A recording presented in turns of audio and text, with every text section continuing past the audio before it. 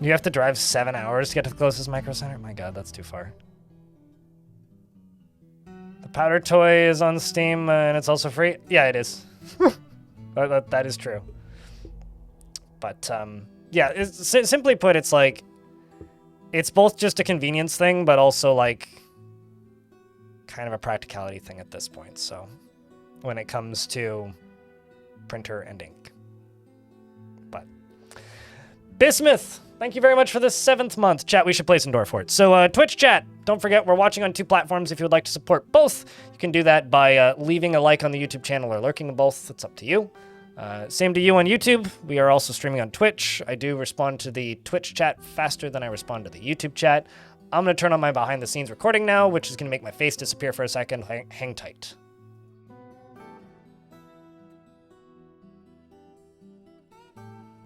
All right, so now I've done that. Do I need to be able to print in color, or is black just okay? I wouldn't mind the option.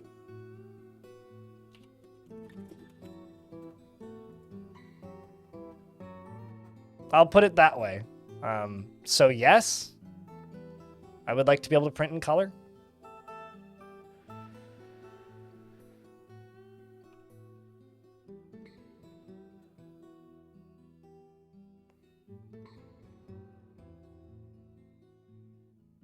It's also not something I need to buy, like, in the next few days or few weeks, even.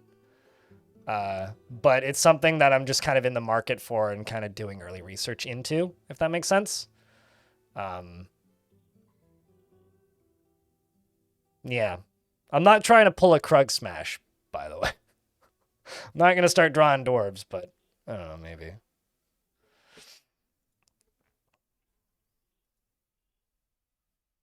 That's kind of the thought, Suited.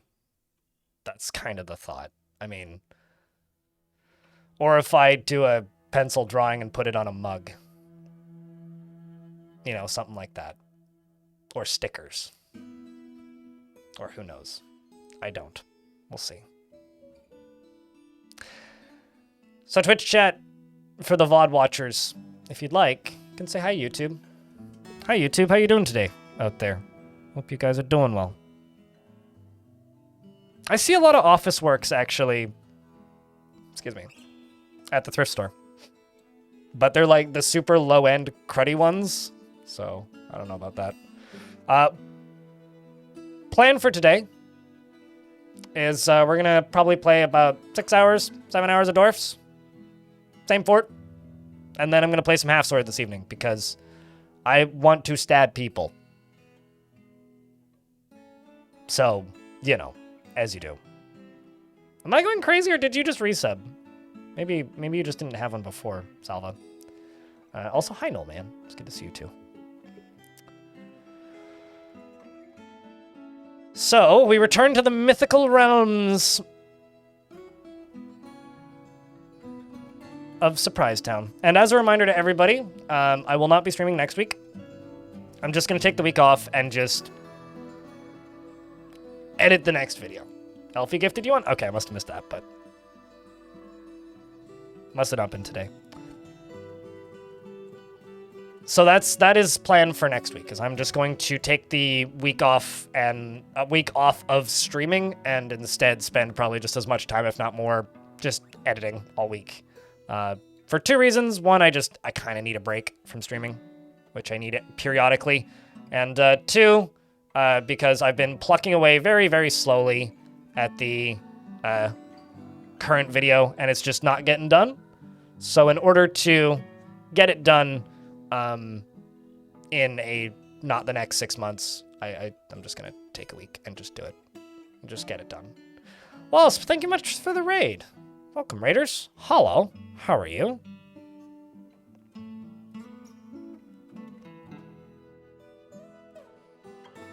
You need more breaks if there is men sick in your chat, just so that you know. Why are you specifically the indicator of breaks, my friend?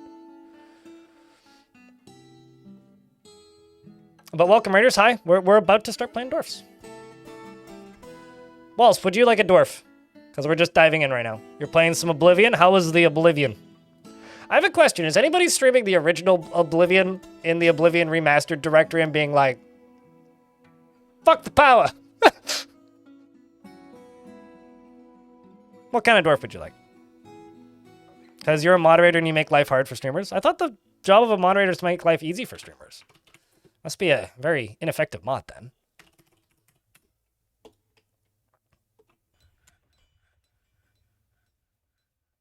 But what kind of dwarf would you like? We got dwarfs with beards and dwarfs without beards, and we've got various different tasks, from farming to glass making to mining, stoneworking, pokey, sticky, inging, and being a child. Very important job. Same with you. Beard rock crafter. Okay. But Wasp, what would you like? You'd like the scrunchiest, down bad, awful dwarf. So Autumn? Who's currently throwing a tantrum? And I think just toppled a statue. Is that what you want? Yes? Okay, you got it! I'm waiting for somebody to get cursed and me not know it. That's what I'm waiting for. He has an overbearing personality and can get caught up in internal deliberations when action is necessary. He actively avoids exciting or stressful situations, and he doesn't tend to hold on to grievances. He is quick to anger, and he isn't particularly curious about the world. Also, thank you very much for the raid, man. And he tries to do things correctly each time, and he lives a fast-paced life and doesn't handle stress well. He's in the military because he desperately wanted to train, although I may be about to remove him from the military. He is rarely happy or enthusiastic, and he's conflicted by this. He values parties and merrymaking in the abstract. He occasionally overindulges, and when he's surprised, he inhales sharply. And he needs alcohol to get through the working day and doesn't really care about much anymore. And dreams of creating a great work of art in this dream was realized. Personally, he values harmonious existence and values good craftsmanship. Finds eloquence and also artful speech off-putting, and values tranquility and a peaceful day. And values peace over war.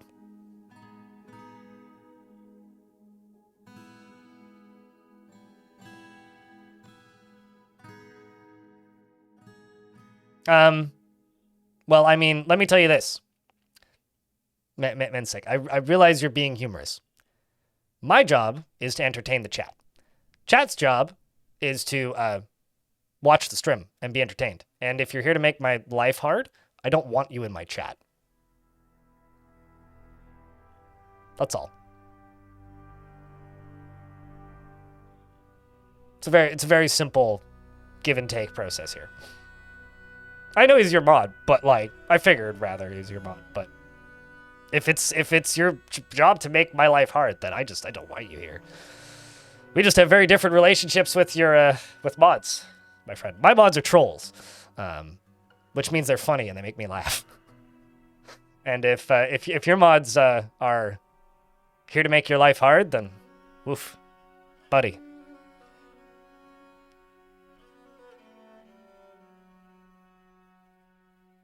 Makes you laugh?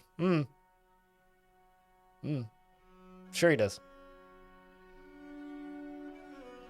I'll be the one laughing. Anyway, no, we're all good.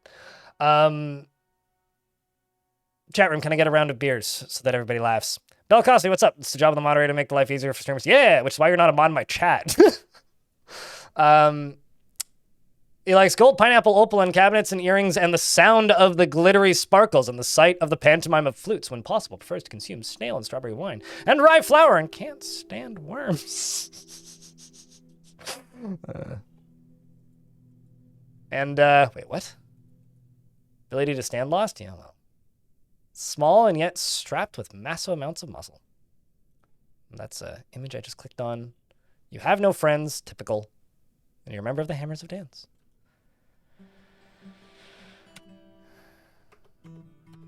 Yeah, I honestly, maybe shitposter is a better way to describe my mods.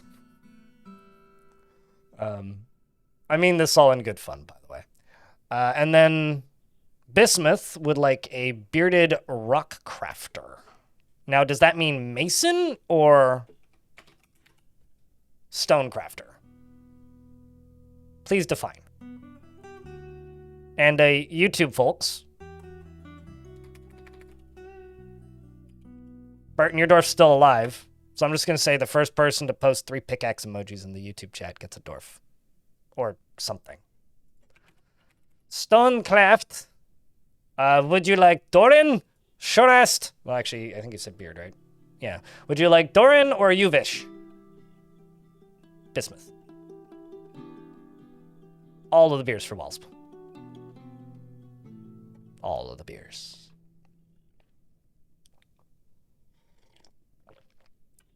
But, like, how's the old Oblivion been?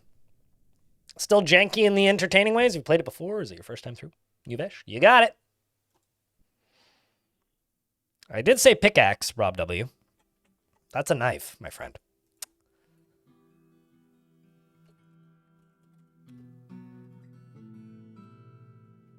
Also, I need to check something. Am I dumb?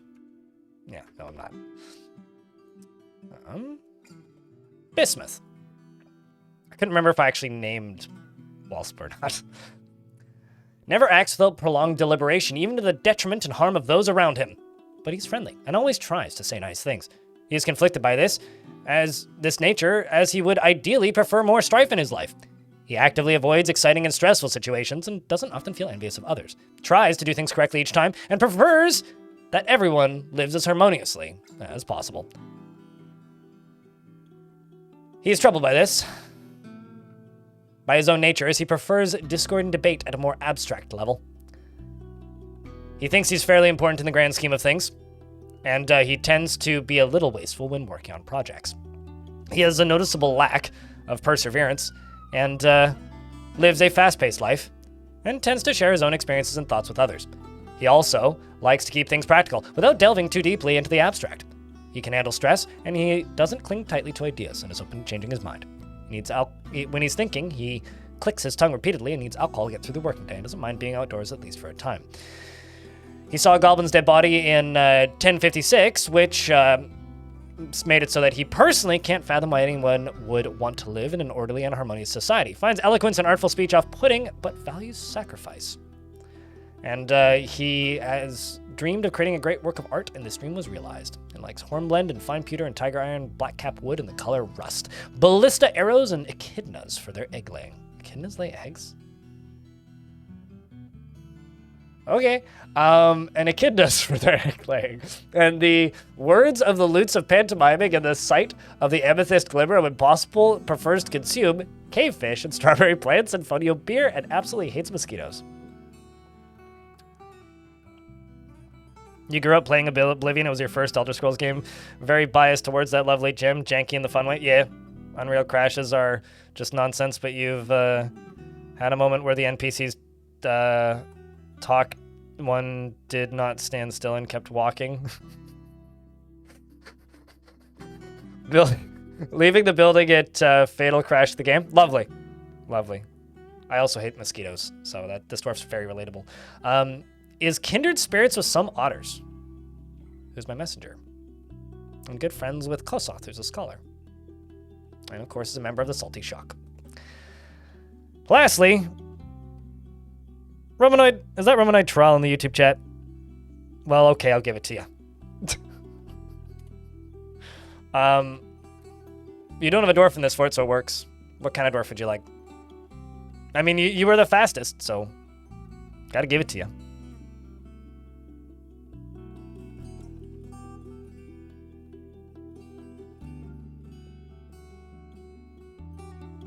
They're younger, called Puggles.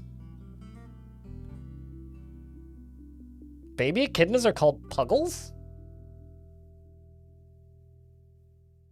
Huh. That seems like it would be very easy to add in or mod. Any beardless miner. Reg and Meng. Do either particularly stand out to you? You'd like to be a regular dwarf?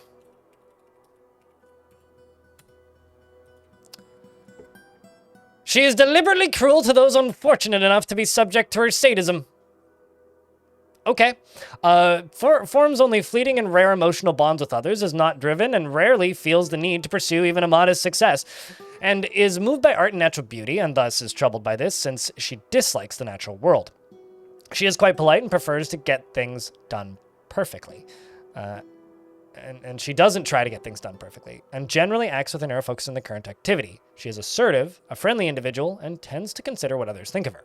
She can handle stress and tends to make a small mess with her own possessions, and mutters under her breath when she's angry. Probably be okay in the military, actually.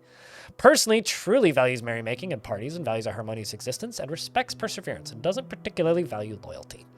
Likes Tid. Rose quartz leaks for their taste of the words of the strategy of sparkles, and when possible, first to consume sunberries, and rambutan wine, and hates cave spiders. Welcome to the fort. Lastly, you don't have any friends or family, and that's about it. I should probably put that dwarf in the military. The living dwarves are Jacknerick, Knights Are Slow, Romanoid, as well as P. Alex, Haggard, who's still my mayor, Emily, Darius Cardrin, Cthulhu Dancing. Cthulhu Crafting. Big Book A1. Wolf. And Bismuth. Some Otters. A Clockwork Dragon. I always want to say a Clockwork Orange. Logic No. Snail. KYZYL. Jetpack Tuxedo. Eggs Enterbunny the Second. Josh the Second, and Facchio, of course, George, of course, and Walsp, recently added. Lastly, we got Hilmar and Oblivion, and I think that is everybody.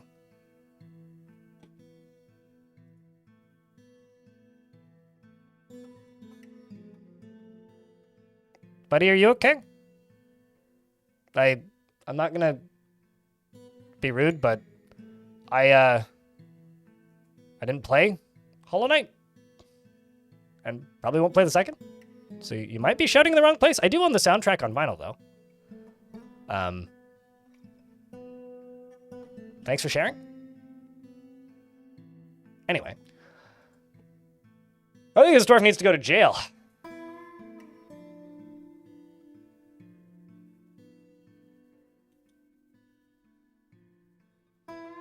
Well, I'm going to ask you to please stop spamming my chat. I don't want to time you out. You seem like a lovely individual.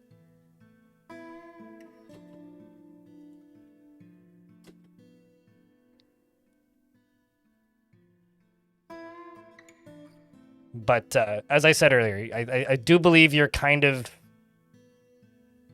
in the wrong chat. Yeah, and I'm asking you to just go yell elsewhere. So please go yell elsewhere, and you're not going to get positive responses from most people, I don't think.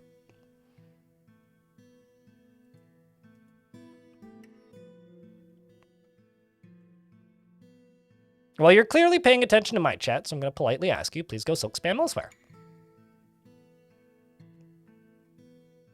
Good luck, sweet agent of the Silk Song, I suppose. Did anyone else report them to Twitch too? I don't know. That's like... I don't know. I'm trying to think of like an analogy here, but... Rare polite spam? I don't know. They listened. It's fine. I did almost just time them out immediately, so... Hey, you know? Is anybody else here gonna, like, excited about a Silk Song? I'm sure there's somebody, so... Maybe something was actually announced. I don't know.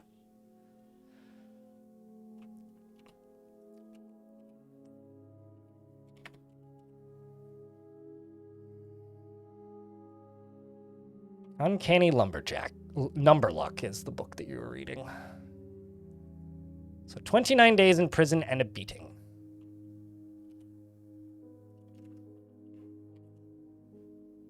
That shit's never coming out. I mean, it will. The thing is, like, it's a game made by, you know, a dev team of 2 people who have unlimited time to develop it because, like, they made $1 billion off of that first game, so...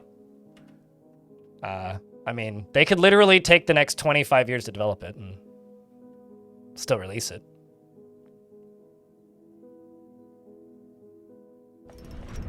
Hey, spammer is me. Would you like me to ban you from my chat? Because you're not really participating in a way that I find useful or positive. You're just kind of breaking rule number 1 in my chat, which is this. We only have one. It's very simple. Hey. Why did that dwarf blood on the floor? Because they were committing crimes and they just got beaten by wherever the captain of the guard went. Amos, the scholar, has created a jagged horse leather cap and claims it as a Hamley heirloom. Beautiful. Yeah, I got punched by the captain of the guard.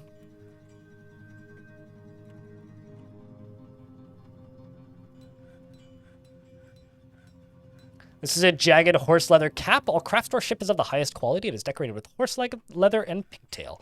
I will put it on a pedestal put it on a pedestal with this gem.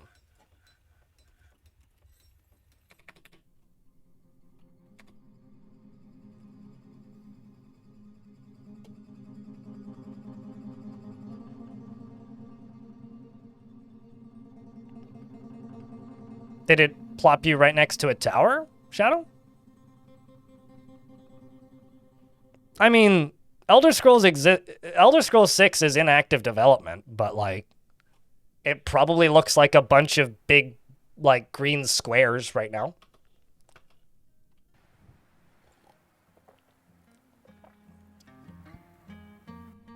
Oh, that shouldn't be a thing. Why am I seeing that?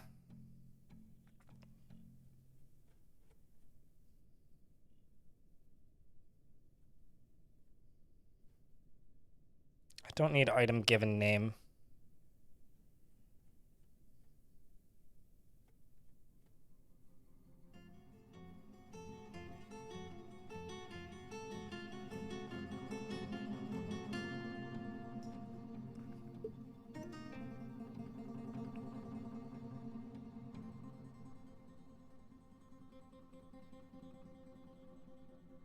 Tisk.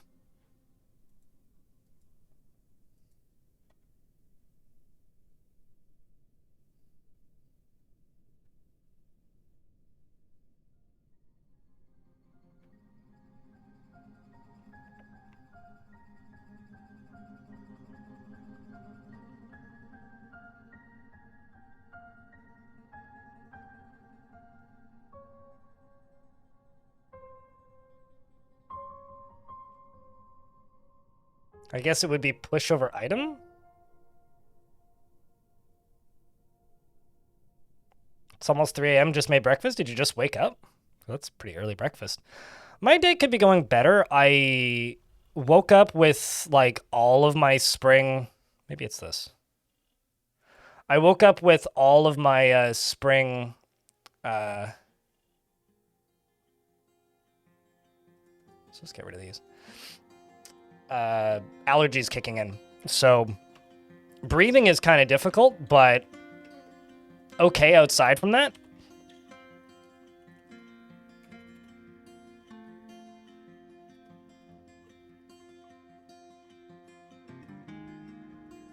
Okay, so I think Wasp is about to die. Wasp died. Died of suffocation. So, I'm sorry, I guess? That was fast. I mean, it's what he asked for. It's not a record, but like...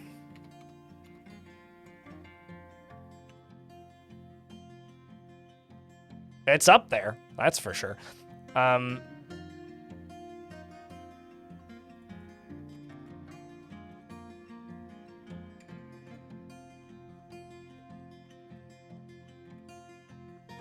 I think I'm just going to go to Boar, and I'm also going to slaughter you. Kill 2 of each of the piglets.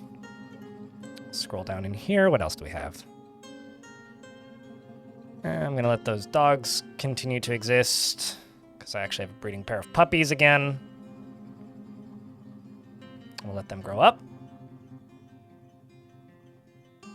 And yeah, that's it for right now. So you're going to go put Wasp in a stockpile.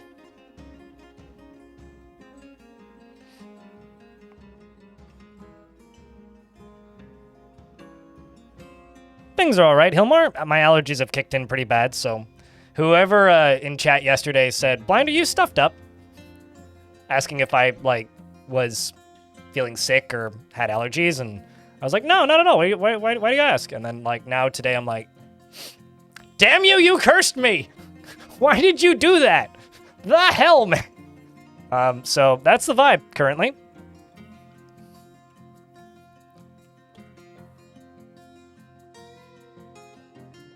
Okay, so Wasp does have a tomb assigned, so that's good.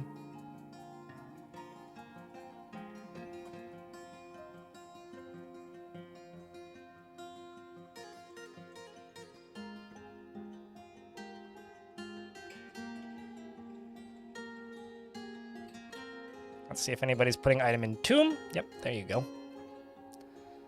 Might as well witness the tombage.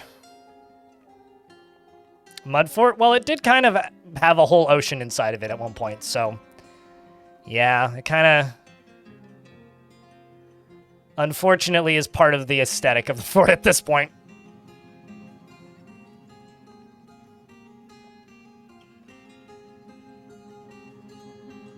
You've been sick the last 4 days, constant migraines. You're not sure what's wrong, but it feels like a flu. The weather kept getting hot and cold for the past month. Oh, that sucks. Yeah, I've been sick a lot more the past year, and that's mostly just due to going out more, you know? Which has been good for me mentally, but, you know, getting sick kind of sucks, so. Okay, so. The other thing that I would like to mention about this fortress, for those of you who may not be aware of this, is I have 2 caged Forgotten Beasts. 2 of them. Because down here, I have a Forgotten Beast who shoots webs, who is covering these cage traps with webs, and then right here I got 1 Forgotten Beast, and right here I got another one, and one of them is outputting poison vapors constantly. So I don't know what the poison vapors do. I'm a little scared to find out. But that could be a real fun defense if I could, like, get that position somewhere without killing a dwarf who's trying to put it somewhere. So that's kind of awesome. So we'll have to do something with this guy at some point. We're going to have to move him into here. The pig? I mean, it's fine. We made 2 wild boar statues to commiserate it.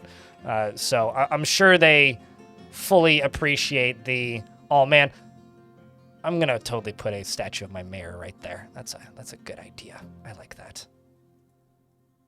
And a groundhog man. Look at that. What a champ. And the fire snake. Vapor cages are landmines? Yeah!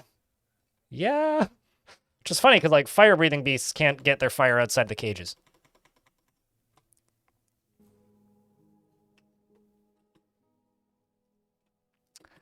In other news, we're getting attacked.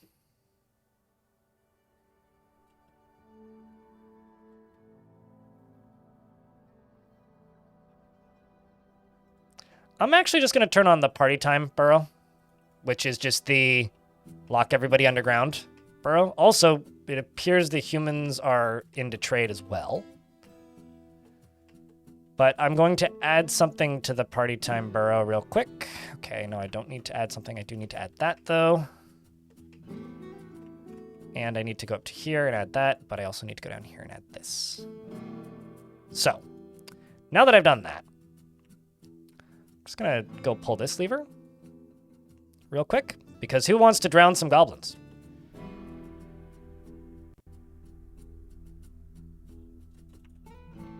That's step 1. And, well, actually, no, this is step 1. This can actually stay open. But...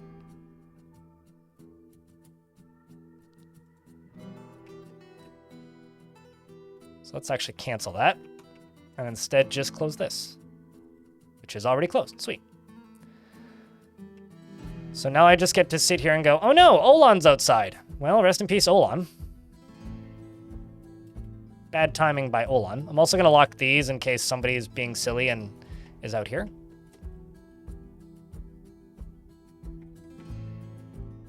I think Enter Bunny's still alive, yeah. Yeah, you are. You are one of the few survivors of the calamity that killed most of my military, so... which was a very poor positioning fact by myself. You're doing quite well, actually. What's up, Bean Lord?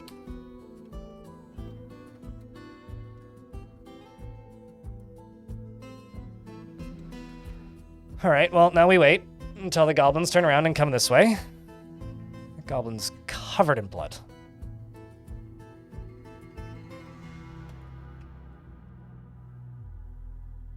One gets cage trapped. There ain't a lot of them, but... Where are you going? Oh, no. Well... There's also, Lebesmer up here. You know, okay. I was just going to, wait and then drown them. I think I'm actually just gonna... tell the main squad to go do this. If they can save that dwarf, that would be cool. I would like to save that dwarf. It is going to take them a wee bit of time to get up here, though, because they need to go the long way now. But we'll see. If they can save that dwarf, that would be awesome, but my hopes aren't too high because they are now suffocating. So rest in peace to that dwarf as well. So actually, I think I'm just going to cancel this. So go back to training.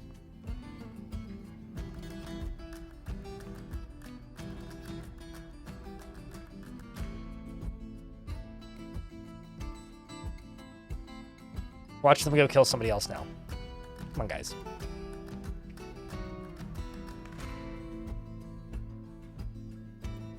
Will there be a surprise Friday stream this week? I'm thinking so, yeah. I mean, I'm not going to stream next week, Raging Cave, because I'm just going to make the next big video, and I just want to get it done. But in order for me to get it done, I need to just take a week off streaming. So, you know, if you're planning on gifting subs or cheering bits, I'm not going to make any money next week. So, I mean, I'm here now. Otherwise, yeah, I'm just gonna kind of take the financial hit and take a week off of streaming and get that video done, because the editing on the weekends is just burning me out slowly. Do I like garlic? Yes. I'm not quite in this house we use 5 times the garlic in any recipe that asks for garlic, but I'm close to that. Is there more coming in? Is that literally all of them? Oh my god. Well, I'll wait until they get there. When he hits here, I will lock the door and drown whoever's in here. And right about now.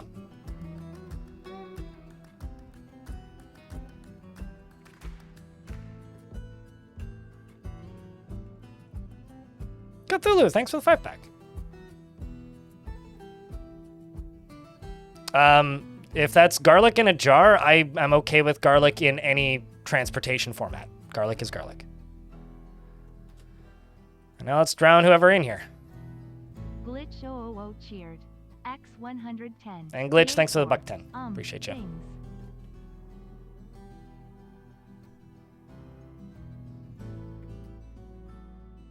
Six bulbs? I would almost call that a waste of garlic, but I'll bet you it was delicious. Personally, I grow garlic. Rolf, thanks for gifting a sub to Mercury. That's almost a hype train. I grow garlic every year, and my mom is gonna harvest my garlic for me and send me my garlic. There it goes. Once it's done growing, so I'm gonna get my last garlic harvest, and I'm excited. There's an ad break in 49 seconds, so if you start a hype train, it'll cancel the ads. Just saying. Vita Tech, thanks for the $5. Appreciate you. I mean, I'm sure it was hella yummy, but like that's a lot of garlic to use for one dish. I think I would rather space my garlic out more. Like I'd rather get 6 dishes out of it with, you know, less garlic. But garlic was cheap as fuck back then. Garlic is still cheap as fuck here, but like personally, I would like to get higher quality garlic, you know? Because like I can get cheap as fuck garlic. It's not very good. Like it's just not great. If I buy better quality garlic, it's more expensive, but I enjoy it a lot more. Ice Blue, thanks for the 5-pack as well. Appreciate you guys.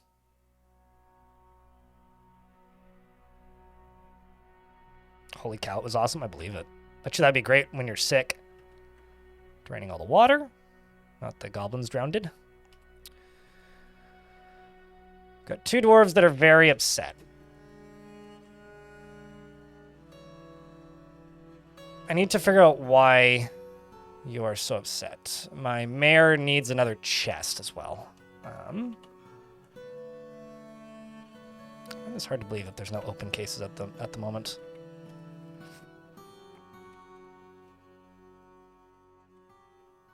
Like, you would like to practice a craft, be around family. Okay, well, let's get you off of planting.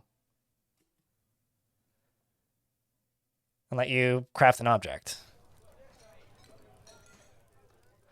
You know, I should probably trade. But I'm also really thinking I should just let the dwarves chill and make friends for a bit. Because we are in the party zone. And trading with these humans is lower priority. So let's just do a really quick trading session. Just sell some of this stuff.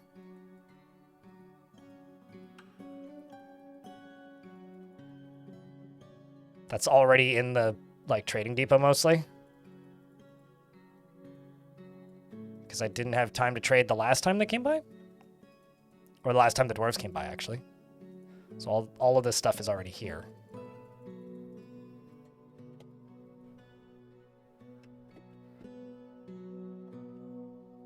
Amber Dragon, thank you very much for checking out a gift. Appreciate you. Party zone? Yeah. Needs 2 more subscriptions or $9.90 in bits to level up to the next level. I have a pot full of radishes. 2 pots, actually, full of radishes on my patio. So I'm going to get, like, I don't know, 40 radishes over the next 3 weeks, give or take. They're just starting to get ready to be harvested as well.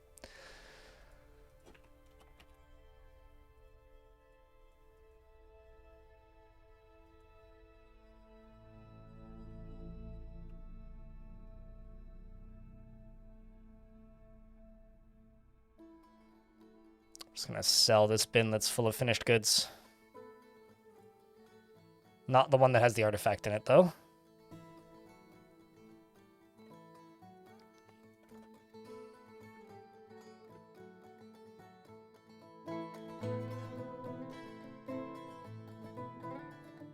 Oh, that's a low boot.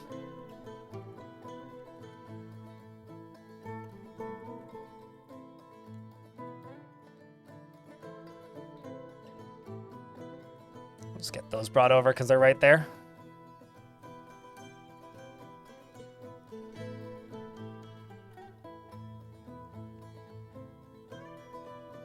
I mean, I've grown daikons, like the white ones. I've also grown Korean giant radishes. You need to realize that Korea's not that different of a climate, and you can buy seeds globally. But yeah, I've grown daikons. I'm currently growing what are called giant amethyst, which get to be about the size of like a large golf ball. They're about that big. And they're like glowy purple. They are cool. Big fan.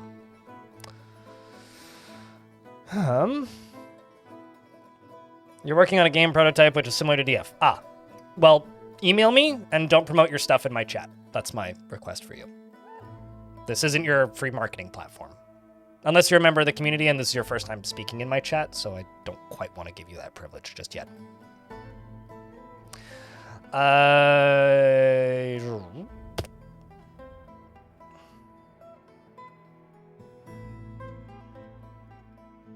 And thank you very much for the little hype train, chat. Appreciate you greatly. 12 subscriptions, $6.10 in bits. It's all good. Just, like, remember that, like, people like myself do this for a living, and promotion is what we provide as part of our living. I don't charge for promotion, but I only promote things and allow people to promote things that I think are interesting. So that's not something you just get to do with no context. Close to what I'm streaming or not, it doesn't really matter. But thank you for being understanding. Let's buy the food variety. The cheese, which we're already making. I'll also buy their book. What is that? The Future of Crafts! And misconceptions about the keep. Choo-choo indeed, Glitch. Choo-choo. Sakura tree sapling for the wedding anniversary? Oh, that's cool. I have 2 Japanese maples that I'm looking into how I can bonsai them. Like how to prune them to properly bonsai them. Because I think that would be a really fun thing to do.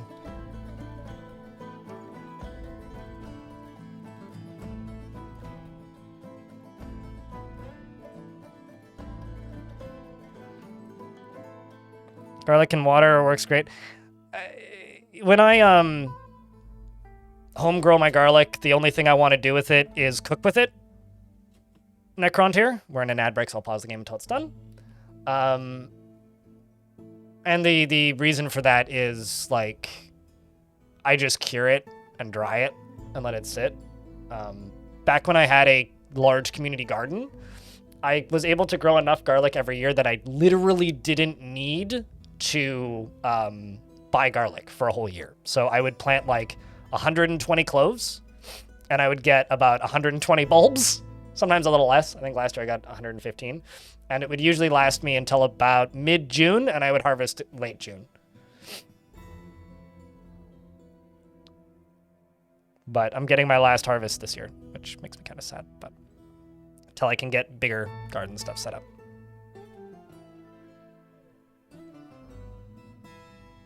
If you have slaves, then according to Dwarven ethics and Dwarven code of ethics, you should be beheaded. That is capital punishment, my friend. But the amount of migrants you get is based on trading. So migrants appear if you're exporting lots of wealth. Word spreads about your place. So you have to trade with your home faction or other factions to attract migrants.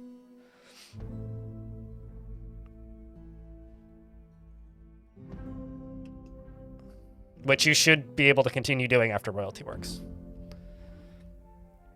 Shame it doesn't really work out. It needs deep soil, which is why I don't know when I'll be able to grow garlic again next. I have a Meyer lemon tree that my mom gave me as a very early birthday gift. My birthday's not till June, but my mom ordered a Meyer lemon tree, and it's in my living room now, and I've been putting it out on the patio, and it smells so good. Like, that whole tree just smells like lemons. It is wonderful. Like, my entire apartment has, like, this vague kind of, like, lemon zest scent to it. It's lovely. What's the first CD I bought? Like, as in music CD? Now, is the question, what's the first CD I bought, or the first CD that I bought that I still like? Because those are two different answers.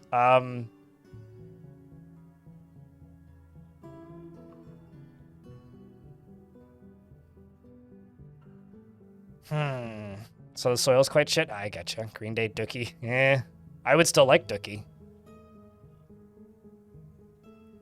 The first... I know what it is. I'm just wondering if I want to say it. The first CD I bought is Switchfoot. I can't remember the name of the album, though. It's the one with the thumbprint on it.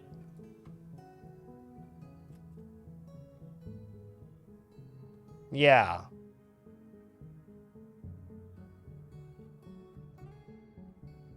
Live at Wembley? Yeah, see, you were allowed to buy cool music?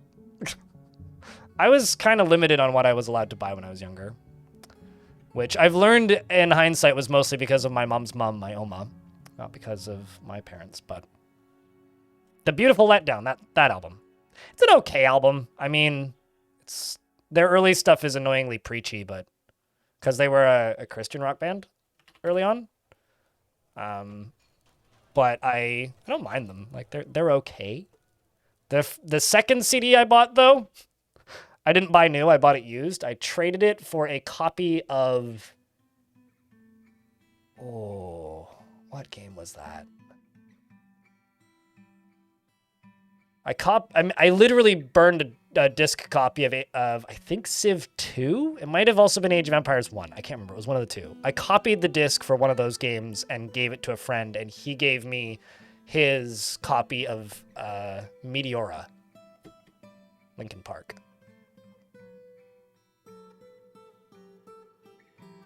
But I guess that doesn't count as buying. Dare You to Move is a good song. Yeah. Not something I'd go out of my way to listen to. But, you know, for what it is, it's fine. It's like some okay light rock. Honestly, someone's probably gonna slap me for this and someone else is gonna belly laugh. Switchfoot is about on par with U2 for me, where I don't hate them. I'm not going to complain if it's on, but I'm never going to go out of my way to listen to it. Does that make any sense? Like, nah, I don't like them as people. They're kind of bad people. Well, I don't know actually if Switchfoot are bad people, but like, U2 is kind of bad people. It's mostly Bono. And like, they're just kind of annoying whenever they talk, but like, they have enough songs that are just kind of fine that I'm just like, yeah, okay. And that's kind of... I still have the Switchfoot CD too. It's in a bin behind me, but... My copy of Meteora died though. I want to say it like got crushed. Got stepped on or something.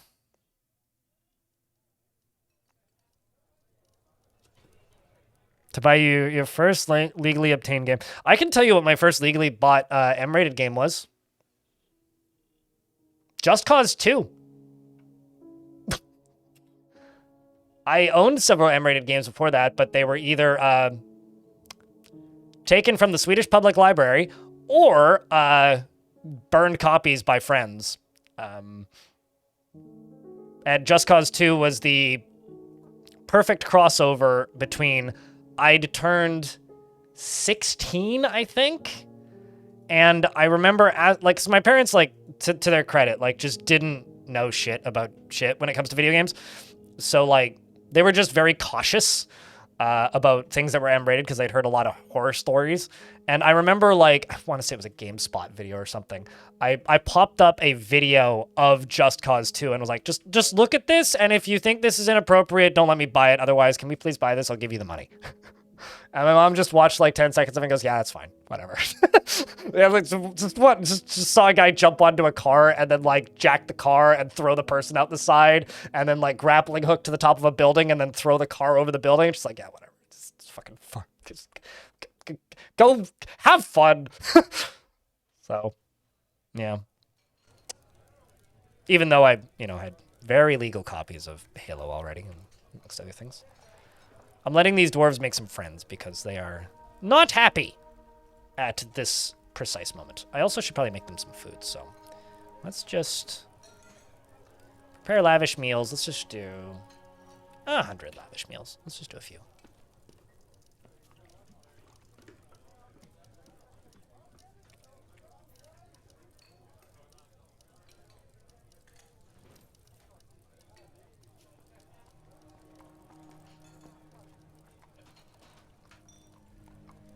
Well, there was two things, right, Belcosity?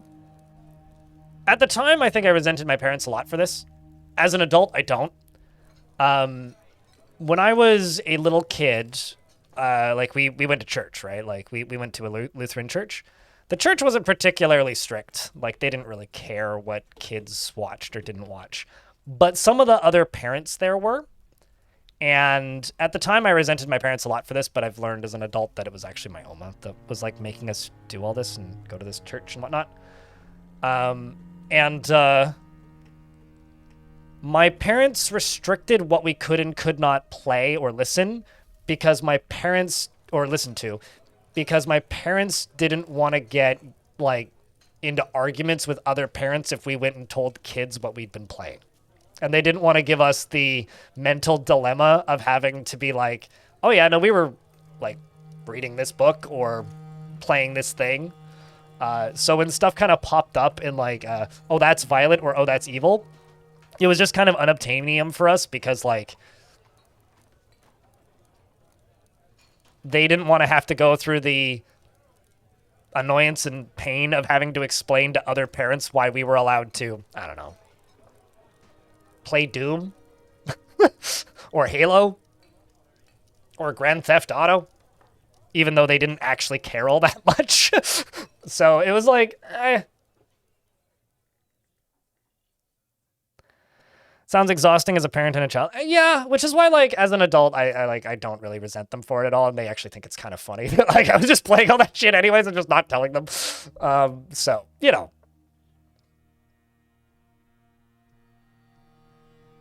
That was worse in the 80s, more so than the 90s. I mean, I was born in 94, right? So I was kind of, like, I played D&D at a friend's house. Like, I played Warhammer, I just didn't have Warhammer figures because I was broke. Like, when I would go to my friend's house, we would also play stuff like Age of Empires. We would play, we'd play Grand Theft Auto. We'd play all kinds of video games that were, like, not allowed. But, like, we didn't own them, right? It was also, I think, kind of a practicality thing because my parents were kind of broke most of my childhood. Like, we were never, like, poor, per se. That's not accurate, but, like, we weren't rich is probably the fairest way to describe it. I need to let these traders out so that they can leave. I'm seeing them running around and kind of upset with me.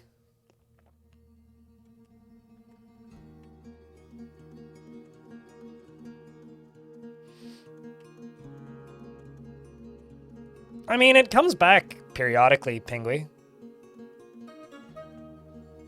It's like when you were talking to your neighbors about showing your 9-year-old The Fifth Element, and the guy was like, doesn't that movie have nudity in it? To which I was like, yeah, for like 2 seconds at the beginning, but like, how is that your problem in the movie, with the movie and not... I mean, like, that okay.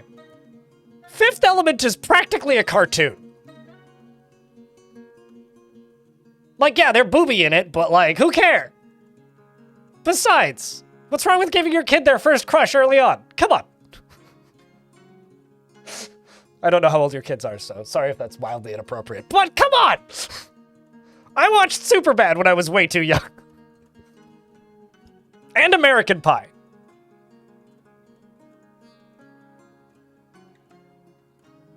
Is a blink and you miss it fast? Yeah. Yeah. I mean, nudity is very funny, or like context important, I think. You know, like there's certainly films where you probably don't want a kid watching that, like, but at the same, like, you're probably not going to sit down and watch Ex Machina with your kids, you know, but like at the same time, I don't know, Airplane's probably okay. Actually, I haven't seen Airplane in a while. Maybe Airplane hasn't aged well, but you know what I'm saying. Speaking of Ex Machina is my favorite movie to watch other people watch on an airplane, just because of the last 5 minutes of that movie. If you haven't seen Ex Machina, zoom. But like the last 10 minutes of that movie, like, oh man, this was flying back from Boston. I was really hungover, and I was like in the aisle seat, and there was a person in the aisle seat 1 row in front of me on the other side who was watching Ex Machina on the TV in front of them, and I just watched them go beat red and like start looking around towards the end of that movie. Oh, come on. Well, actually, to be fair, the first Terminator is pretty grim. So, like, if you're a small child, like, depending on the kid, that movie could fuck up a child pretty bad. But also, we just got a migrant wave.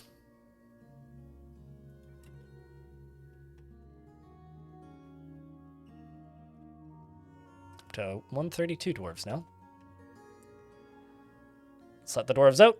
Now they've hopefully made some new friends, we need to go make some more bedrooms. Also put all this crap away too.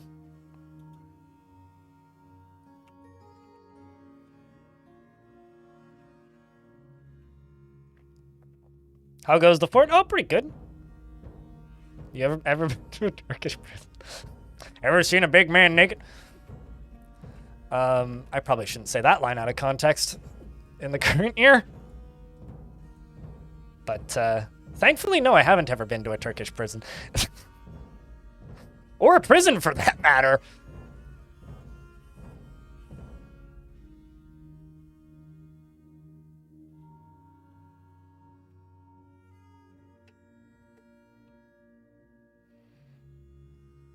Does it actually have a really tiny dance space? So this world is weird. This faction doesn't seem to have a lot of culture. Like, almost none of these dwarves are in religions, but they all worship gods. And from what I can tell, they don't have a lot of dances that they do, because I've never seen them dance. Like, how big is the dance space? I guess it's only 6 by 7. Maybe I should, like, move some stuff. Like, maybe move this statue.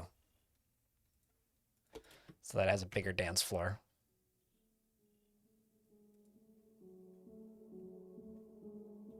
Sacrilege, no dancing? Yeah. Only Christian side hugs. Speaking of late 2000s bad music.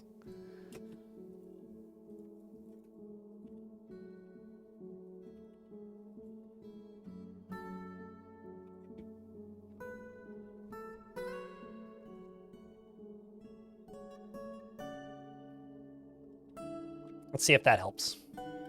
Yeah, now it's an 8 by 10. That might help. We'll see. But yeah, I haven't seen them dance anywhere in any of the public spaces in this fort.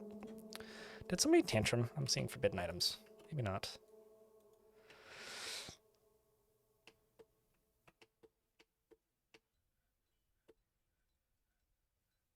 Also making a bunch of clothing again. Should also move this glass furnace.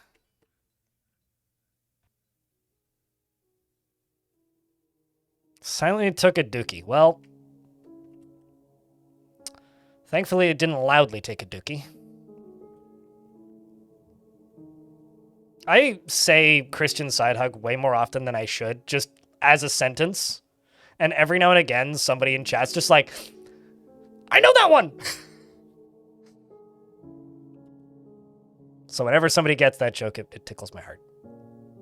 Because my god, that was a weird era of the internet.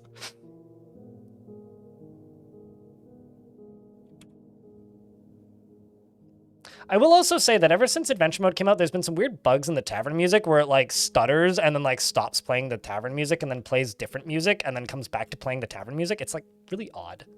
Oh, yeah, also I need to make that into the area as well. Let's put some more instruments into here. Let's just say 20. All of the instruments, if they exist. We're also making meals out of a lot of meat, apparently. This civ was at near extinction. You finally have... How many different fortresses have you done, or is that just one fort? Quiet Giant.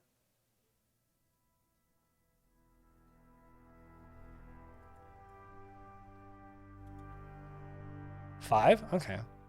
That's interesting. That's good to know. I'm also going to make a just prepared meals stockpile right here. Food, only prepared meals.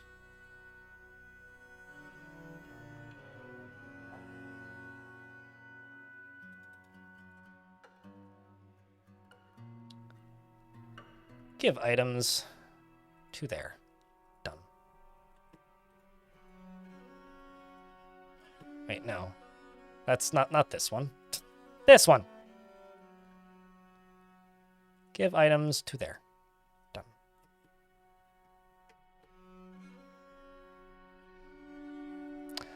They need... It's one of those, like, chicken and the egg situations for instruments. They need to have some skill in the instrument. So... Most dwarves don't have skill in the instrument. But what you need is you need a dwarf who has some skill in that instrument to start playing the instrument. So if you see them like mimicking or air guitaring or like simulating, quote unquote, name of instrument, and you have one of those instruments available, then they'll start playing it eventually. I'm also going to put them back into this burrow, I think. And I just saw a name a dwarf, so just let me know what kind of dwarf you would like me to name. Ice Blue, what kind of dwarf would you like? I guess. Dalkin, thank you very much for the 5-pack of gift subs. I greatly appreciate that.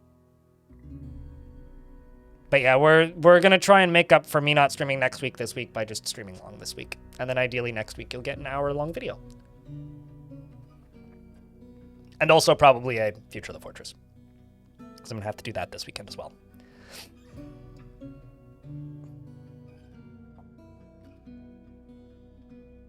In meeting halls, it changes the designation of the statue to a statue garden. You suspect that this prevents dancing from triggering. You have no proof of this? Well, statues are considered a wall. And dancing requires I think it's a 6x6. One of these. This, dance floor and common area.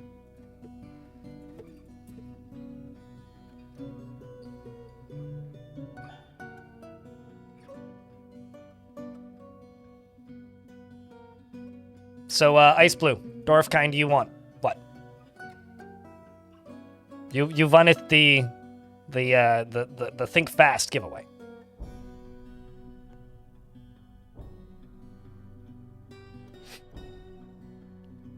Also, statue gardens were a thing in older versions of the game, YouTube chat. In a much older version of the game, a statue garden basically operated the same way that taverns did, because the way the game used to work was when several times a year, dwarves would go on leisure time, and it was not something you scheduled, it was just something that was automatic. And when they would go into leisure time, they would go dance they would eat in dining halls and have a meal, and then they would go hang out and dance in statue gardens and temples, I think. So it was much more gamey and mechanical back then. So it's kind of an artifact from times long past. I don't think they really do much these days, statue gardens. Still waiting on you, Ice Blue. What kind of dwarf would you like? If you don't respond in 10 seconds, I will give you something random. It might be a table. 9, 6, 8, 5, 7, 4, 1, 2. Okay, so Ice Blue is now this Chalk Bagood.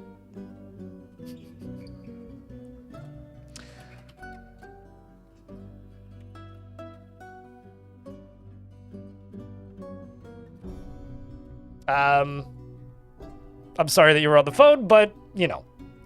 An Ice Bagood is a well-crafted Chalk Bagood. It is decorated with well-crafted Ruthru tooth, and the drum is made from chalk. The head is made from giant cave toad leather, and the Bagood is a large stationary percussion instrument. It consists of an hourglass stone drum with a leather head, and the musician strikes the head. And the instrument produces a complex sound that cannot be said to be of a single pitch. The instrument is clear, has a clear and broad quivering timbre.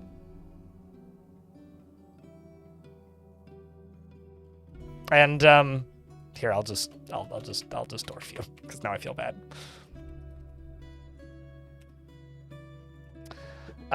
So you don't really care about which dwarf. Chat, what kind of dwarf should Ice Blue get? What do you think?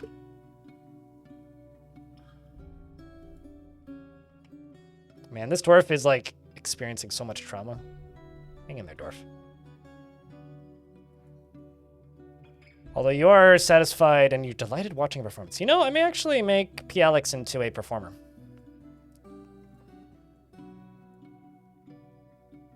I like how this dwarf knows a poem just called Comedy.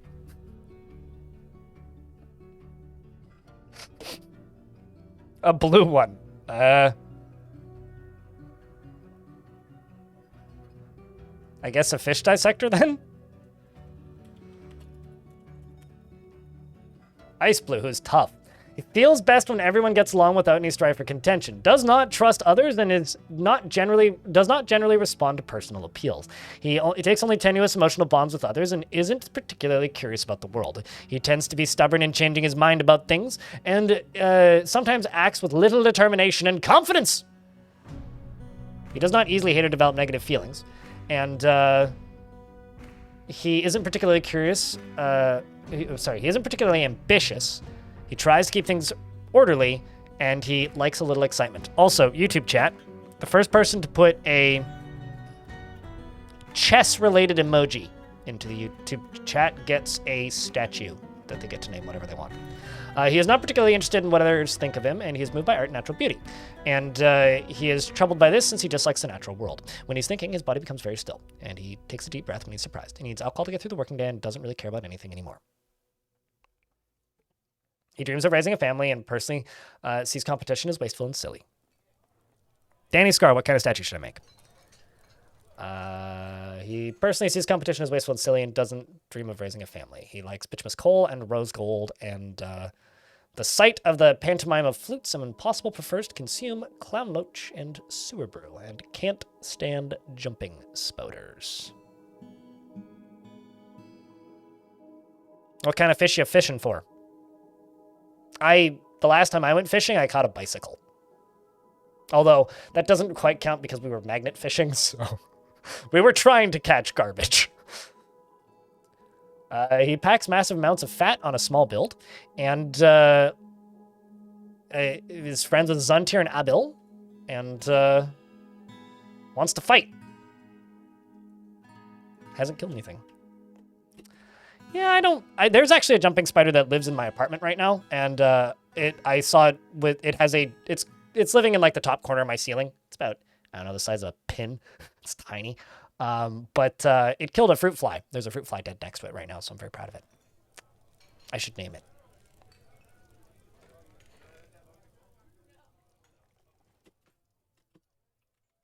Also, I'm gonna make Alex into a performer.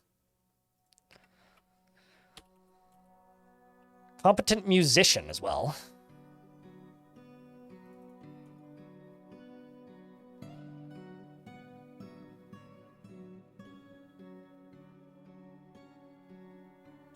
A noble warrior?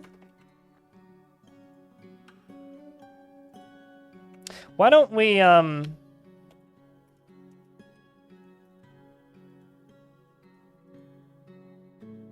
make a statue of Baskribit, my axe lord. I'll make just a singular one.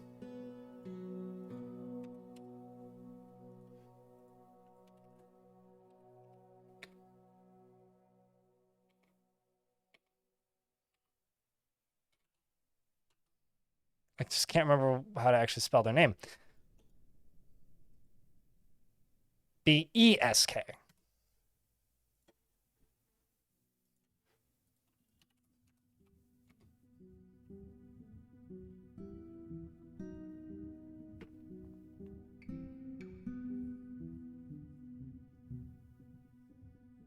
I am very much a friend of spiders. I'm also a friend of wasps, although if they're inside, I very carefully, cautiously, and, effectively escort them directly out of my house and outside. But I'm a friend of spiders. We also just don't have any venomous ones here. Although I have accidentally crushed spiders when they startle me, so that's my kind of rule with spiders is like, as long as they don't spook me, like as long as they don't surprise me, we're friends. Although I feel kind of the same way about people. Like, as long as you don't jump in front of me and scare me, we good.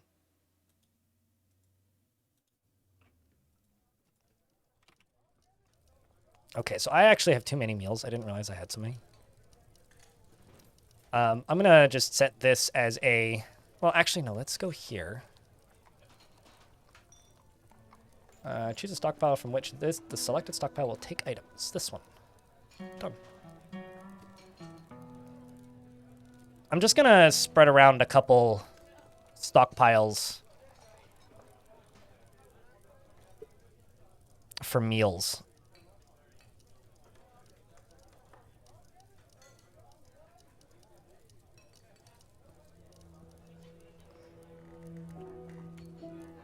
Just to, like, spread them around so that dwarves have easier access to them.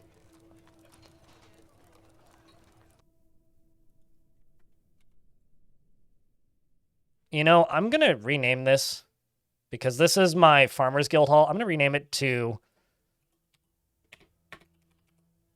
The Friends of Bears because that's how I misread it. So, big fan of Winnie the Pooh.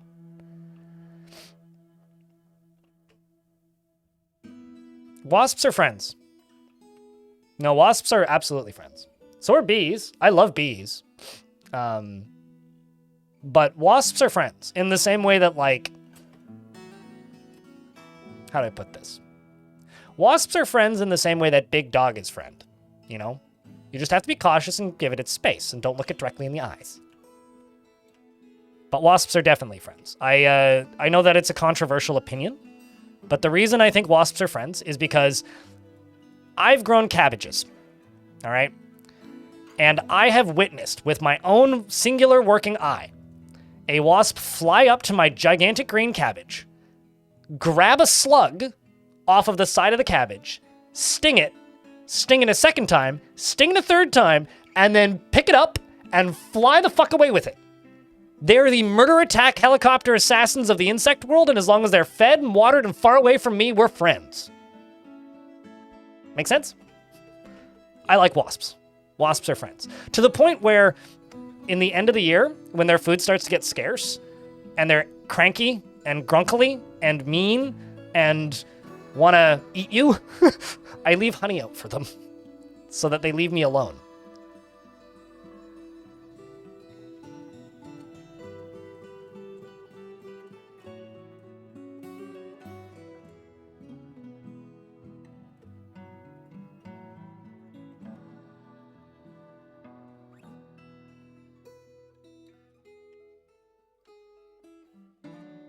Speaking of bees, Blind, do you know why bees stay in the hive during the winter? The swarm? I get it.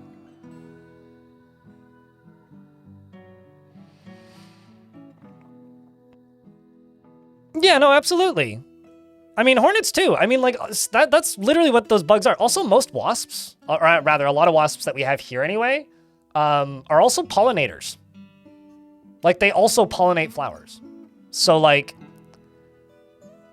and another thing about wasps, and this is my big secret with wasps, if you're in a Walmart parking lot or a big, like, wide open space where there's no food or water for them, yeah, they're gonna try and eat you because you look like food and smell like food. But if you're around where their food is, they don't care because they'd rather go after a bug than you. The other thing about wasps is they're kind of like ants, as in they have a really good sense of smell, right? And if you crush a wasp, they let out a particular scent.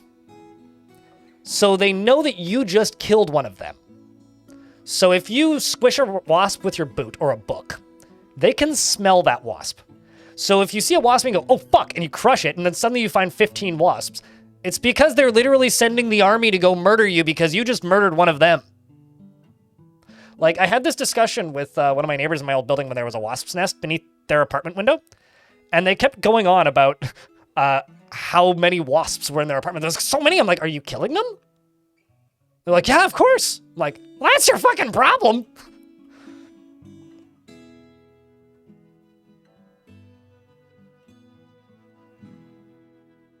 So, you know, Notacasa, thanks for the 23rd month check, and I get a round of beers for Notacasa. Of a bee hotel, you recommend having one if you can. So if you're talking about like mason bee hotels and such, and like the little like small pollinator hotels, I don't need that because there's enough like cracks in the siding of the building I live in right now that like I've already seen dozens of them. But those are super easy to make. Yeah, I used to have one in my old place. You fried a wasp with an electric fly swatter? Tisk.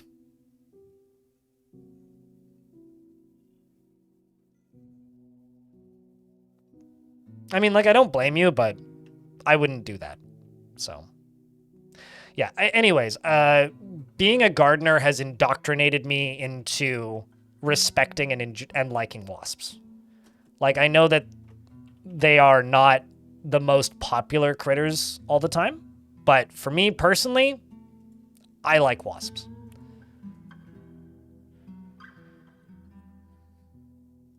And you don't have to like wasps to be friends with me. That's okay. I understand. I'll tell you this. You'll disagree when you die to, you know, bugs that bite you, that actively just want to eat you. The thing about wasps that you need to remember is wasps don't want to hurt you. Wasps don't want to fight you. We are just trained to hate wasps. So we often are the ones that instigate the violence against wasps. If you just let them exist, and they exist as they should, which is far away from you and close to their food, you'll never have a problem with wasps. They just do two things. They defend their houses,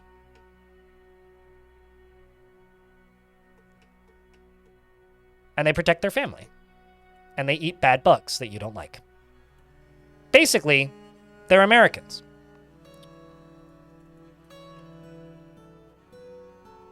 Violent tendencies and all.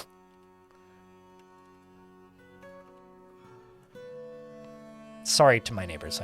I feel like you guys are the brunt of a lot of jokes right now.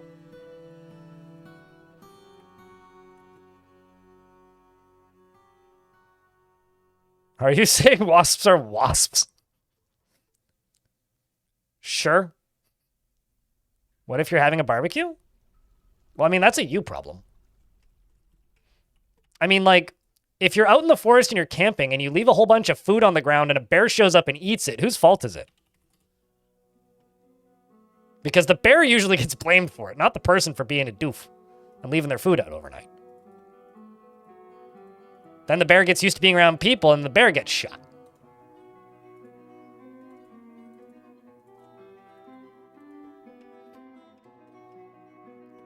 The other thing I'll say is just make sure that you, like, have your barbecue in an area that's far enough away from the wasps that it's not a concern.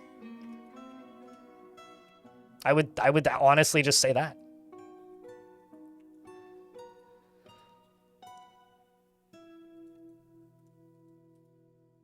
Was I erasing that? I think I was. No, I wasn't. It's all good.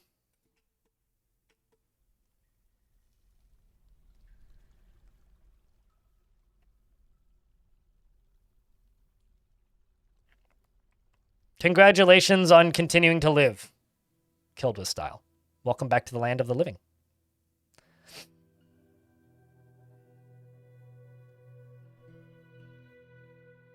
I mean, also, like, the wasps don't generally want to eat your food. And, you know, if you do have food that the wasps want to eat, the problem isn't the wasp. The problem is there isn't enough for the wasp to eat, right? Like, I said this a little earlier. The most dangerous wasp you'll ever run into is the wasp in the empty parking lot where there's nothing to eat or drink. They're also, like, weirdly curious and not as aggressive as people seem to think they are. Like, I've had a wasp, like, land on my arm, look at me funny, and then fly away. Like, they're... Like, yeah, they can stay... Like, here's an asterisk, though. If you are allergic to wasps, completely fucking fair. I totally get that. Like, if like, you getting stung by a wasp equals you's dead, okay, you win. I concede. I will not spread my pro-wasp propaganda around you.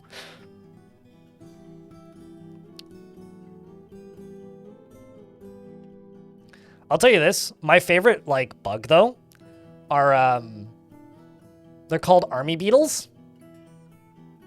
They're about a centimeter long. Or soldier beetles is the other thing. They're about a centimeter long. They are bright red. Like, they glow. Like, they are super red. And they just crawl around on my plants and, like, murder slugs. You're allergic to bees? Well, thankfully, bees are super passive and won't sting you. I swear to God, if you talk to me about killing bees, I might cry. So please don't. I'm kind of ironically pro-wasp in a lot of ways. Like, I like to defend them because I think it's fun because I do actually personally like them. But that being said, when I see people talking about killing bees, I do get sad. Because bees did nothing wrong. Bees should be treasured. Be nice to bees.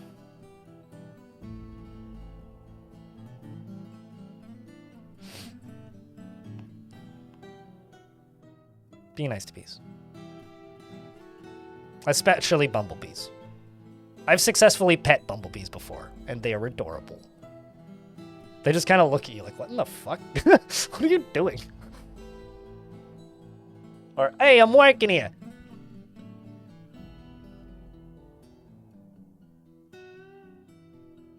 So are wasps.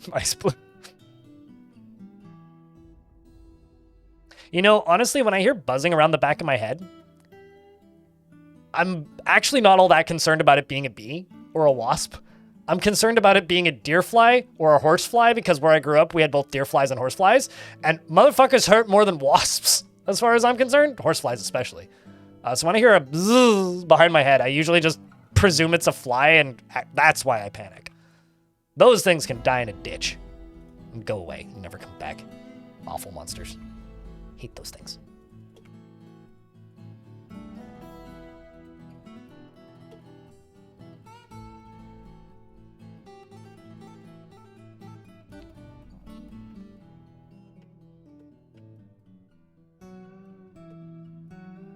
With a lot of very accentuated buzzing.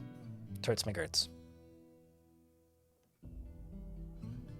I prefer to flatten them, but if you want to fuck them, I mean, hey, you live your life, Sandy.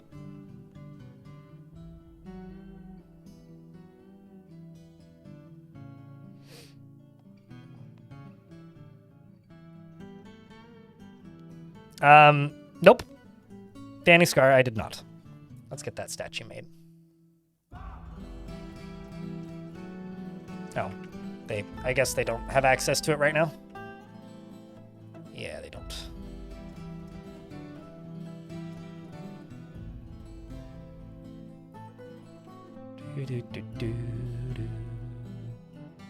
Yeah, it's just queued up.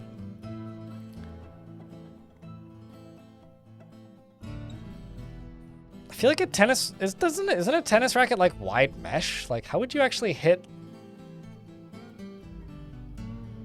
a horsefly with a tennis racket? Wouldn't it just go between the squares? Thankfully, horseflies are so slow that you can just kind of walk faster than them, so.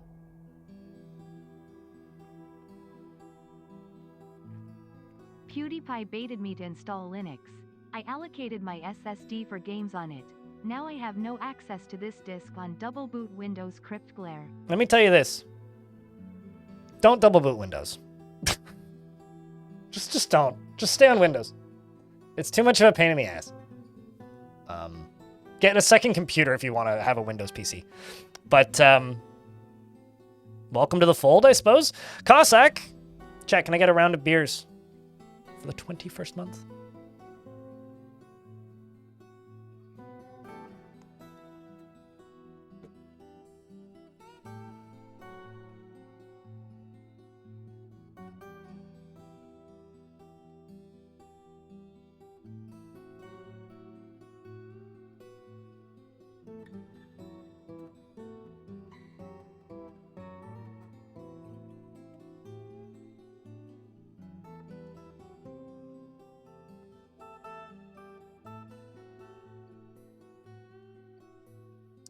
The gaps in tennis rackets are smaller than a horsefly. I guess I also haven't seen a tennis racket in a very long time, so.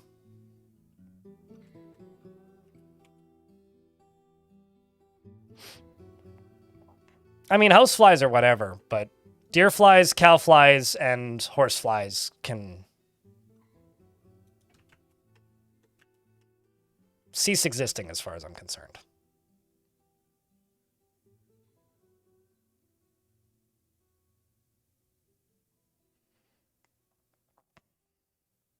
If you ever get bitten again, it'll be too soon.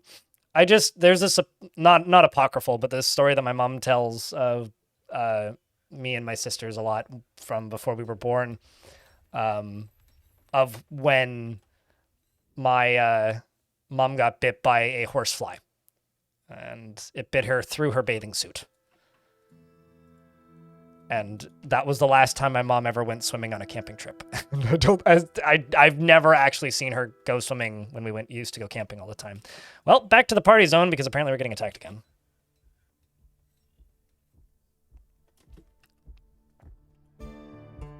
Uh-oh. I really hope I didn't lock anybody in here and forget to let them out. That's not optimal. Oops.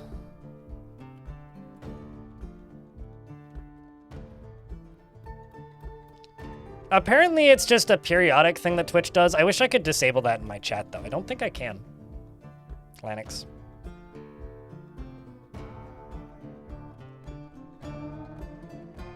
Uh-oh.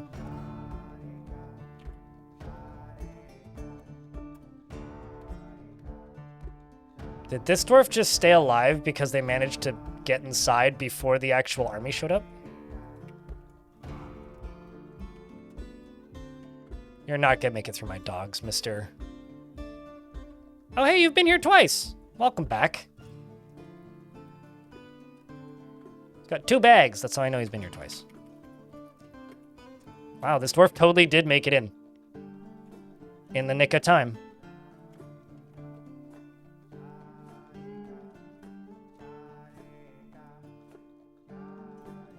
Ladybugs aren't invasive. At least, not where I live. Ladybugs are just, they hibernate. And when they're hibernating, they look for south-facing buildings. And then they go and hide inside of them. And, like, my current apartment is a south-facing building.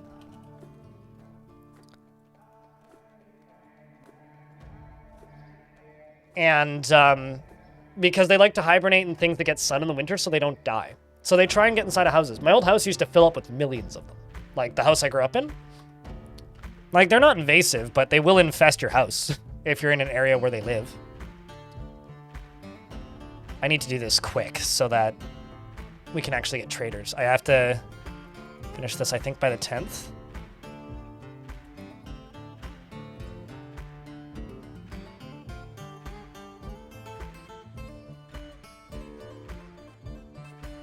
Got a bit of a reasonably sized fort going. Militia barely trained, and a flying, fire-breathing hill titan decimated 4/5 of your 330 population colony. Well, there you go. Greatest scheme ever made. Elder bugs, stink bugs are now rampant in Illinois. Yeah, I do fucking hate stink bugs. Stink bugs can die. Uh-oh, shit. This needs to get closed. Talking about bugs too much.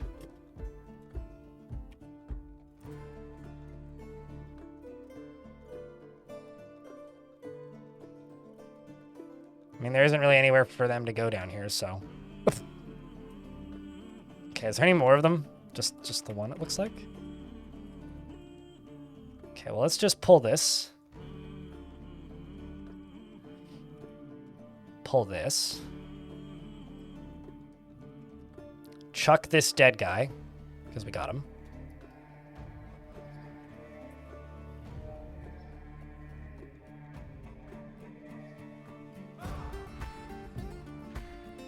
Come on, move forward. You big baby. Or don't. Then I will go over here.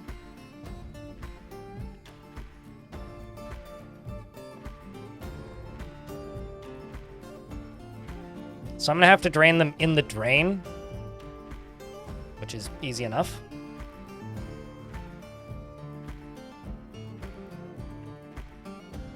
Because the edges are now closed. I'm gonna tell my soldiers to go kill this goblin.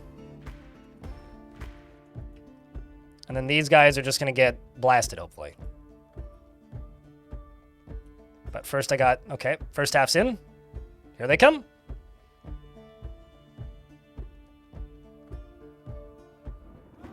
Flameforge, thanks very much for the brand new Prime sub as well. Appreciate you, dude. Good evening, Neg.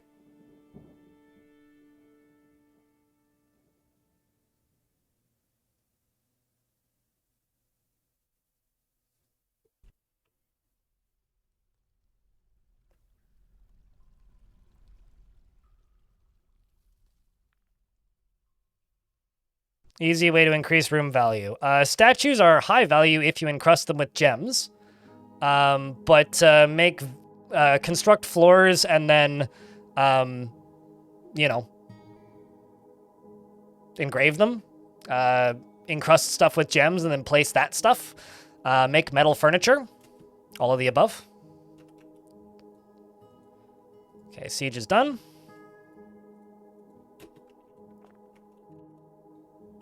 Pull this lever first, so when this closes, we'll then close this.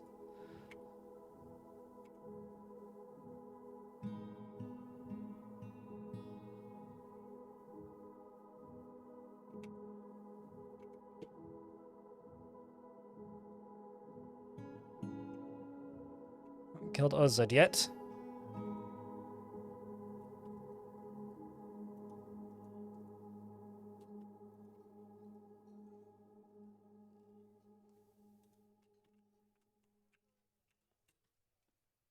That should be you, right? There you go. Then this can get pulled.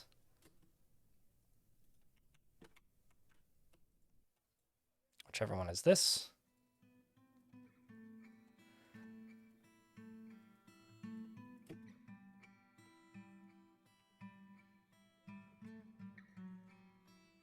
And then down in here, that should be open. Okay, where is Ozud?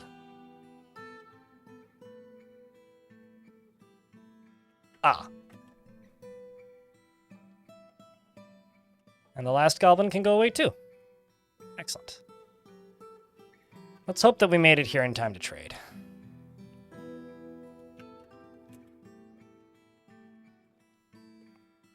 As the frame rate fixes itself because all of this is draining. And stuff is filling back up.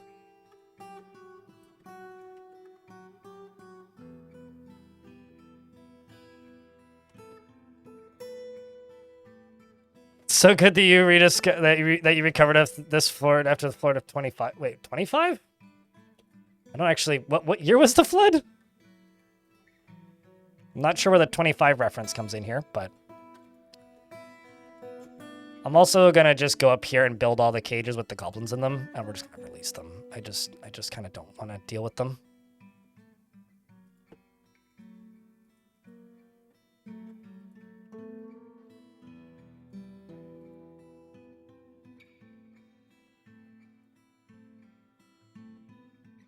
Why are some of them lowercase goblins and some of them are uppercase goblins? Never really thought about it, but just noticing that. And then this can also open. Oh, this year, 20. Okay, I was gonna say because that didn't happen in the 25th year of this fort. What? Sorry, I was still thinking about Dwarf Fort specifically.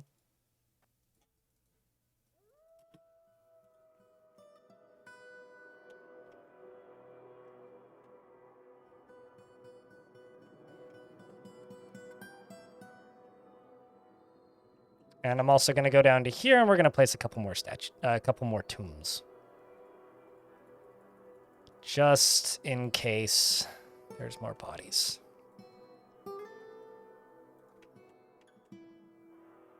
And I'm going to use a rare Dwarf Fortress hack. Burial Sea.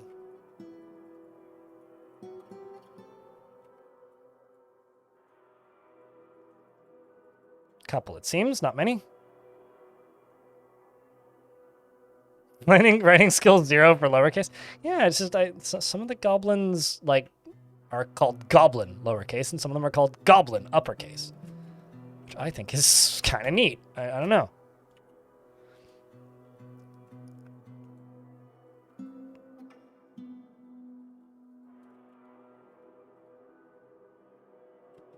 Don't do that out of marble, please. Do that out of any other material. Slate, preferably. Because that's the closest to the color of claystone that I've got here.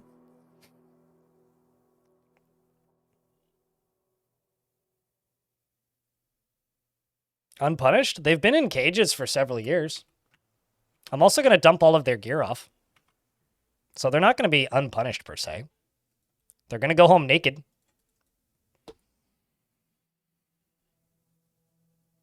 Can I make a chat? Somebody just gave me $2 and wants me to make a goose statue and naming it Big Honks. Can I do that? Also, thanks for the $2. Appreciate you. The name something redemption is up, so hold on. Actually, if I can get it.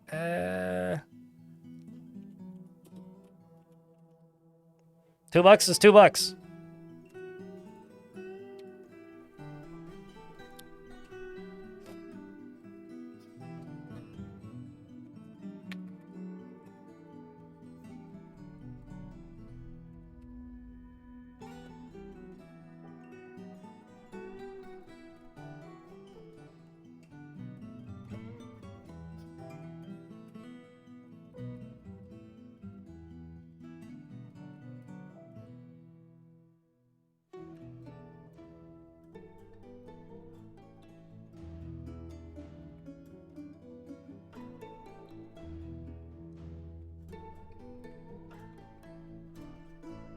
The Big Sound is what I'm going to call it. Because that's the closest I could think of.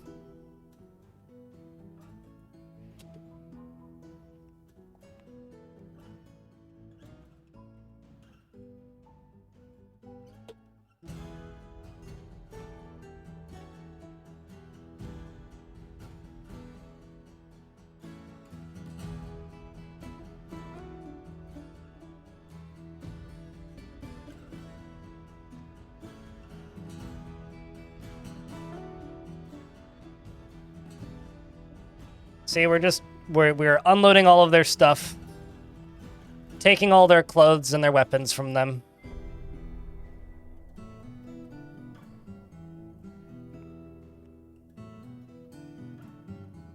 It's the closest I could get with 3 seconds to think about it.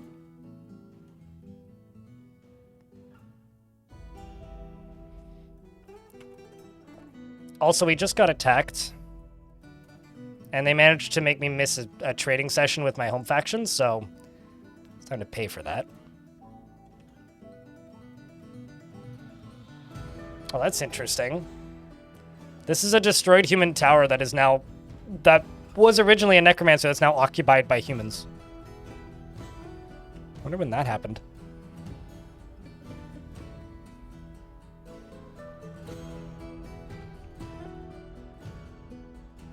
We're going to go back to raiding and see how it goes. So my main squad is going to head back out. This is their first time attacking something, so best of luck, dwarves.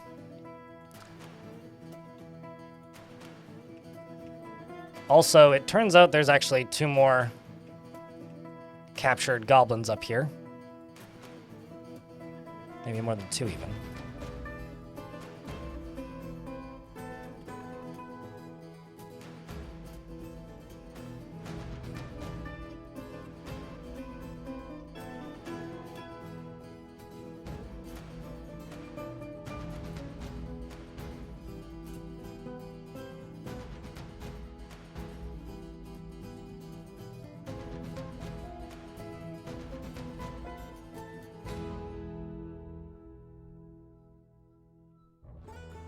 This is maybe not the best way to deal with cave adaptation, but we're trying. So what do you think, chat? Are these dwarves going to come back successfully? I'm sending them to go raid a goblin fortress, so good luck to them, I say. Yeah, the goblins are all naked now. Just got 2 more to do.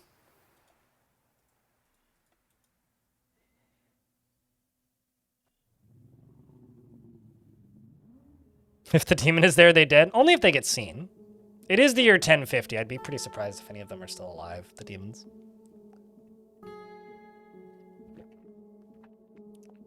Although, to be honest, I haven't looked too much.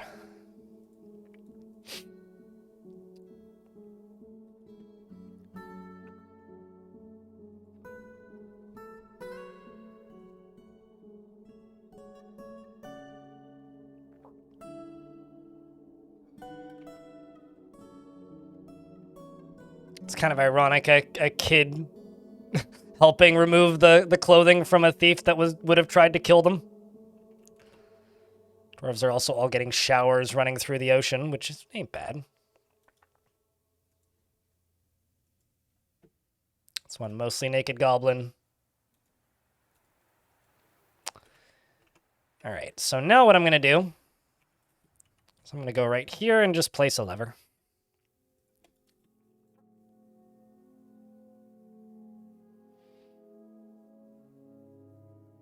You know what I should do? I should place some weapon traps around them, but I don't really want to set those up. If you pump out the water from underground, can you irrigate the green and... no, you can't, unfortunately. That's not quite how it works. You can irrigate underground, but the surface biome, if it's arid and not like a place where you can grow stuff, it's arid and it's not a place where you can grow stuff. It's pretty... Dwarf Fortress is unfortunately limited in that way. That may not be the case for all eternity, but for right now, that is the case.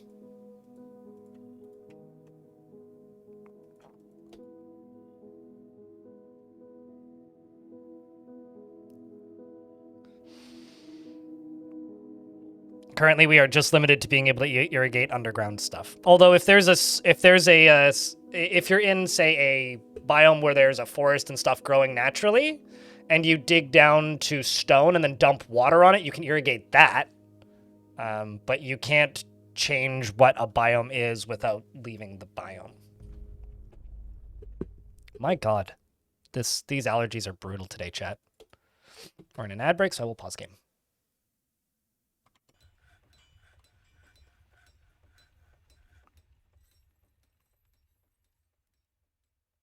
Thought maybe you could mess with the sands. I mean, it's like one of the oldest parts of Dwarf Fortress's current code is the world generation.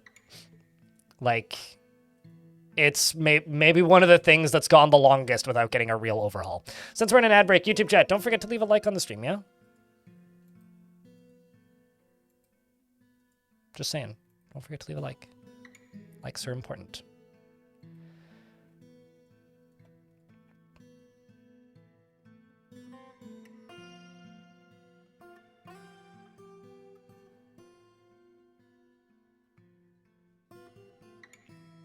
I'm just gonna state, the fact that people think that that is an issue is so adorable. Two things about sand, Cthulhu. One, you can collect sand from walls. Two, if you place a grate on the ground where there's sand, it stops anything from growing there. So one, it's not messing with your sand production, you just don't know that you can collect it from walls. And two, just, you know, pick it up from the ground. Just put a grate down. Skill issue. Clearly.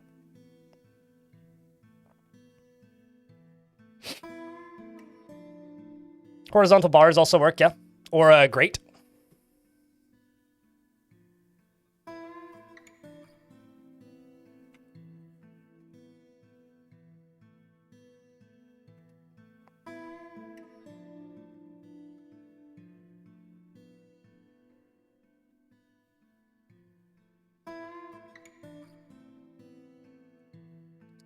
Building an unpaved road cleared the sand too. Yeah, or just building a brick on the floor and then unbuilding it, but then it'll grow back. Yeah, I don't know. There are two things that will forever perplex me about the modern Dwarf Fortress community. The first one is that people think that moss growing on sand is a bad thing underground. And then the second thing is people not liking the beautiful multiple colors of the sand.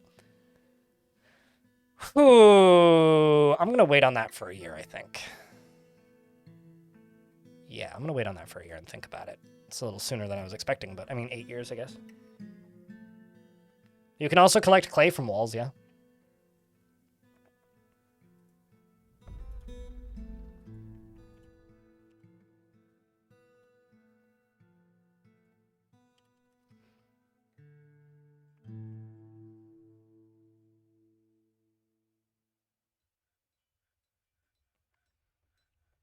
I guess it's the same reason that, like, I will never understand people who, like...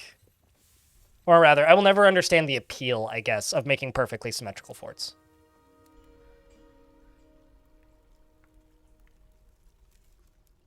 So... How you get it? Well, you need fire clay on a map, or you need a source of clay on the map is the first thing that you need. And then it's exactly the same as sand. You use the... Where is it? The clay zone. Oh shit, never mind, we do get to trade. Well, that's awesome.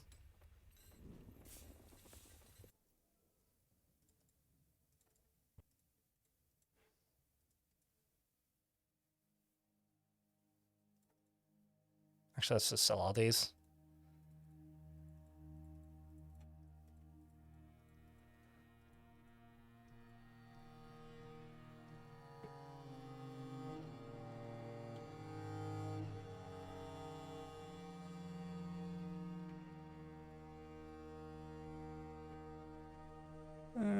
I'll sell those.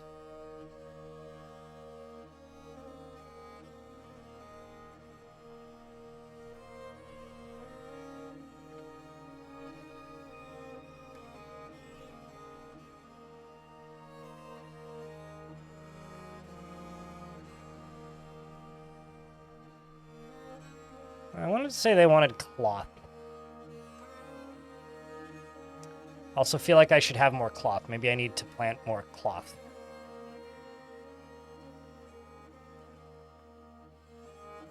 I need to sneeze.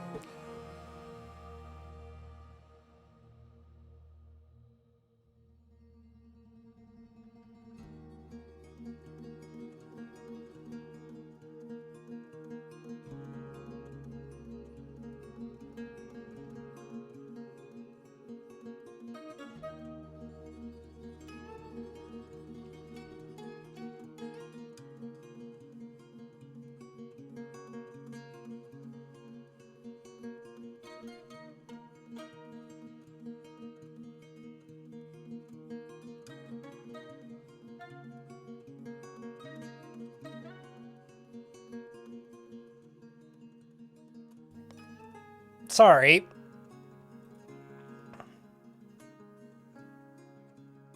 You really like digging in underground mountains and caves, etc.? More interesting shapes? No, I agree. I like building within restrictions.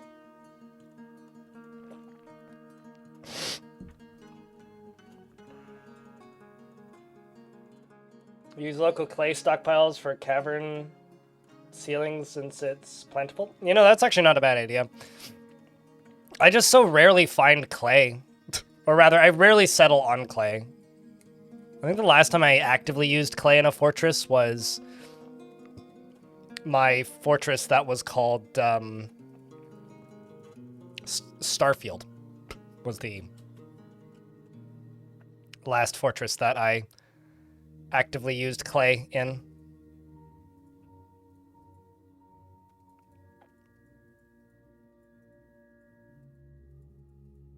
I really wish they would bring pigtails by default without me having to request them.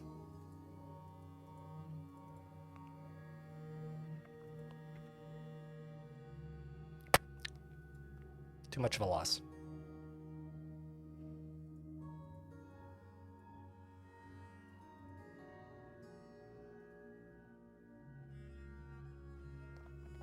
It's not actually that much value that I'm giving them.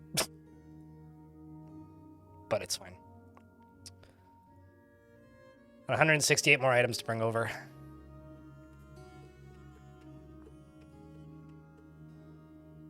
I'm also going to go over here and go farming. And up there. And up there. And this is all just... These are all just going to be... pigtails.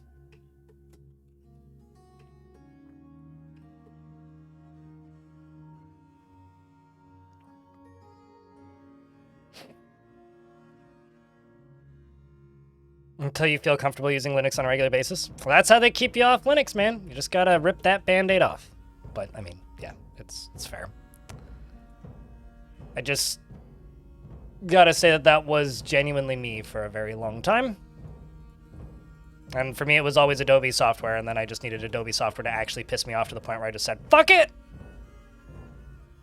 And ran away with the money, and this year I didn't have to give them $350, and it's kind of nice. I use Mint, but I use Fedora on my laptop. I will say, I never expected PewDiePie, of all people, to become, like, the world's largest Linux tuber. Like, that was not on my bingo card for the year. At all. Like, I'm still not a huge fan of PewDiePie because of some of the stuff he's said in the past, but, like, I don't know, I kind of respect him for that. It's an interesting character turn, I guess.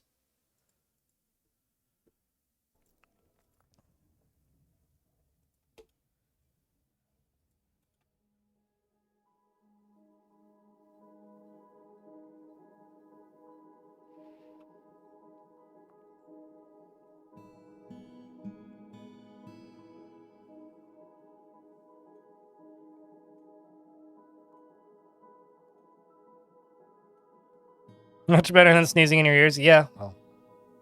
Sometimes it comes on quicker than I can hang in there, so this time I actually had some physical notice.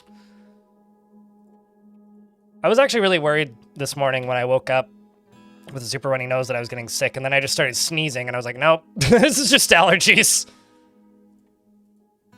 It's just allergies.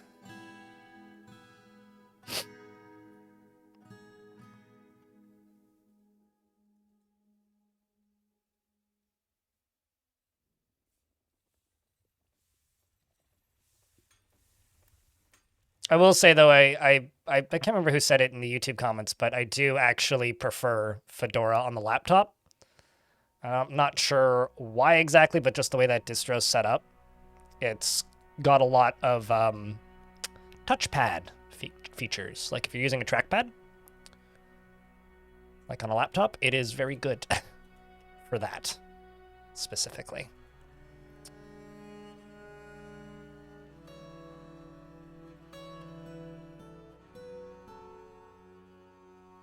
Wow, they actually let me do that trade. That's good.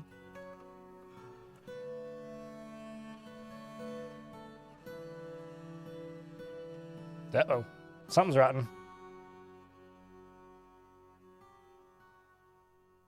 Maybe it's already gone, whatever was rotting.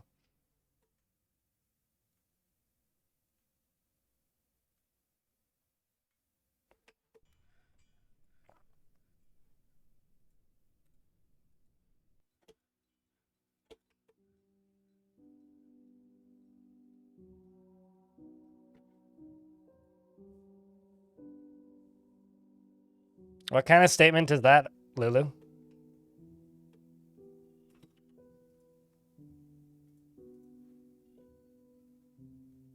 Okay, so just so that the traders know that they are being watched, we're going to give them this lovely, lovely statue of a goose.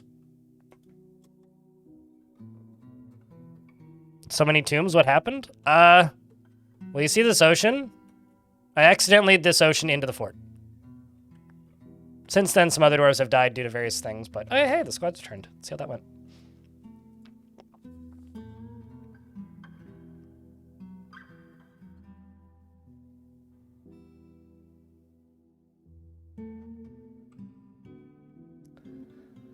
Snuck in undetected, oh, would you look at that? By the rosy midnight of the poisons of water. The forces of the salty shock searched, ghoul glowed, and found nothing. Wait, what? Well, I guess there was no prisoners and no... sad that that's inaccessible from my location. There was no prisoners, and then there was no livestock that I could steal. Because I'm mostly looking for prisoners. Actually, we could go for human prisoners, too. Sneak into that occupied human town. Saved dwelled.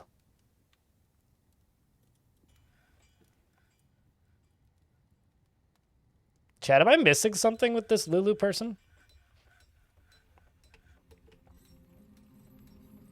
Or are they just being strange? Oh, look at your chat logs. What have you said? Oh, I see. I timed you out.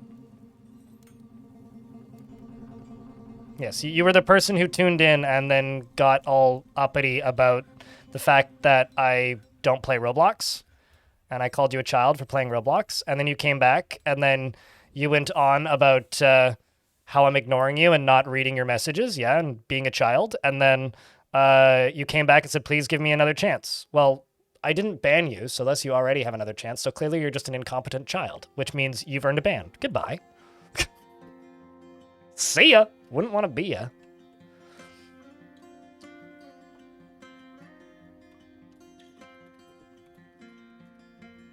There you go, the big honks. Statue of a goose.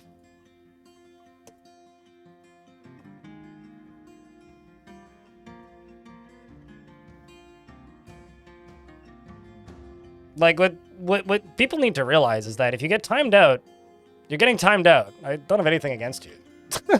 I don't need to give you another chance because you already have it. And if you're too silly to realize that, well then, I can't help you. Can't fix stupid, stupid.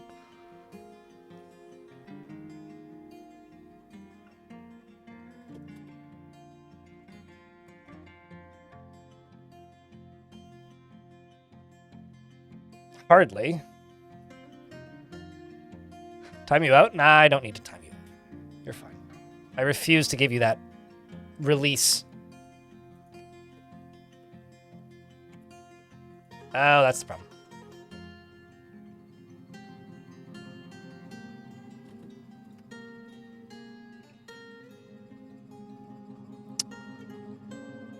Do you not take prepared meals? We'll also move them down here and then set you to give items to up here.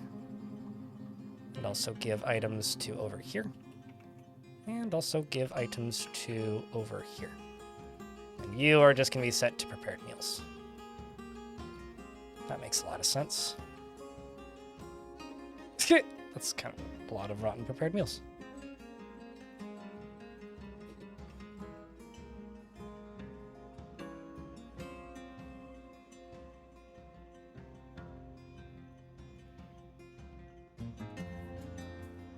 Yeah, they should get rid of that. Oof.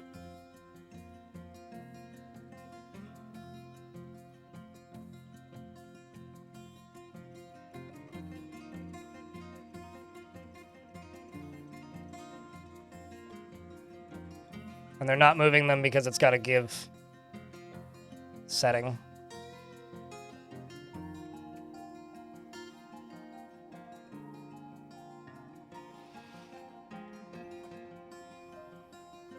Good day, human of the fellow variety, Cabell.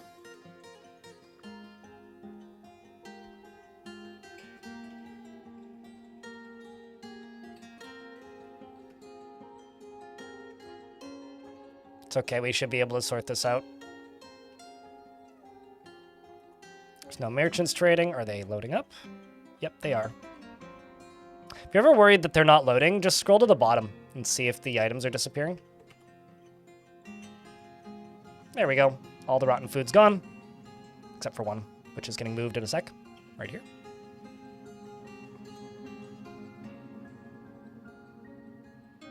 Human. Yes, definitely.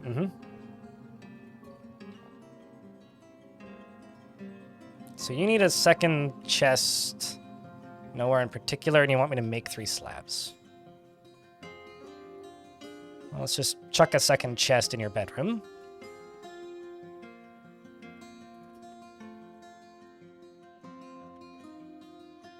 Let's see, do I still have that make 3 slabs? Yes, I do. So they should, in fact, complete that task at some point.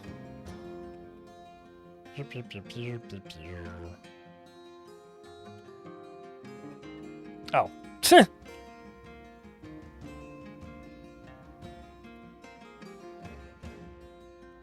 I out of Coke? Is that the problem?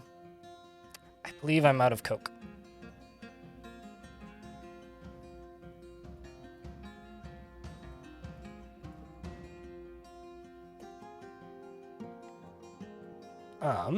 It's glass furnace, glass furnace. Do I still have a wood furnace? I can't remember.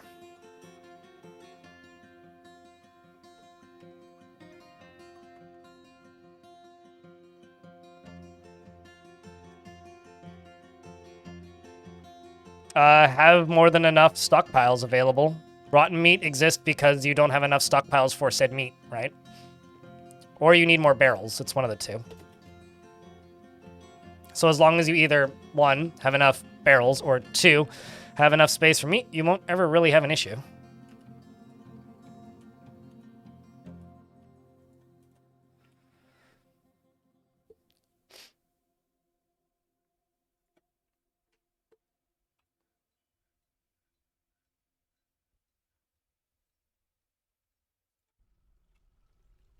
Okay, so let's go here and just make sure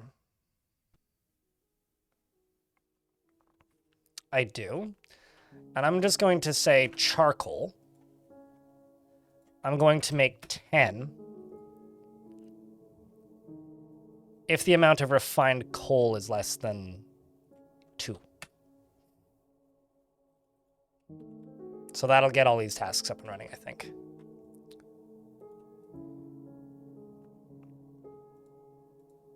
I'm just going to queue up 3 right away. I'm also just going to go here and make... Well, actually, no, not right there. I'm also going to go here and make ash. Because we should make soap. I've got the stuff to make soap. We should make soap. Let's do 25 ash. If the amount... Nope, not that button. This button. If the amount of ash is less than 5.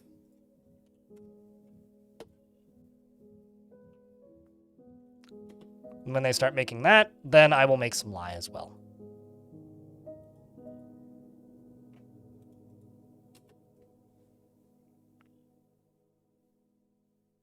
Barrels or rock pots?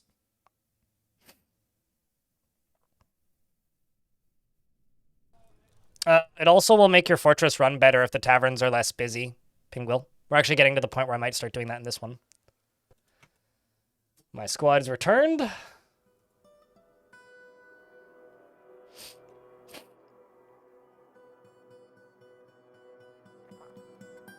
They snuck in undetected and found nothing. Oh, man. I'm just sitting here trying to rescue prisoners, and there's none that... Okay, we'll take important treasures, too. Why not? Signing them back out.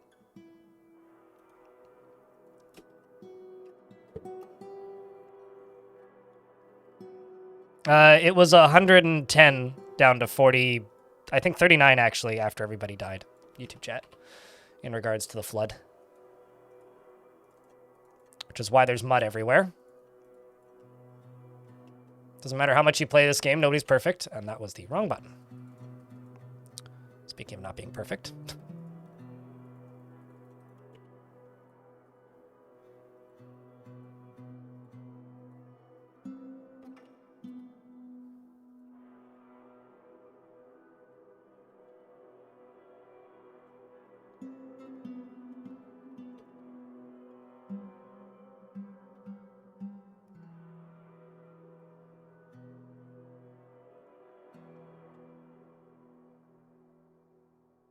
Yeah, rock pots also work. Like, you can also make glass barrels. And well, actually, glass pots. I don't know if you can make glass barrels. I can't remember.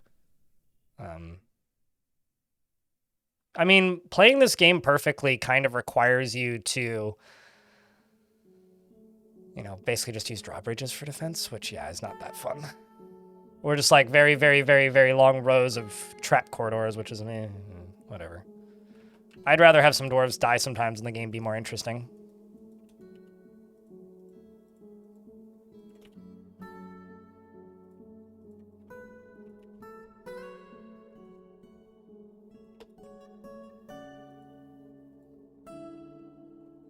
And also, let's check something. Just making sure there aren't still... Yeah, so this is a problem in this version, chat, which maybe you guys have noticed, maybe you haven't.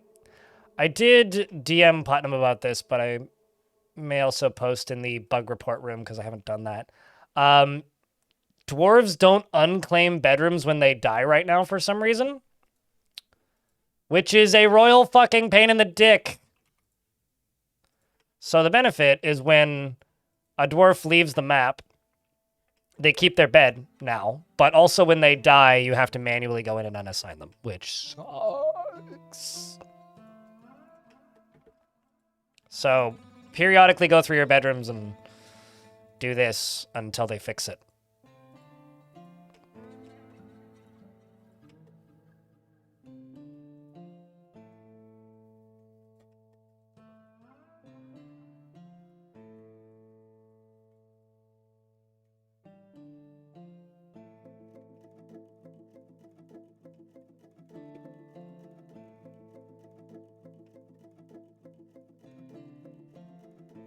So it's like really good change, but it's caused a really problematic bug. What if the ghost wants to keep its room? Well, then you have to make a lot more bedrooms.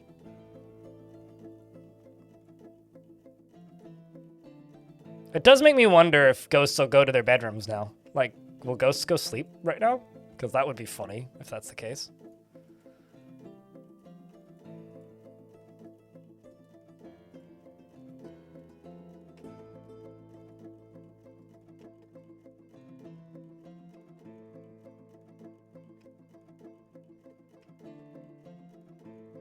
Just gonna kind of hope that that's everybody, because I didn't do this in the most orderly fashion.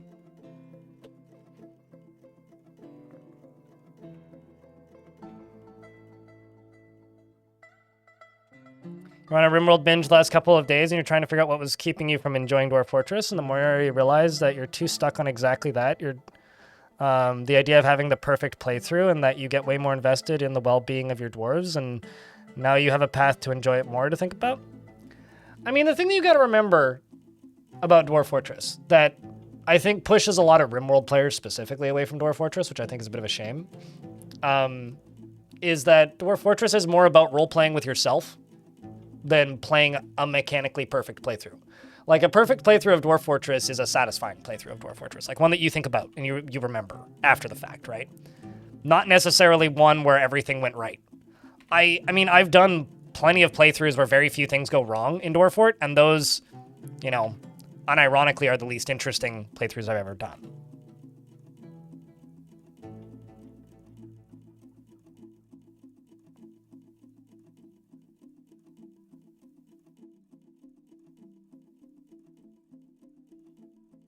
So, you know.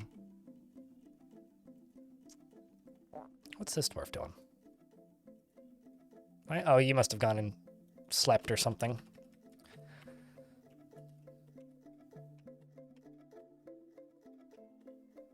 Now we're making coke.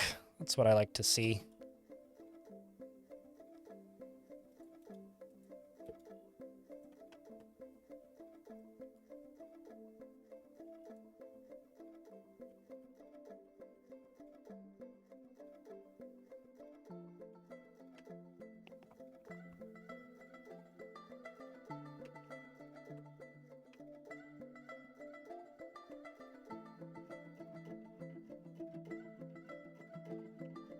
So this over here, or rather not this, this over here is my hospital. I think I'm gonna make a little soap making stand up here. It's also my prison. Spent a decent amount of time in hospitals in my life, and the two are almost indistinguishable as far as I'm concerned, so I figured it would suit it. Also, that way, dwarves that get injured also, you know, get sent to the hospital, as well as dwarves that go to prison get treated. Which ain't a bad thing, that's for sure.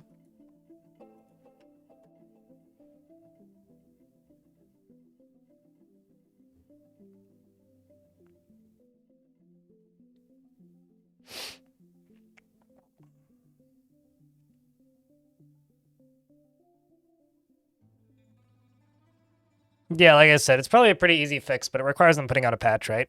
Wizard Tower. It's not the worst bug Dwarf Fortress has ever had, so it doesn't really bother me all that much, and I don't mind going in and occasionally doing that. I do want it to be something that people are aware of, and I hope that they fix it sooner than later.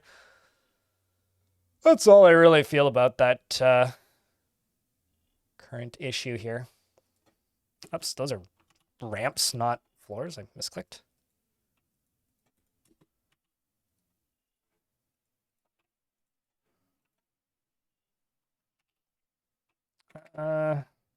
Is it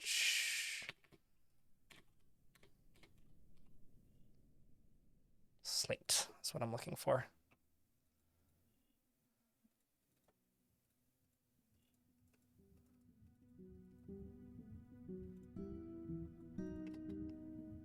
Ads are going to play in a moment. When they run, I will pause the game and unpause it when the ads are done.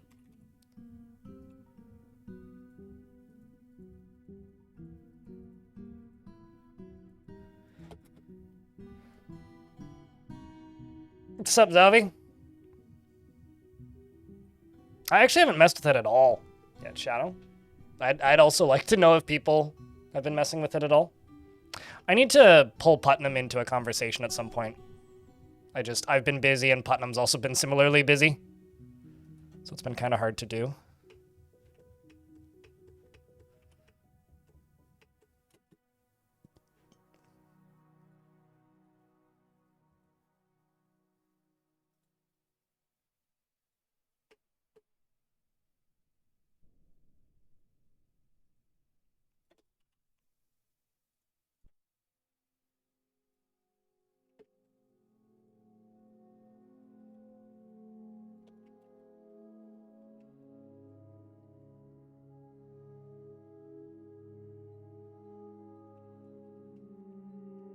So if I go all the way over here,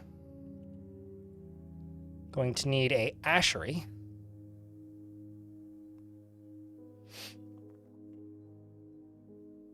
Yeah, Putnam has this like magical ability to make me feel really dumb.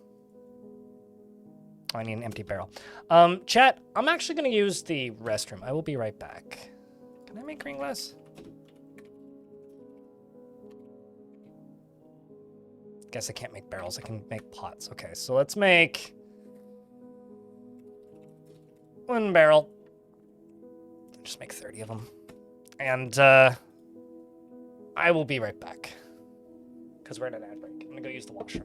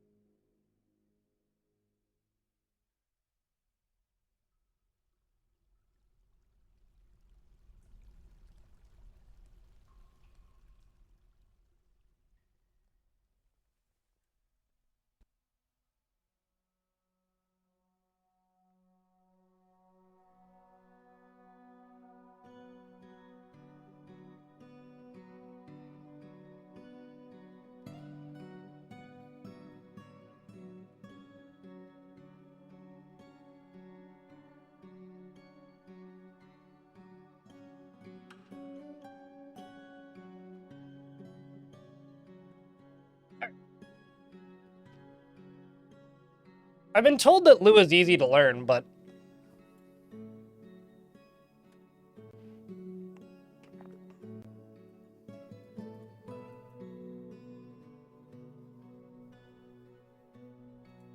But then again, I've also learned over my very long career of existing on the internet to never trust a programmer when they say that something is easy. So...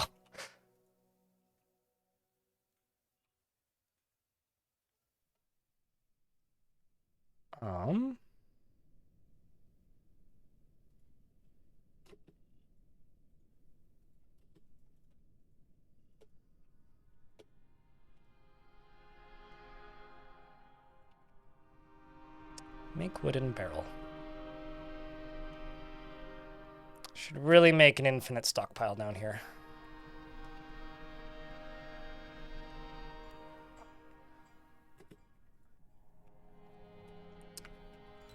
And I'm going to go all the way up here.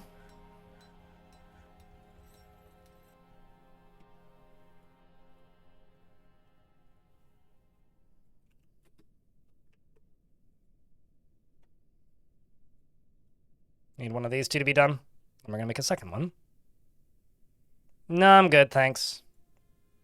I'll leave the programming tutorials to Fireship. Also, not to be mean, Diamond, but you have watched my stream in the last year, right? You know I don't like making tutorials. I make tutorials because people watch them, not because I like making them. We've been over this. At least I thought we'd been over this, but I guess not. Is anybody else, like, endlessly bothered that, like, stills don't need a barrel? Or is that just me?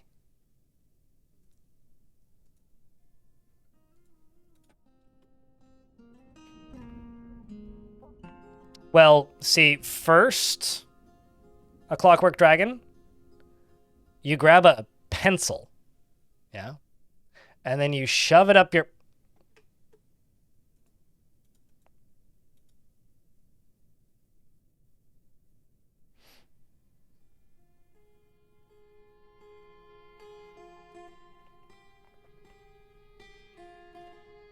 Makes it easier to build a still. Yeah, I guess.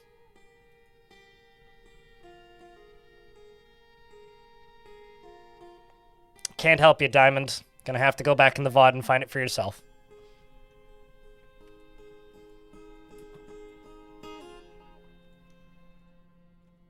But yeah, no, I think that that's a given. I will likely never do that.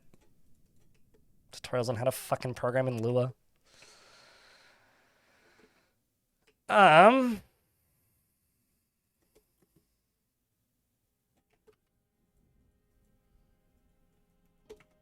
Squaddies have returned. See how this one went.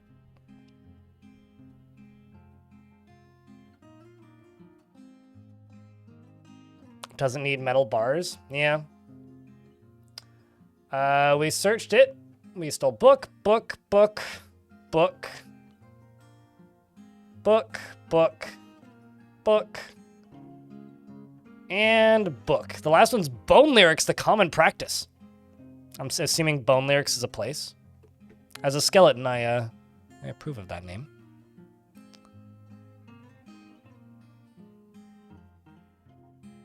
You know, Witch Strangers is a good name for a place in this game. Okay, so I'm going to go into this Goblin Fortress. And we're just going to do these two. So free captives belonging to your civilization and release other prisoners and steal livestock. That is my favorite thing to do. Because, like, sometimes you can get some real weird prisoners. Or some real weird refugees showing up. Over here. Tisk. Pigtails. It's too late in the summer now. Oh well. Pigtails. And pigtails. And pigtails.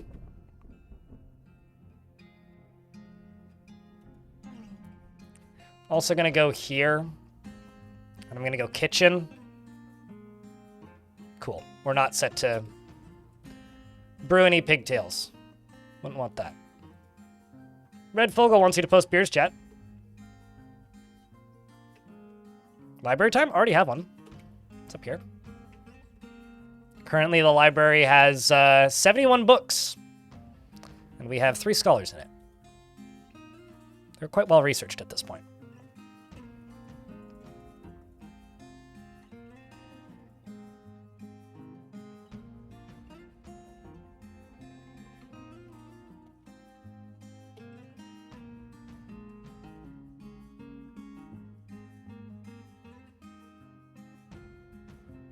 We got a statue of Ice Blue. We'll throw that one in there, too.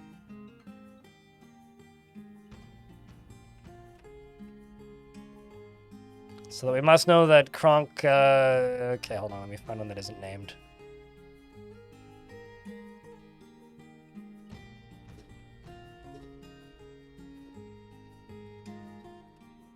Pull the lever, Kronk. Which is the lever for... the little tiny side creek that I have. I'm not sure why I would need to pull that one, but it's now there and named that.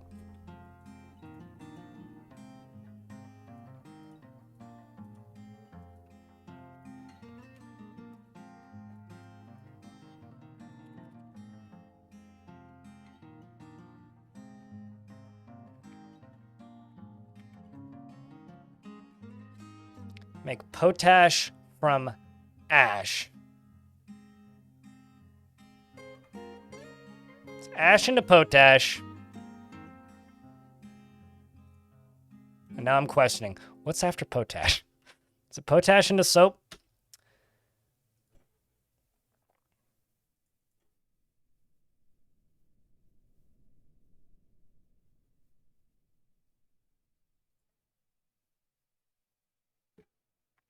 I've done dozens of library-based forts over the years. I've also had forts that have made many discoveries, and it's an underdeveloped feature for me.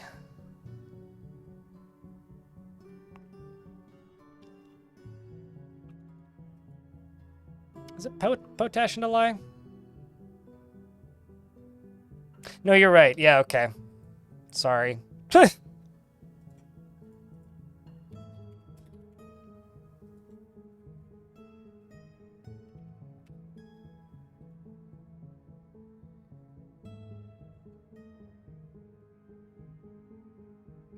Yeah, okay. This is always one of those things that I need to think way too hard to actually do every time I do it.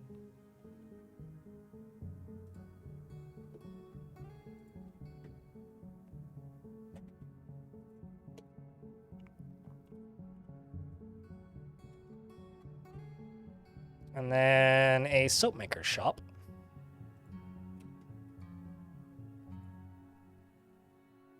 Ooh, let's use nether cap for both of these. I love the look of nether cap.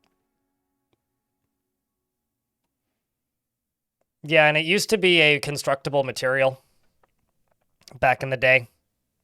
Same with soap. Used to be able to make fortresses out of soap and bridges out of ash and potash. Because it was dragonfire safe. So it was kind of a extremely breakable thing.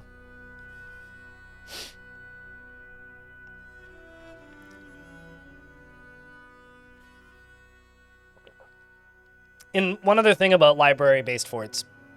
I find that library-based forts are, it's one of those things that really makes me want scenarios.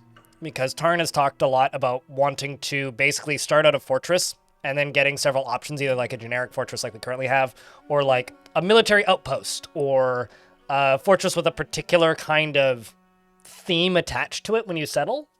And then you'd get particular dwarves of that type. And if he does something with, like, scholars or libraries that make sense, like, currently the only thing that really happens if you make a bunch of libraries is random visitors show up and steal your books accidentally because they don't realize they're stealing them. And that's about it. And then you'll get dwarves studying and reading books, and that makes them happy, which is good, so you should do it. But, like, outside of that, like, I don't know, I find it to be kind of not the most engaging part of the game. So let's just go right here and just say bucket.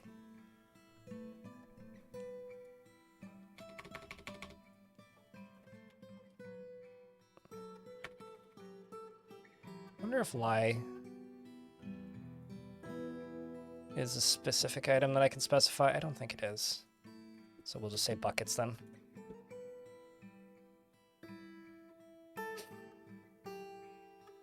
I've been kind of obsessed with dish soap bars on the topic of soap. Because I kind of hate just having piles and piles and piles of, like, wasted plastic every time I make, or every time I buy dish soap.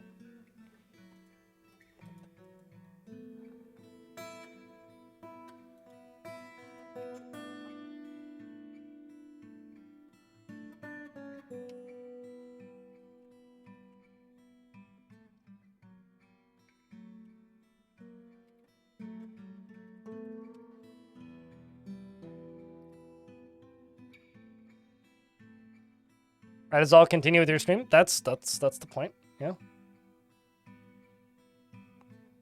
That is the. It's very alerting.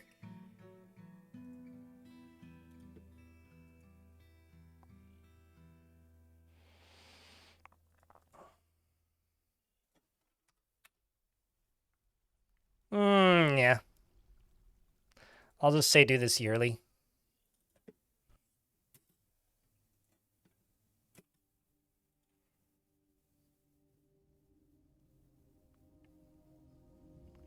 And I'm probably going to try and retire this fort tomorrow, so probably next autumn I will permit a baron to join the fort. Long fish roast. Look at that, Burton.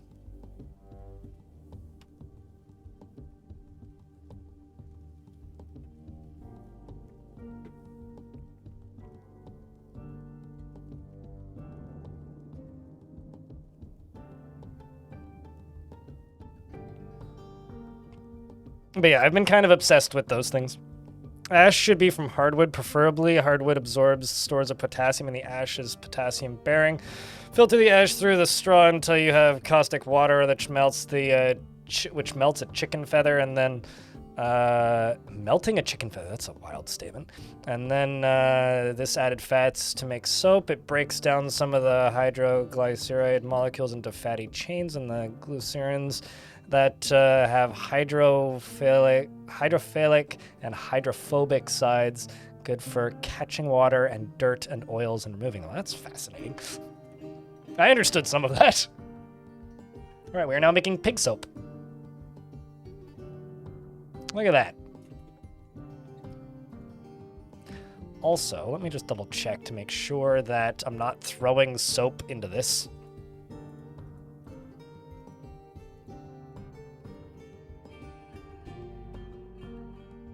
No, it's literally just metal bars. So then...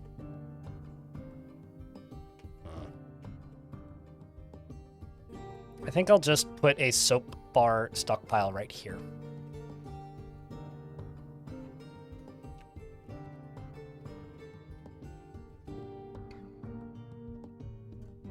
Maybe just one bin.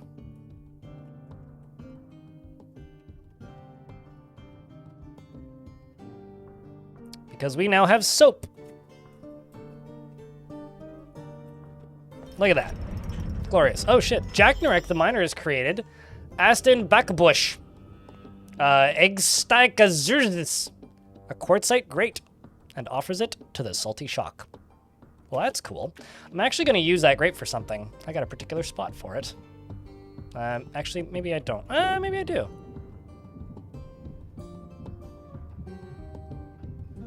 Floor grate. Oh shit, I got 2 artifact grates? I should probably place the other one.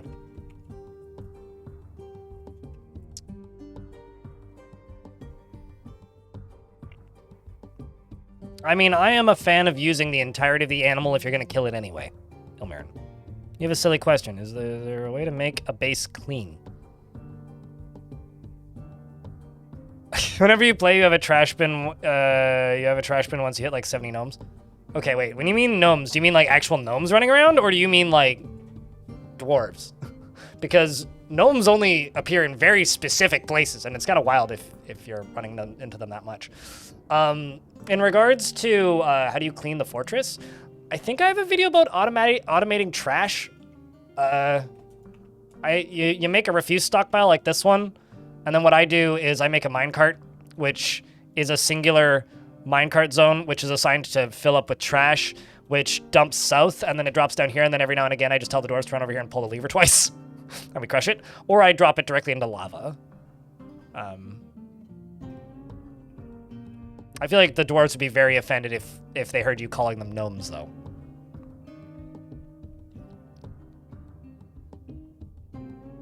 I mean, dealing with this is a hauling job, and also if you're I'm crushing it with the drawbridge. If you are talking about cleaning up like vomit and stuff, YouTube chat's saying you can make a work detail. I mean, yeah, I guess you could. You could like specify dwarves only clean. I do find that to be a bit redundant though.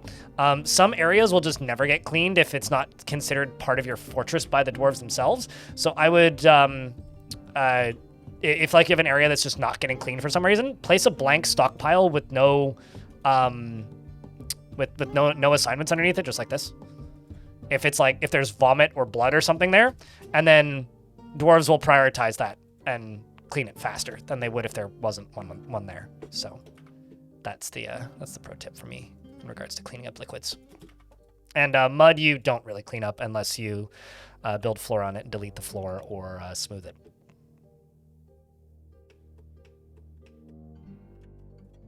But yeah, if I was a dwarf and I was referred to as a gnome, I would be very offended. Dwarves are smart. Gnomes are dumb. With an M.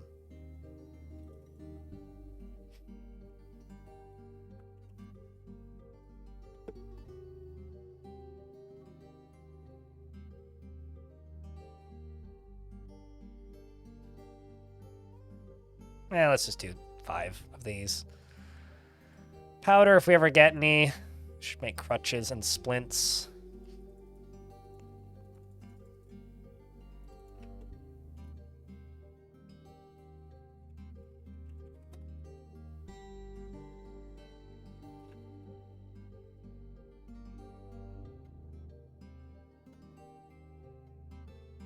Why not make your muddy hallway a farm? Because I don't need that much of a farm. I mean, I've got farms over here.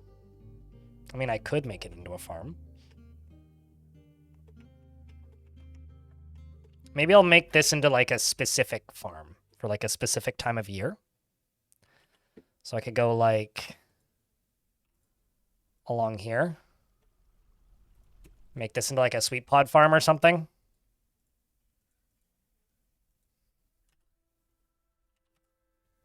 Maybe like just sweet pods and pigtails or something.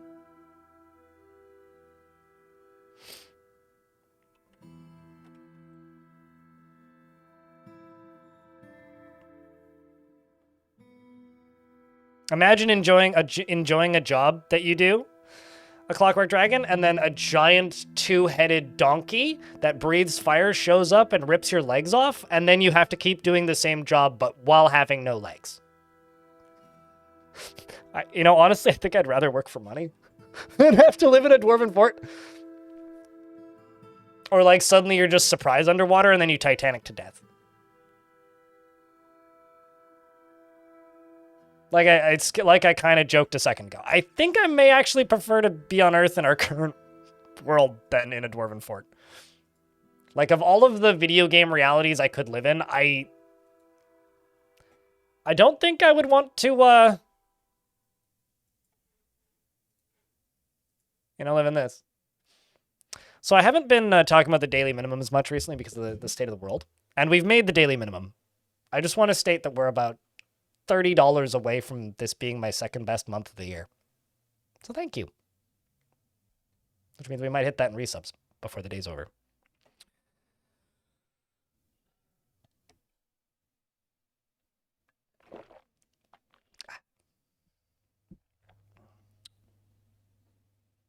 Or a giant snowball attacks you while you're sleeping and throws you off a cliff. Well, I mean, that dwarf didn't die.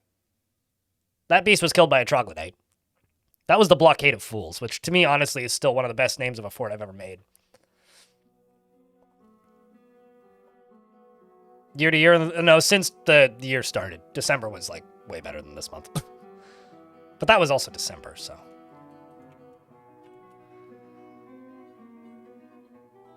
It's kind of an unfair contest, that. No, not even remotely close to my best ever.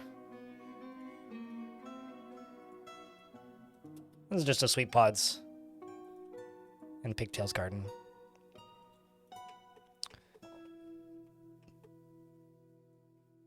Ah, damn it. They want a Ranger Guild. Well, pull evils. See how this raid went. We snuck in undetected. We stole livestock. Any bets on what we got, chat? I don't mind Ranger Guilds because they do train hunting. It's more just I didn't really want to make one. Although I have had plenty of time to, for the dwarves to contemplate their likes and dislikes.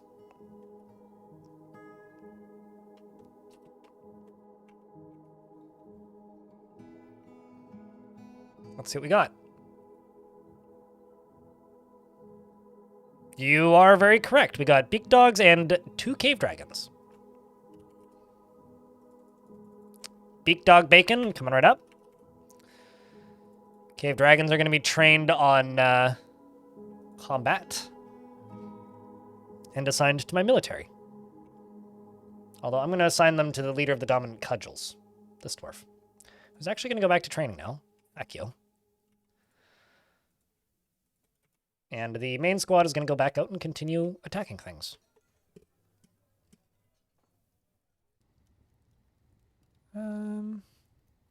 Dark Goblin Pits.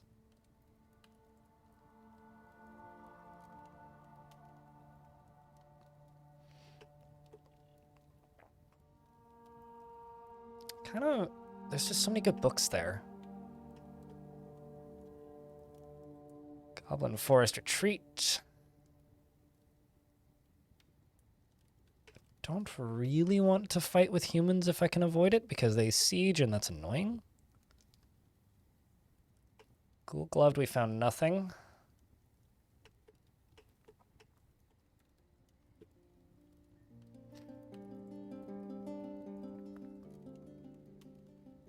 Moistness Thief,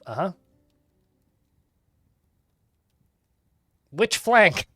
Which flank is yours? Creep Jackal, Normal Jackal. The Monastery of Voltresses. There's a lot of stuff there. Dreams of Genius and the Goblin Book.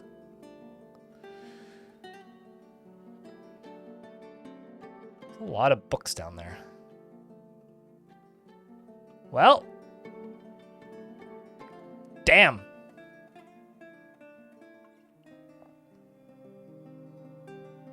That's a lot of dudes.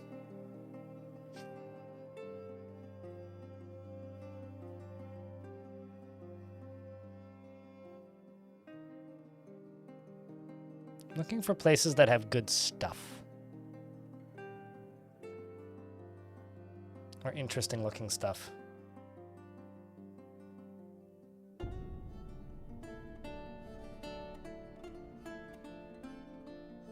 Okay, so this is going to be ballsy, but we're going to go here. I'm also going to send out my main squad, or no, my not main squad, my other squad. And they're just going to go steal some stuff from here. Spite Devil.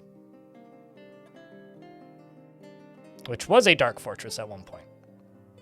Well, that's interesting. 10 days travel. It's going to be a long trip. I'm sure they'll do fine.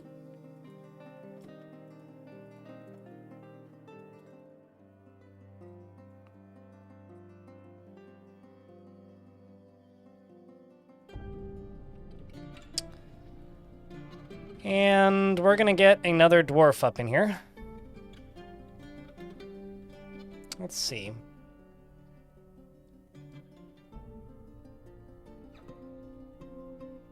Enter Bunny, you can run a squad because for some reason you got booted out of a squad. Same with you, George. You two are both in a squad here.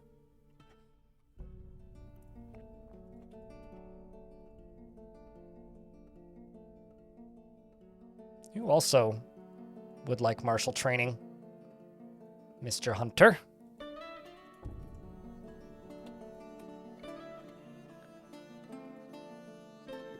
And they don't have pants. Well, okay, I will just quickly swap them back to just normal metal gear so they can equip pants.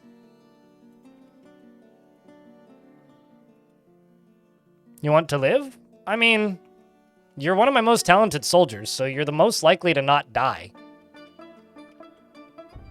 For whatever it's worth.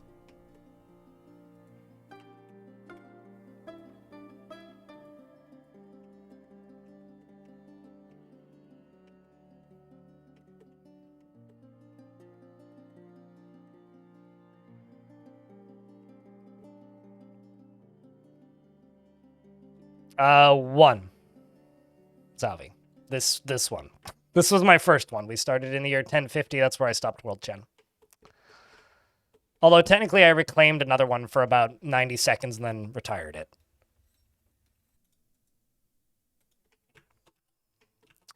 Now the question is, where the hell do I want to put this guild?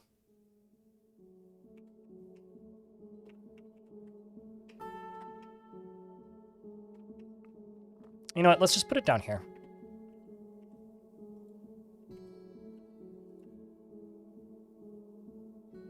Got to get rid of this stuff down here anyway.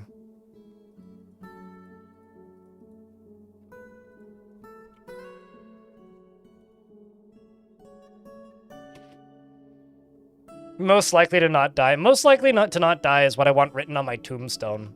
If for some stupid reason I end up with a tombstone.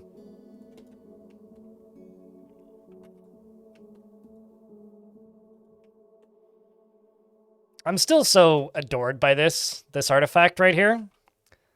It was made by Shorast for some otters. Like this married couple of dwarves. One of them made a ring for the other one. It's just, I don't know. Makes my heart soft. I need to sneeze again.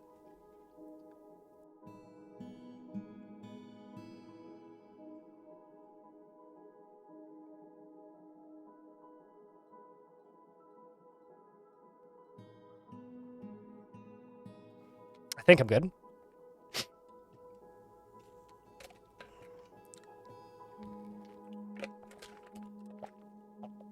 I'm not gonna lie.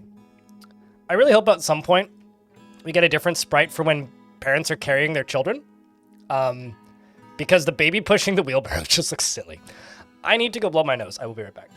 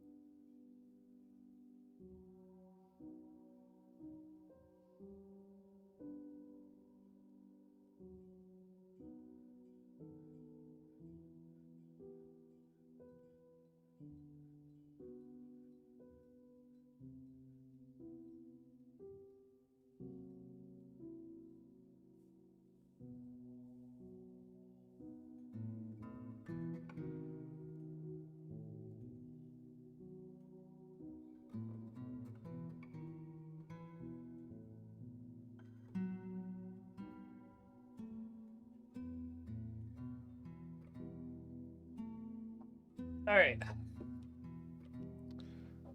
Wheelbarrows are kind of strollers in a way. Yeah, but they shouldn't put a baby in a wheelbarrow and then put a boulder in the wheelbarrow, though. That might be bad for the baby. Actually, hold up. Although I'm not an expert on babies, so maybe it's fine. Parents, please weigh in. Or don't, because that's a joke. Let's do this.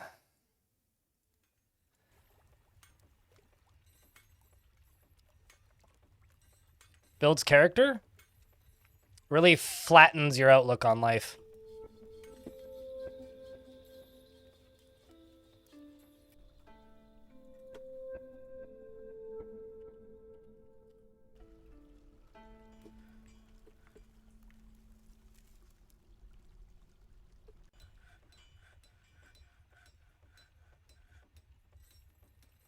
Babies make good ballast. I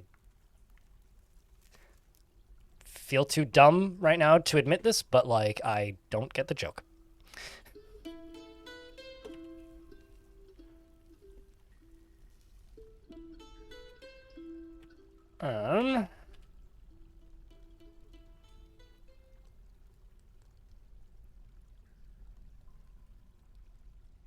Although, honestly, I'm not gonna lie. I have a real runny nose right now. It's making thinking hard.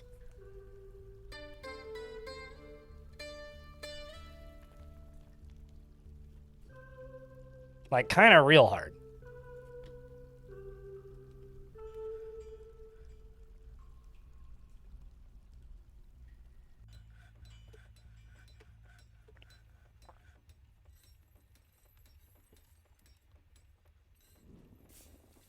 Rock the baby to sleep. That's grim. You know, we're like right on the edge of dead baby jokes right now, and I don't know how I feel about this.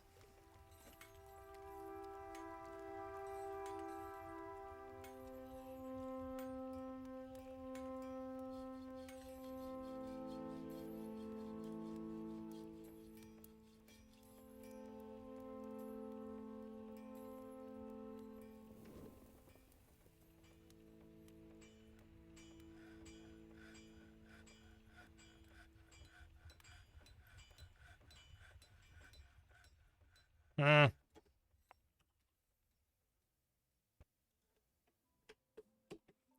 Let's just go back to here.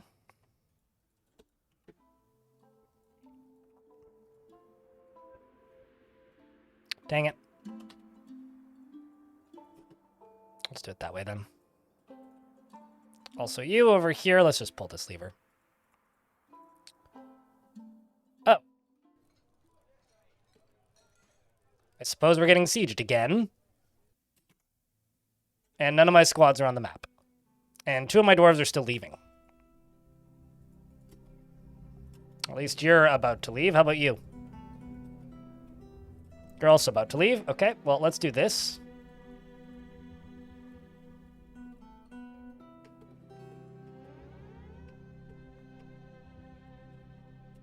Lock this door. Lock this door.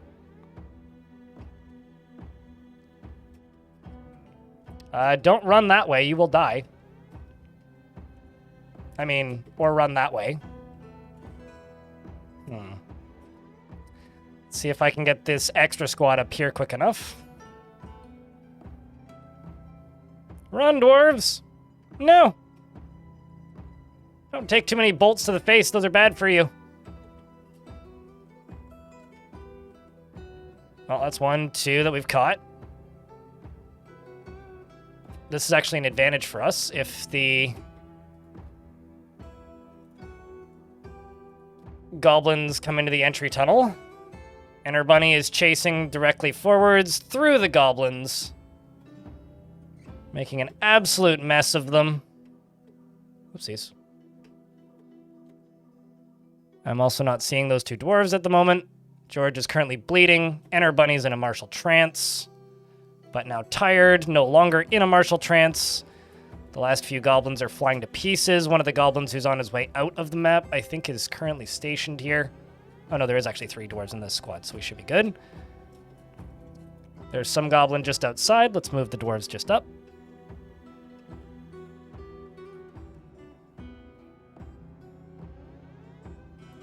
Take apart the last of them, 1 piece at a time.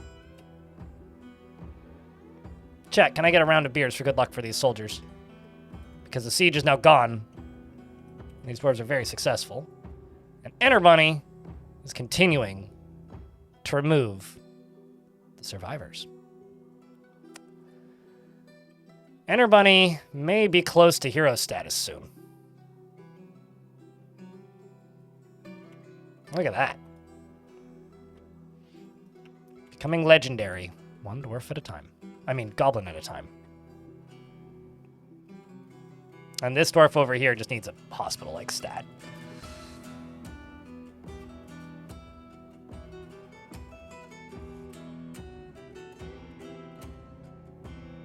Same with you. George and Nish both need a hospital. Got 1 recover wounded job. I mean, if you insist. Oops. How you doing, Sparky?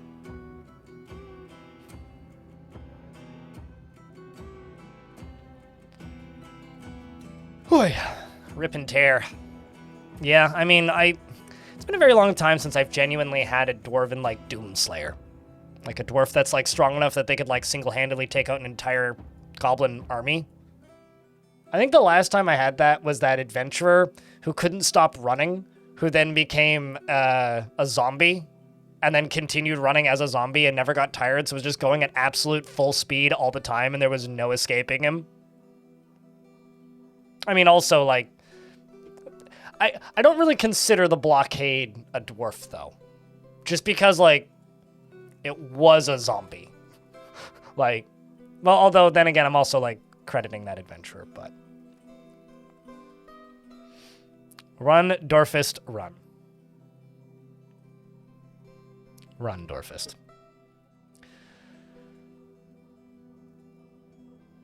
So I think we'll play Dwarfs today until like 3:34.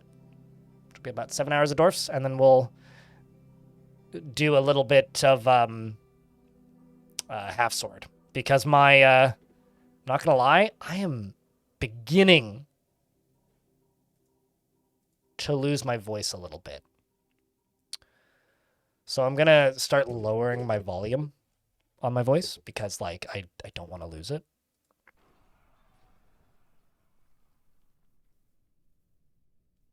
I actually have some pretty cool art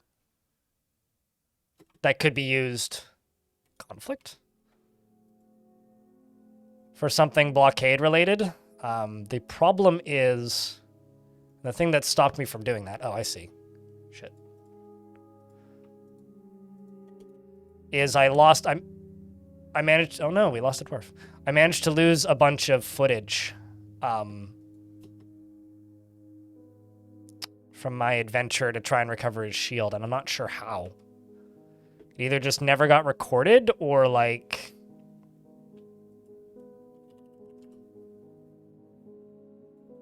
somehow got lost. I'm not positive how it happened, and I'm kind of bummed by it.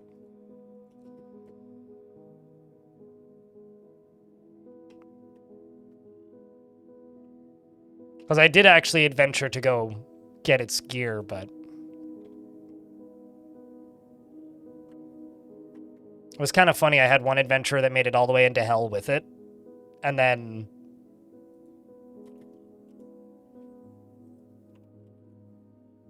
we were actually recovering wounded. Let me just check something. I don't actually have a surgeon right now, so let's assign a surgeon. Assigned another surgeon. Let's also assign another doctor.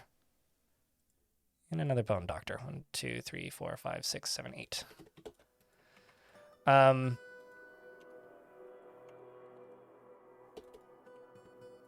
Oh, that's a problem. Everybody does this. I apparently only have one orderlies assigned. I guess that must have been from the early days. That makes a lot of sense.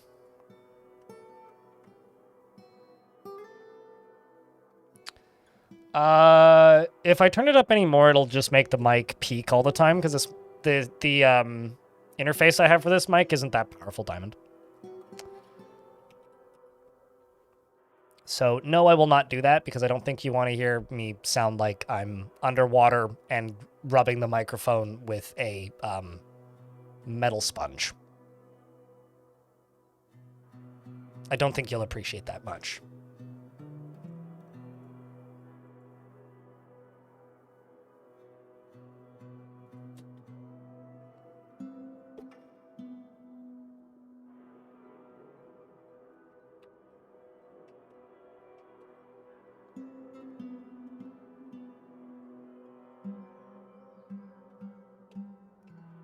We do need to get those bodies removed from here sooner than later, though.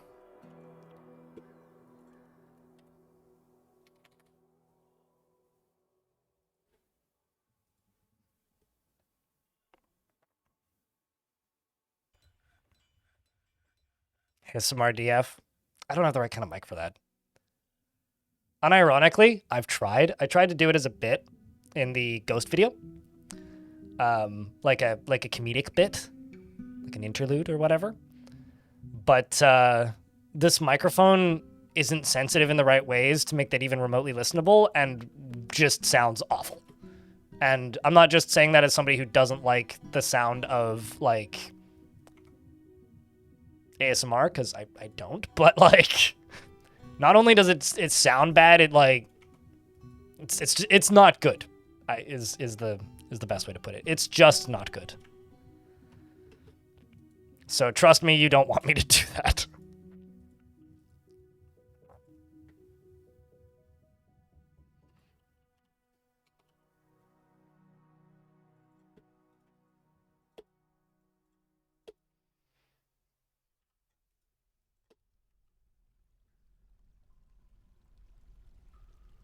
Okay, so Burton the Dungeon Master, who's right here, wants 2 of these. And also,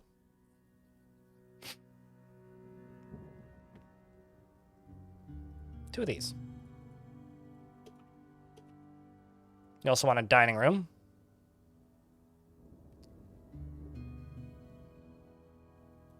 So I'll have to make you a dining room.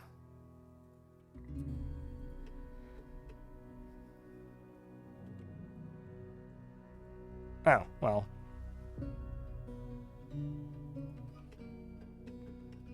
That won't do. I mean, yeah, if you want to actually do ASMR, sure, but I'm not going to buy a fancy mic for a one-off bit one day on a weekend when I'm feeling silly. So, also, those mics ain't cheap, mate. Like, those things are kind of expensive. Like, the investment to do any kind of ASMR nonsense is, like, weirdly high, so...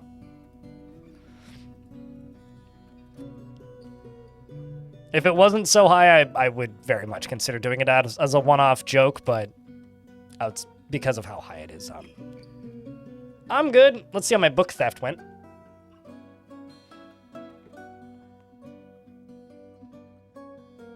Or my other things theft went. Sometimes if you search abandoned goblin fortresses, you can still find prisoners, so... Book.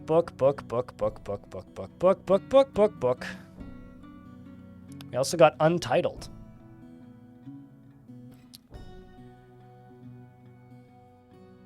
Which everybody loves a good old Untitled book.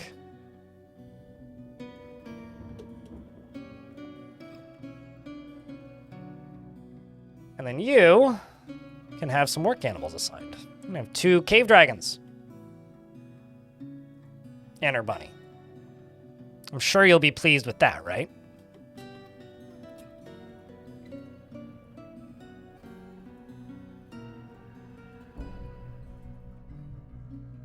Actually, no.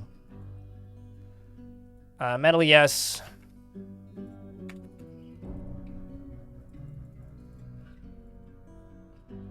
And, no steel.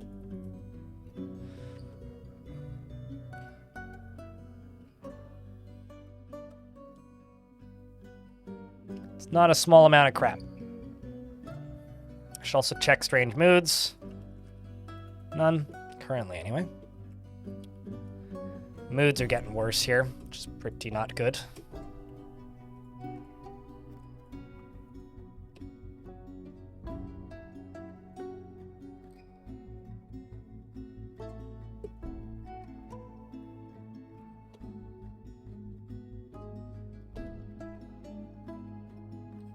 What causes expeditions to get captured? The enemy having much better, like, defense stats than you have combat stats. Basically, they're ambushing, tactical planning, and stealth being way better than your dwarves, because it's a commander versus commander dice roll, basically. It's your commander's stats versus their commander's stats, and then your soldier's stats versus their soldier's stats. The elves seem to be really good at it, because they got really good ambushing and stealth skills just by default. So what causes your dudes to get captured is your dwarves being bad at their job. Mostly.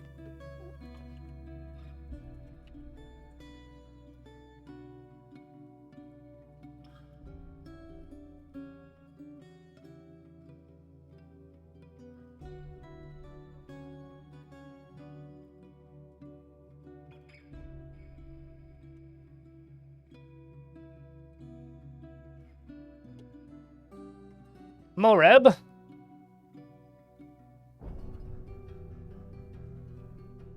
I mean, nobody wants to claim claim things for themselves these days. I mean, why don't you just name a dresser or something? Calcium Crypt is now getting a thing. I'm going to take you very literally and name this statue Calcium Crypt.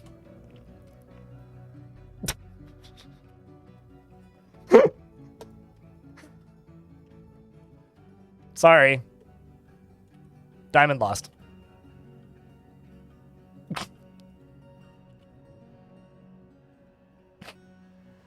Diamond, if you do actually want it, I'll give you a dwarf. I'll honor the request, if you like.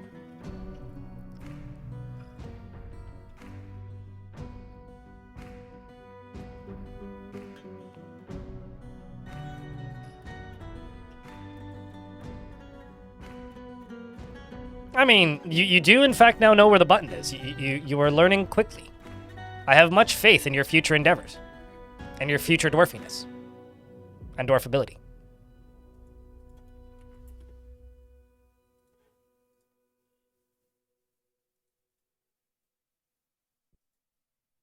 Also, didn't your dwarf die, Moreb? Hold on. Let me just get this assigned.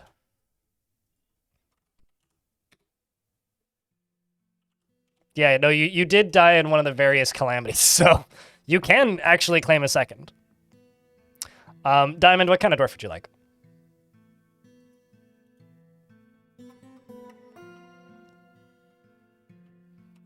Do I have a pump? I do not. I have a no, I don't even have peasants. What do I have?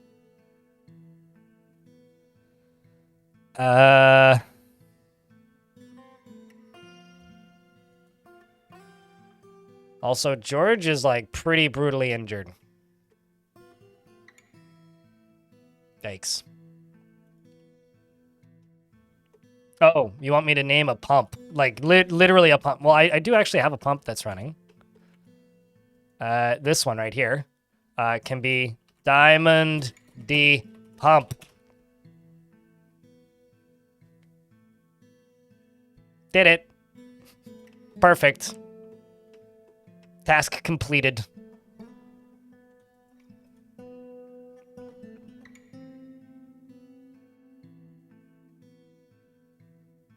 Pumping is unbreakable. This is true. Unflappable, if you will. It's a statue of dwarves, which is not worth that much. It's what, worth 50? Yeah, it's a very low value statue. But I can put some coffers in here. Put many instruments.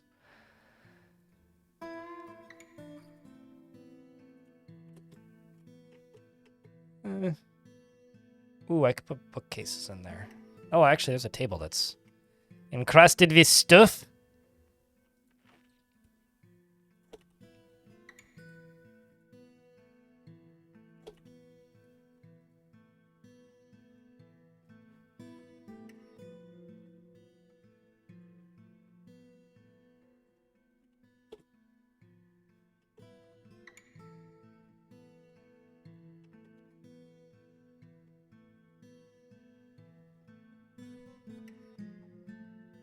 I'm not sure why these rock blocks are just not happening, so I'm just going to delete them and just go rock blocks and just say 900, please.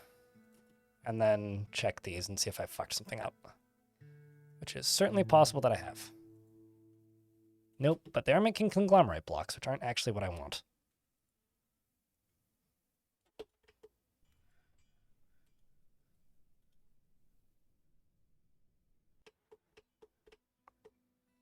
You'll claim labor. Yep. You can absolutely claim a dwarf later if you like. Oh, I also need a doctor's guild. That one's actually okay. I don't mind the doctor's guild. Although actually, I'm gonna put the doctor's guild up here. This is gonna be kind of cheaty here. I'm gonna remove the current assignment from this dining hall and make this into a doctor's guild, because doctor's guild / library makes a lot of sense to me, both aesthetically and logically. Like being connected to the library, and I'm just gonna allow any dwarf who wants to go in there and study. Doctor Guild. And it can be citizens only. Well, citizens and long-term residents, actually. Anybody can go in there. And that's automatically the highest value that it needs to be. So we'll approve that. So this is now a Doctor's Guild, and the library is specifically up here, but honestly, I think that's fine.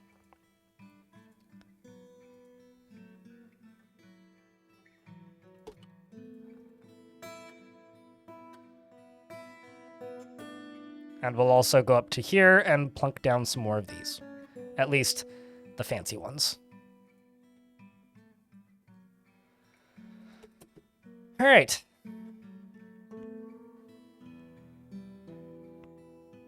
I try to not do that because I've seen if a guild is overlapping the hospital and the doctor crosses the hospital, it cancels their doctoring job. I don't know why, but I've seen it happen enough times that I just kind of have trust issues now.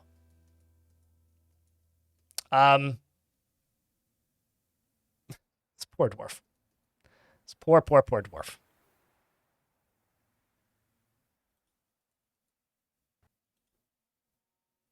Well, good luck.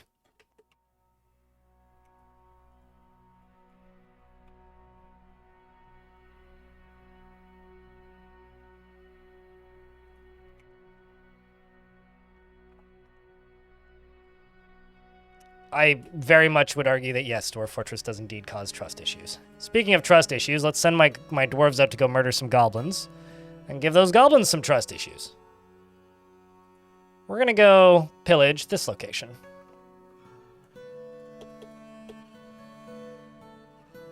Good luck, dwarves. Please wake up and go do the thing.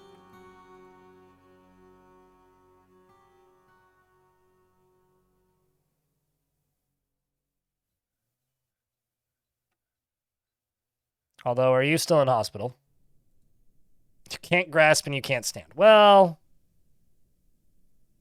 you know, George has officially acquired the most lovable face in the fortress by losing his nose.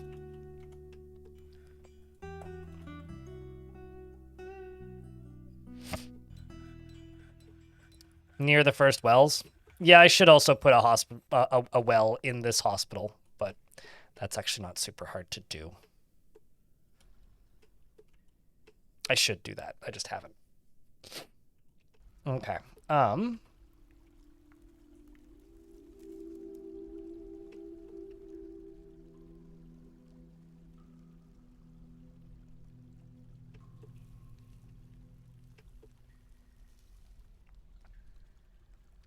Actually, why don't I just do this?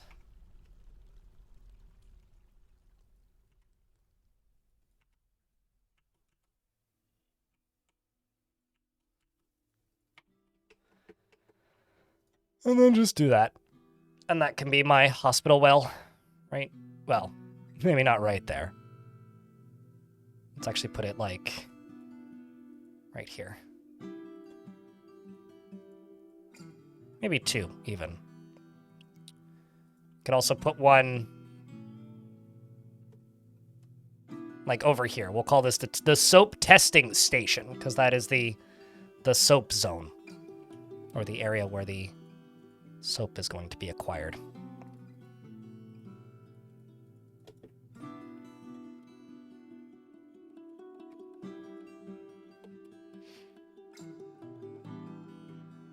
Not a bad idea, actually.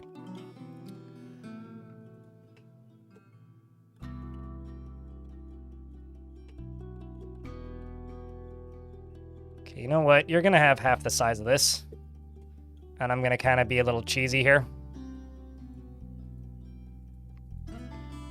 And give this to my Dungeon Master slash Hammerer so that you have a dining room. So you don't need 2 tables in your dining room there, Dwarf.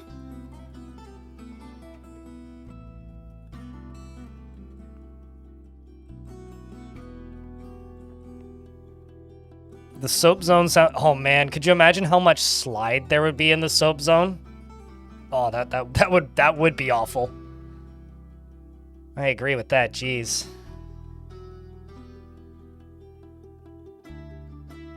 We're also getting some gems, so I'll just dig through those.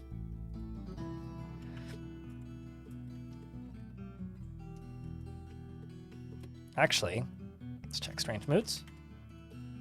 None from what I can tell.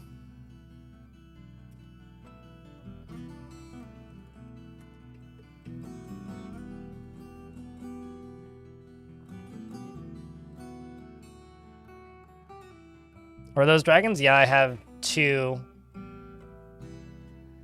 I have 2 cave dragons. These dwarves are currently stuck in here, which I'm sure is excellent for their mental health, but that's fine. I can give them some tasks to complete.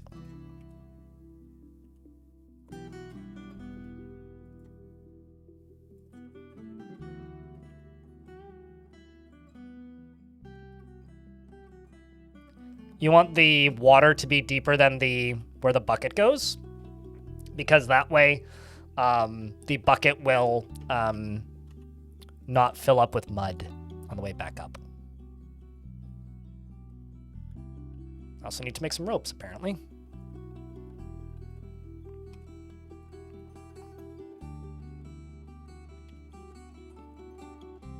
Let's just make 2 silk ropes.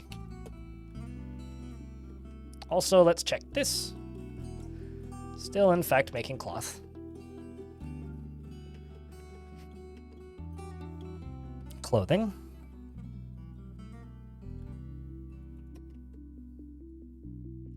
They're trying to climb out, look at that. Well, thankfully they're out now.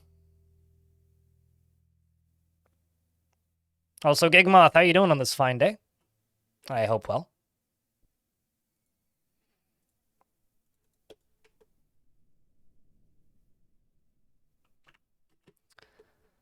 I also think I'm going to block this off up here.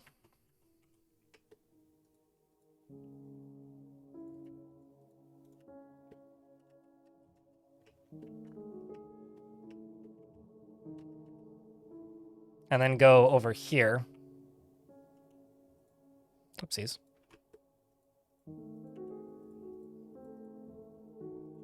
Down to there.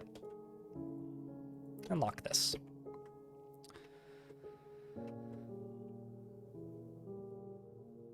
Goblin just climbed a tree and then jumped 3 tiles diagonally over your moat. Man, that goblin's got some skills. You should buy that goblin a drink and get it to tell you some stories. I'm sure it's got some fun tales of all those skills that it's learned.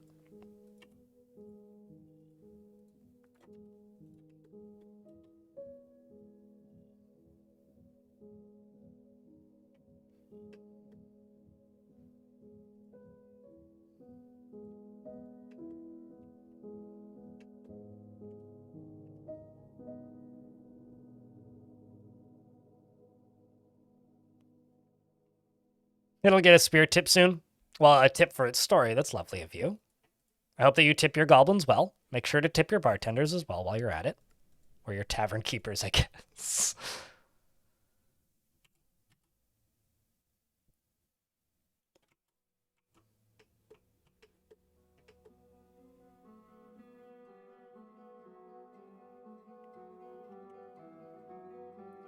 So now I'm waiting on my squads to return. Also, I should check this. Only 2 caged forgotten beasts. No more than 2, which is very unfortunate. So chat, today's Wednesday, tomorrow's Thursday. What's your plans for the weekend?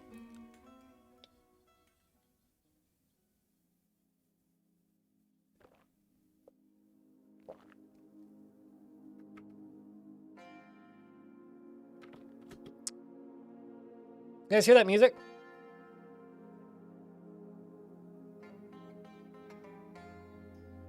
It's playing Pony Rider.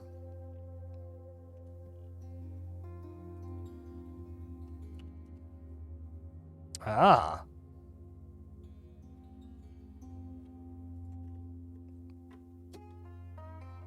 Would you look at that? A towering feathered butterfly. It has large mandibles and a bloated body. Its burnt umber feathers are downy. Beware. It's poisonous. Bite. Be destroyed by the heat? Are you getting summer weather over there? Your brother's getting married Friday? Hell yeah. Well, congrats to your brother from a distance. Going to a small anime convention? Do avoid the weebs. I hear they don't shower that often. What the heck is going on over there? Oh, that's the area that I dig up. That's why it looks weird. It's Labor Day tomorrow, so you get the whole week off? Hell yeah! Doing anything interesting for that week off, or just, life? Catching up on things? My weeks off are very rarely weeks off. Now we get to see a forgotten beast caught in a cage trap in real time. Thunk. 3 down. Party to go.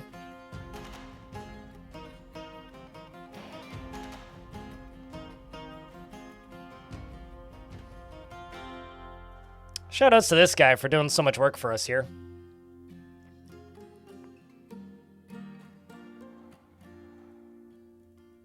Paint some minis and play DF. There you go. Need to make 2 presentations for a genetics class and prepare for 3 finals. Jeez, well, good luck, Dr. Tomato.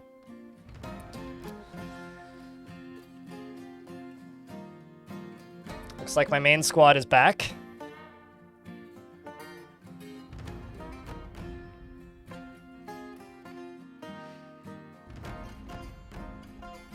Now I know that you mean mid-20 Cs, but that reads as minus 20 Cs because of the dash that you put in there. We stole the master of the economy. Oh my gosh. The sun sets on tortures, and the full aces and the coming troubles. The world of swallow control, and for the love of Nagom, slave hated. Also a book called Tong's Plague. Tangle Plague? Okay.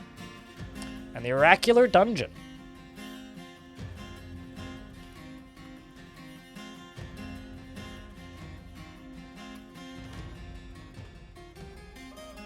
I wonder if that's a book.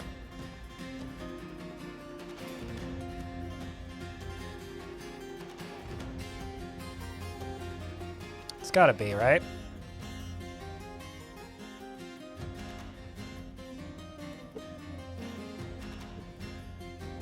I like the name of this book, Common Sense Human.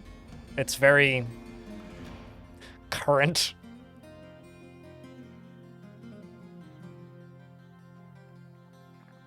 I need to sneeze again. I'm thinking that might be an actual artifact.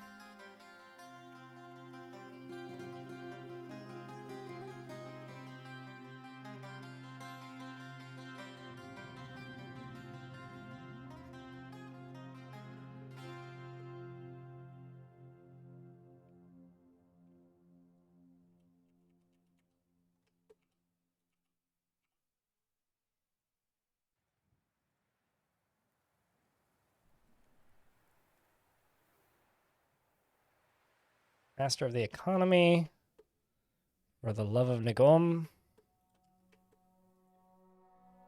Great Zealbert! What a name. Well, not bad. I shall take it. A lot of dwarves hauling a lot of heavy stuff, mostly limestone.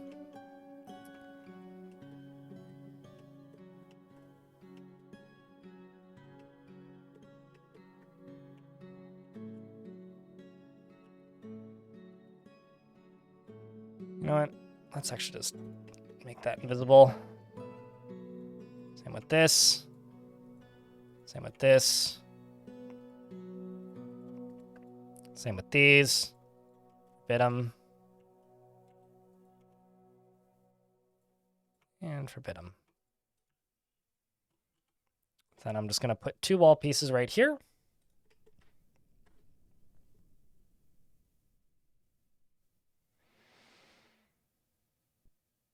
It's a very old world. Oh, absolutely. 100%. More time for more books to be written. I mean, the older the world, the more the books. It's direct correlation.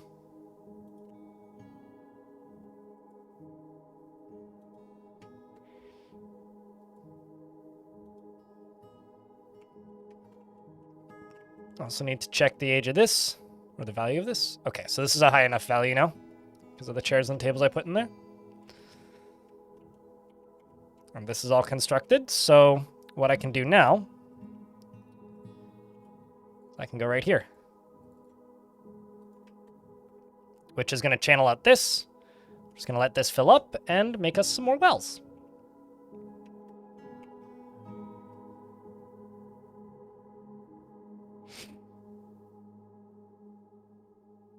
I'm specifically not writing books. I don't have any quires. Quires are blank books or blank scrolls.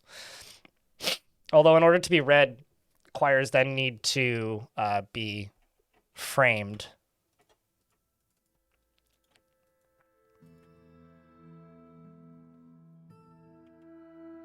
So this will just slowly fill. If I were to dig out this, I think this would actually overfill because it would try and fill up to this level, which I don't want it to do. But yeah, I don't have any scribes. I'm not copying books or anything right now. You can make your own copies of books, which is usually what people are actually doing when they're writing in libraries. Oh, needs a chain. Should probably make a secondary.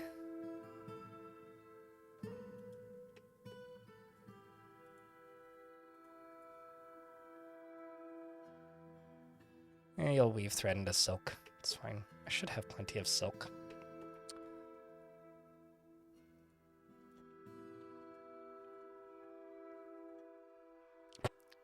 Out of cloth.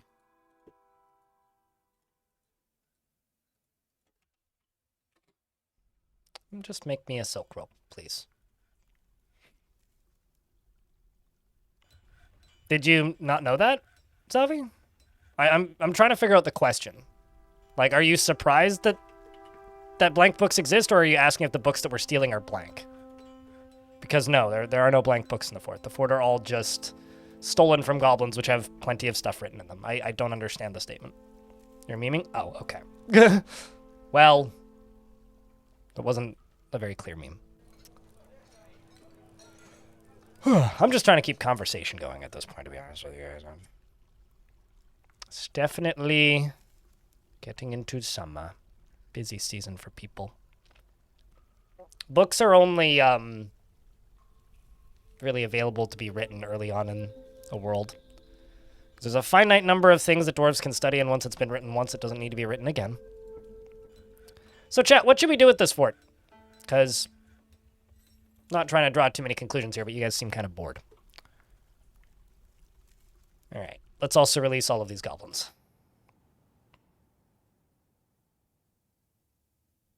Drown it again? I mean, I could just kill all these dwarves if that's what you want, but I don't see how that's a satisfying end, really. Must return to the depths. Okay, does anybody have anything that doesn't just involve me, like, you know, ruining everything I've built? If you have any ideas, I'm just trying to build conversation that's interesting to listen to. Oh, look, the goblins are killing each other, because these goblins are not friends with each other. That's funny. You guys were worried that I was letting these goblins go without, you know, convicting them to, of their crimes. Well, I'll have you know.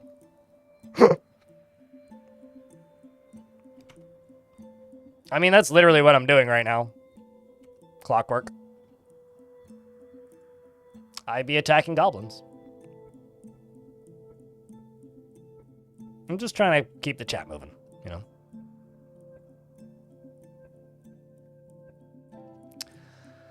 The Hammers of Dance attacked the Barbarity of Flies, and Enter Bunny led the attack, and the defenders were led by the Goblin Cacti, sure, and the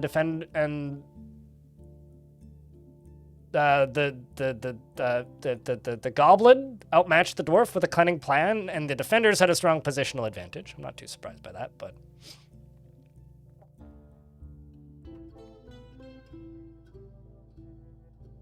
if I can go to war with every single faction, well, I can't because they're not all accessible. Speaking of dragons, I did actually lose a dragon. Toolbrim was struck down. So was Meng, was struck down by a goblin. Lost both of my dragons. But their leader was struck down, so that's good.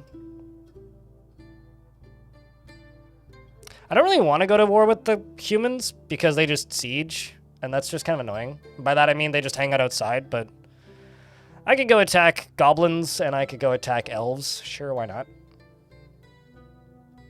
Try and take over this little corner of the world.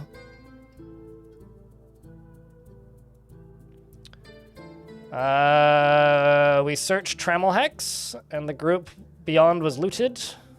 Did I loot anything else? Oh, YouTube has crashed, apparently. Trying to restore YouTube. Sorry, YouTube. I did not see chat for 3 seconds. I hope that none of you spoke all at the same time in the last 3 seconds, otherwise I would have missed it. Let's send out these 3 squads, and we're just going to go attack this place. That's very funny, that these goblins all fought with each other. That's very amusing.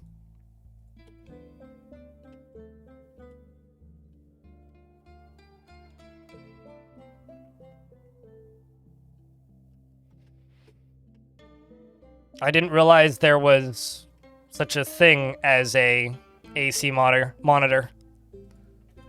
I guess the more you know. I had no idea. Let's make some steel breastplates and some steel high boots.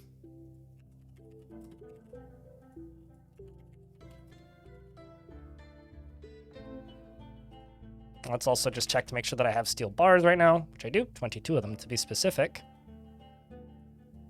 Also 122 other things, and we're currently making steel, which you'll love to see. Got 1 dwarf in the hospital, making another well, and the well waters are fillingses.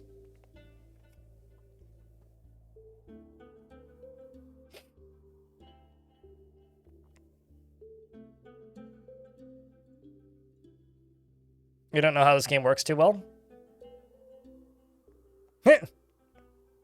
If you have to ask that question, I'm just going to go say this. Go play RimWorld. This is not the game for you. That is not a mechanic in this game. All right. At the very least, we are, bringing all this crap out with wheelbarrows. At the end of the day, chat's just been kind of quiet for the last 2 hours, and I feel like I'm bashing my head against a wall trying to keep chat moving, which isn't a bad thing. It just means you guys are sleepy today, or it means everybody's busy, or everybody's at work, whatever. But part of my job is keeping chat moving, so all I'm really trying to do is keep the chat moving. But if you guys want me to go to war with more things, I don't personally think that's the most interesting thing I could do, but if that's what you want, we will go to war with things. I will figure out how many goblin factions I can go to war with. Currently, I think it's actually just 1. Well, 2, actually. It's the Inky Nightmare and the Poisons of Winter. So, I like that the leader of the Inky Nightmares is named Ted. That's just kind of funny to me, personally.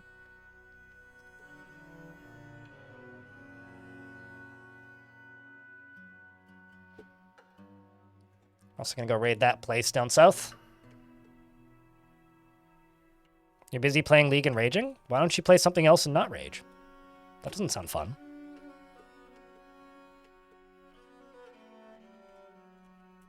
How's our most upset dwarves doing? George has seen better days. Wolf, what's up with you? What can I do to help you? Considering it's just somewhat impaired. Well, that's good. It's better that you're only somewhat impaired, and then instead of completely lost, because you had lost it for a while, the ability to grasp.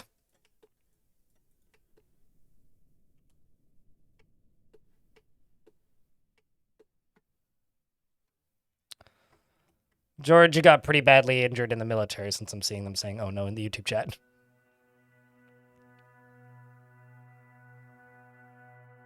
Your brain is starting to melt? You might want to get that checked. And safe travels.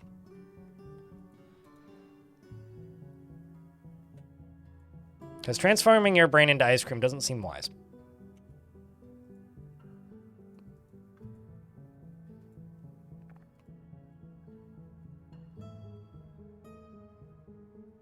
Shoutouts to this dwarf who's just, in the military and running around with a cane. Get back out there, dwarf. Mo Reb. What kind of dwarf would you like? Am I planning to play half sword? That is the plan, yes. That's been the plan the whole time. Unless Chat's dead, in which case then I'll end early and go to bed. I don't know. Depends.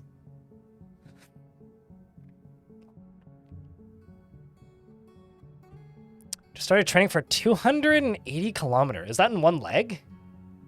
That's quite the ride. Even if that's in multiple legs.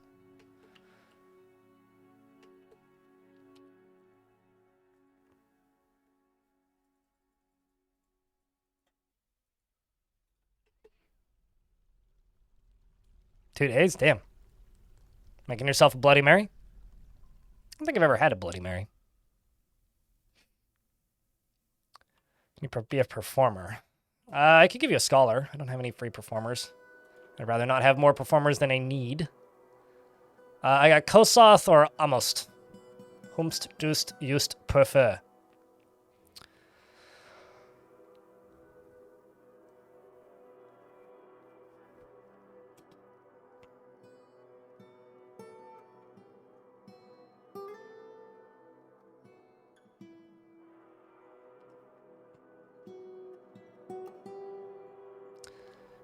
You're currently reading The Trees and the Coming Troubles. That seems ominous.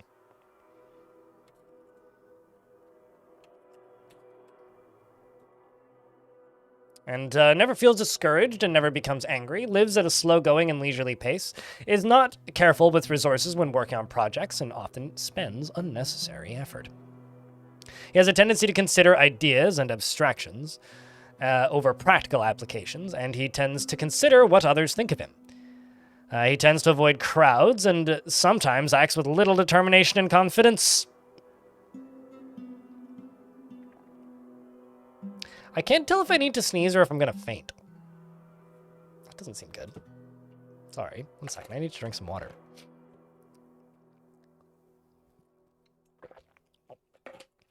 He often acts with compassion. He's curious and eager to learn and can handle stress. He is trusting and he tends to be passive in discussions. He does not have a great aesthetic sensitivity. He is conflicted by this as he values artwork and its creation. He could be considered rude and he tends to make a small mess with his own possessions. He has a greedy streak and where was I?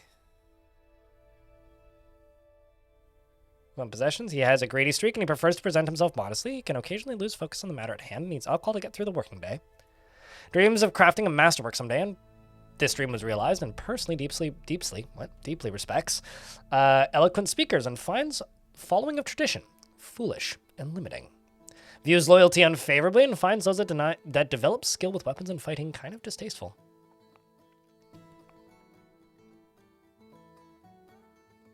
I have zero interest in the Age of Wonders series. I have a lot of nostalgia for Age of Wonders 2, but didn't like 3, kind of hated the sci-fi one, and that made me go bleh on the whole series. Likes Realgar and Bismuth Bronze and Melanite, as well as Hollow Wood, and Rope Reed Fabric, Anvils and Cows, and for their hunting moves and the sound of the flutes of pantomiming, and the sight of the amethyst glimmer when possible prefers to consume cuttlefish and dwarven beer. Forces Beth's by Infinite, don't care. I have no interest in playing a Paradox published title. He is small and a very long beard. Like, honestly, at this point, it's like, my dislike of that type of game is twofold. Part one is I find streaming turn-based games like that incredibly difficult. Like, I'm having a hard time keeping chat active right now, but like, if I want nobody to tune in, make no money, and be told after the fact by one of my moderators that that stream was really boring, I'll stream a turn-based game like that. And then the only interaction I do get is from people informing me of how I'm playing the game wrong. And honestly, it's just not a pleasant experience on any level. And yeah, I'm good. Hard pass on that forever. Where did that dwarf go? I lost him. Crap. Come back. Nope. Shit.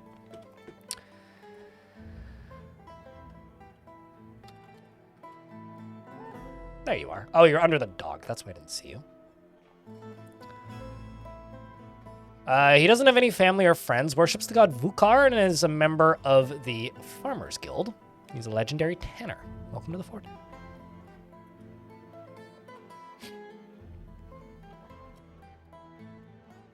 You didn't win yet?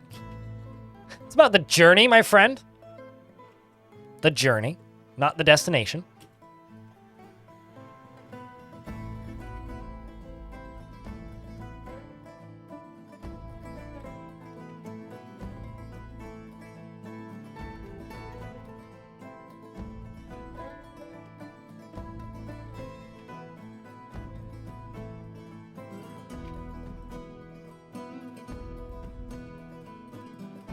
Chocolate cherry floor? What? Is this a reference to something I don't understand? We got 2 more operational wells. You'll love to see it.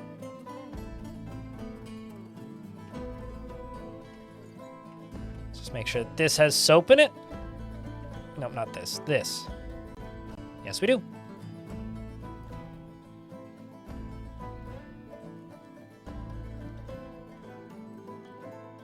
We all know that you win by conquering the underworld, so show of hands with pure honesty. How many of you have won?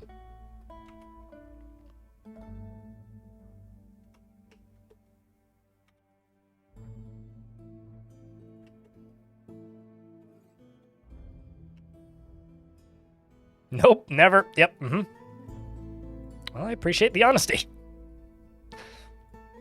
I've come close. I wouldn't say I've ever conquered the underworld, though. Because every time, like, I build some sort of structure, before I end up sealing it off, something goes wrong and my dwarves end up falling. Turns out it's quite difficult. Oddly enough.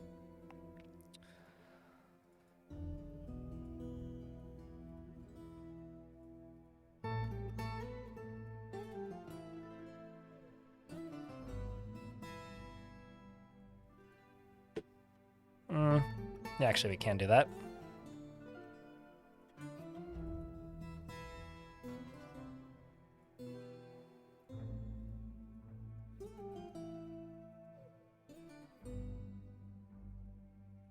You know, something that is a little odd about this world, though, is these goblins have massive populations that I'm sieging, yet they're not attacking me with particularly threatening armies, which I think is a little bit weird. Okay, so first siege was a raid. It's very, very, very world dependent. What? Did they not? Okay, I don't know what happened there. They like went halfway and then turned around and came back. That's odd.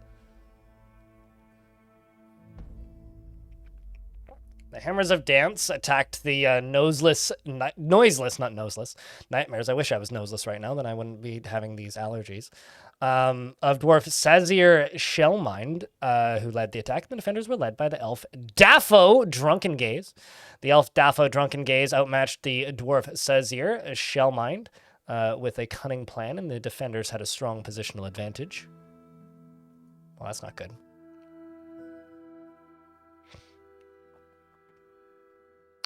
Dwarves do die of old age somewhere between the age of 150 and 170. If you have a dwarf randomly found dead on the 1st of spring, they died of old age. Because they only die on the 1st of spring. Which I think kind of sucks. I think they should die on the anniversary of their birthday, but...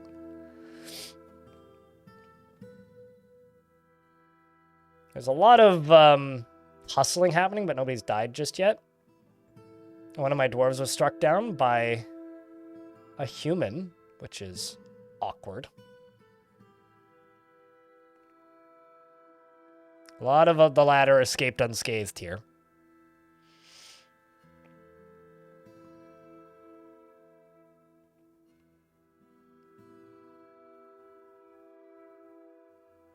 It's not a random chance. Well, it's sort of a random chance. It's escalating likelihood every year. There's a thing on the wiki that says the percentages. So Tourist got imprisoned, Zahn got imprisoned, and Eggs got imprisoned. Well, I guess we'll have to go rescue them back. It was this squad that did that. And then The top squad's now returned, I think. Maybe they didn't. Oh, I see. No, they didn't. And missing citizens. Just gonna send this squad. We're gonna try and rescue them.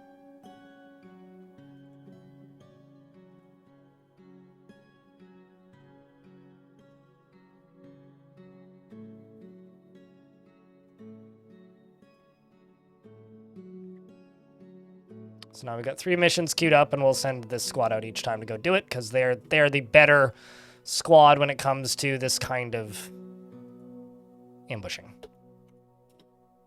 No, they don't. They do not regenerate. Pickle? I'm not sure how to say your name. They do not regenerate. They are created at the beginning of World Gen, and then do not regenerate with time. I need to make my Farmers Guild into a Grand Guild Hall now, apparently. That's my Craftsdwarf's Guild. That's my Farmers Guild. Yeah, well, this shouldn't be too difficult. Just chuck some statues in there. Lead statue, lead statue, lead statue, lead statue, lead statue. Oopsies. Let's go down here. Chuck you in here, and also engrave these walls. Them iron walls. The great walls of iron.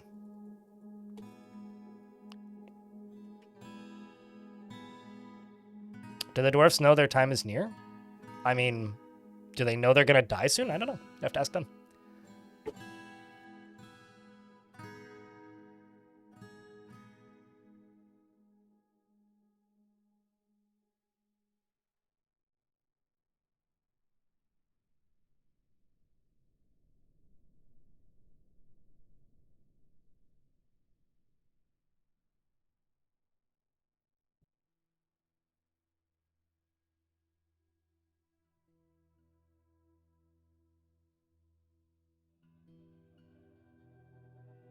I guess it depends on the relationship that the dwarves or the dwarven faction has with death.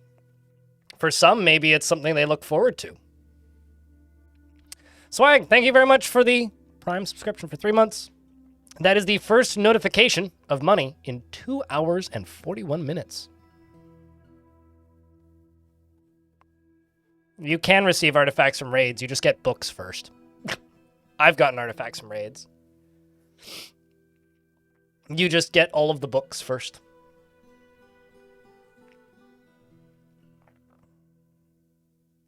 The only way to get health potions is dungeons, because that's the only place that they are. Well, and palaces, and lairs, and you can only get them in adventure mode. Although you can acquire the items from fortress mode. You need to remember that that's a mechanic that's brand new to the game, and is still very much a proof of concept that's going to be tinkered with and added onto as the game develops with time. Currently, I've managed to catch 2 vultures, so I will slaughter them.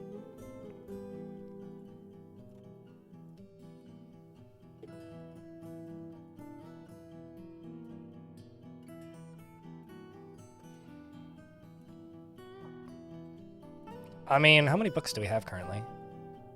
91 books. We ain't fucking around with those books.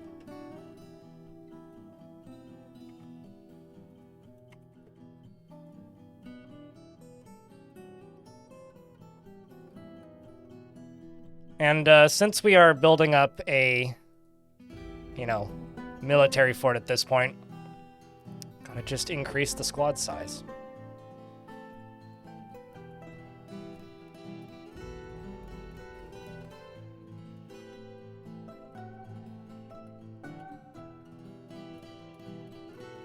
Starting to wonder where those were.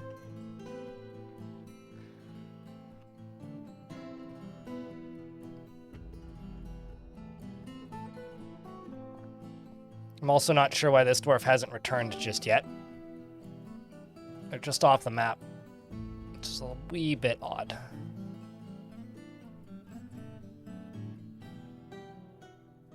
So they're not currently on a mission. How about I just send that squad out on a mission to somewhere? Oh, I see. I literally can't right now. Well, let's hope you come back, because that would be kind of annoying if you didn't. Chat, can I please get a round of beers for the Prime sub? We have one basic rule of interest in the stream here, and that is if you see a resub, you post a beer. You head to bed, Dulkin?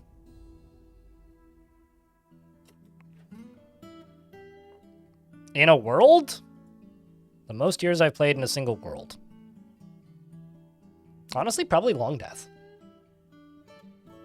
There's some others that may have come close, but I can't remember. Because I've spent like several years in like real time in some worlds. But probably Long Death, because I played 470 years in a single fortress in Long Death. It was like 1,600 hours of gameplay or something.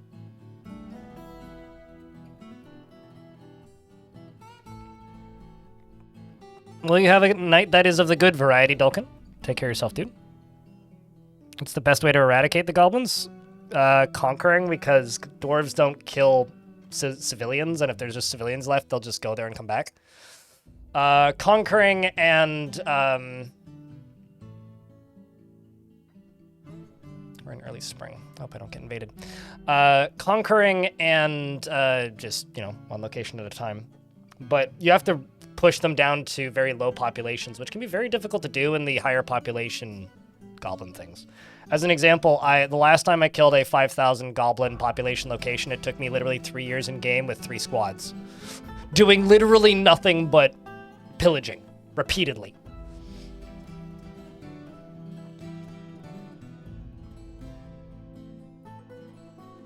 Thankfully, streaming is my full-time job, and I streamed it about 2 days a week by the end. But the first year, well, not the first year, about the first 3 months or so that I played that for it, I played it 7 days a week. There was a global pandemic going on, admittedly, so kind of gave me some motivation to do some ridiculously silly, monotonous stuff. I do not understand why these are not getting the jobs that I assigned them assigned. This is odd.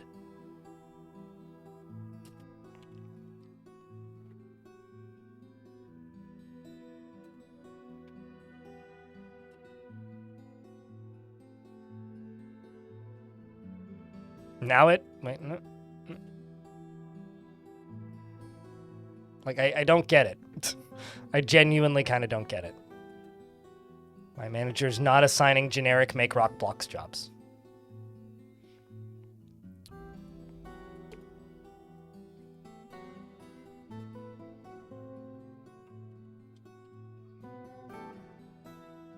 Oh, now you did. Odd. So strange, man. And we are under siege. And they immediately left. Well, ain't that lovely? Oh, shit. Huh?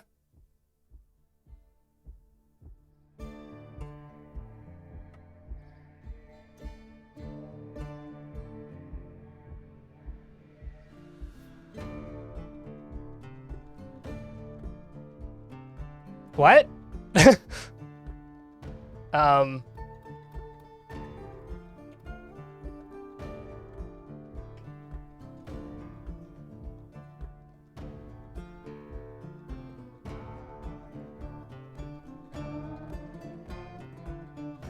No, we don't need to flush the ocean, but...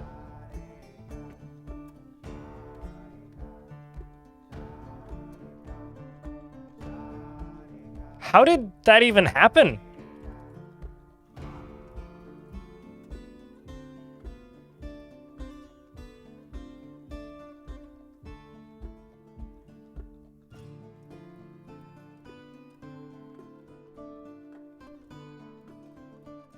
Okay, so this door... Well, that's Sodell D. Sodell U.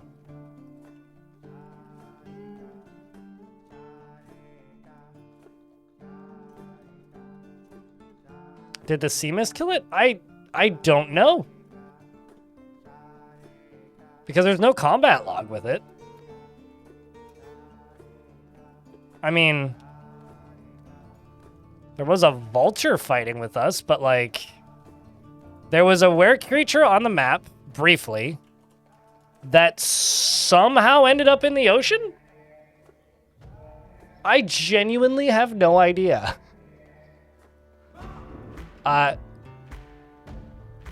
So I'm just not gonna worry about it.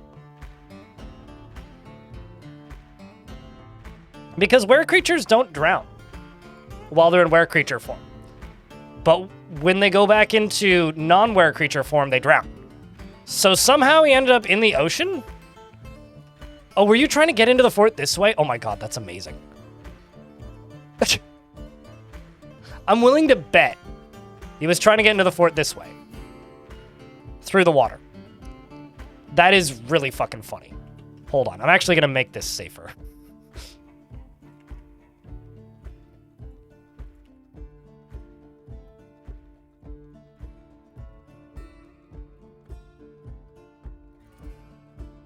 That is incredible. If that's actually what happened.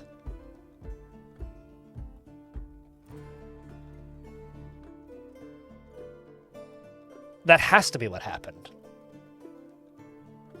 Like, was trying to get in here and just, like, jumped into the water trying to get around the dwarves and then died. That has to be it, right? Like, that's incredible, but...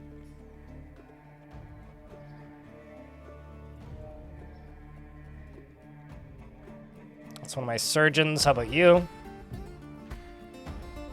I'm definitely looking around for dwarves that could be passable military dwarves like you, as an example. Get in here, bookie.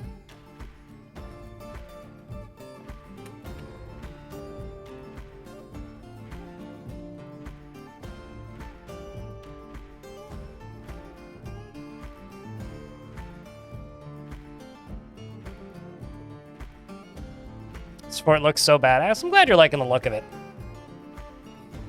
It's certainly been a fun one to put together.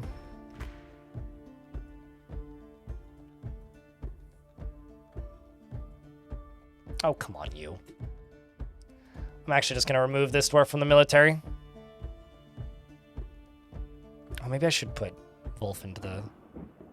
Nah.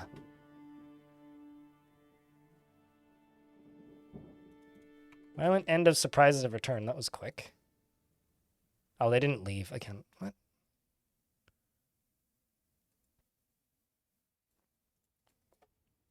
Send these dwarves out to free captives belonging to my civ.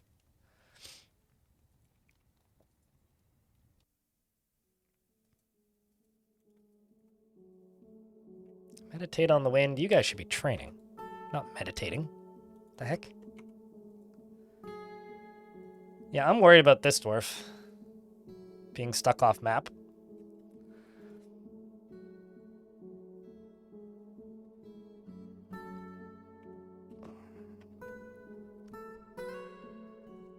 Not bad wins, guys. Not bad, not bad. Let's poke around for other dwarves that would do well at martial training, and also accept this, and I'll check in on that in a second. You would do well in martial training, I think. Need to go blow my nose again. Yep. What's your name? Do some. Do some of this.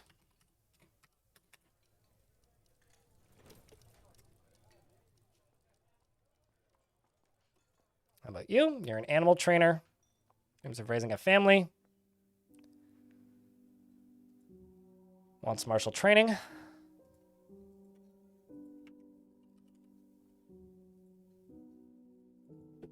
Let's just throw a bunch of animal trainers in there.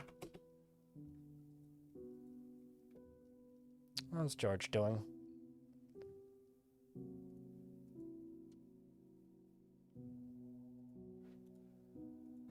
Seems like your hands have healed a little bit.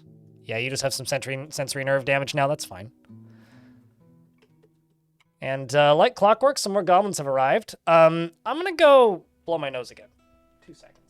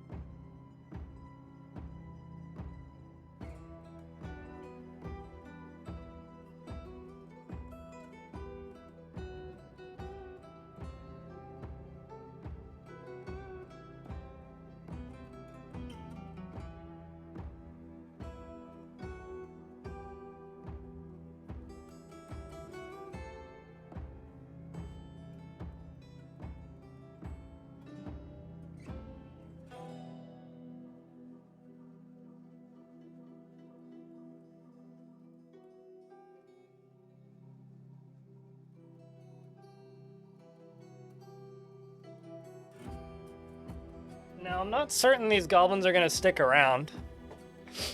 Because they,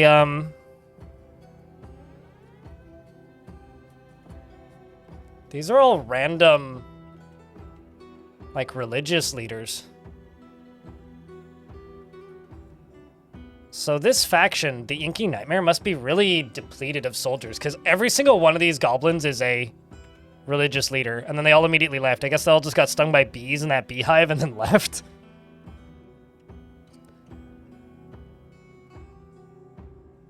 Well, that's interesting.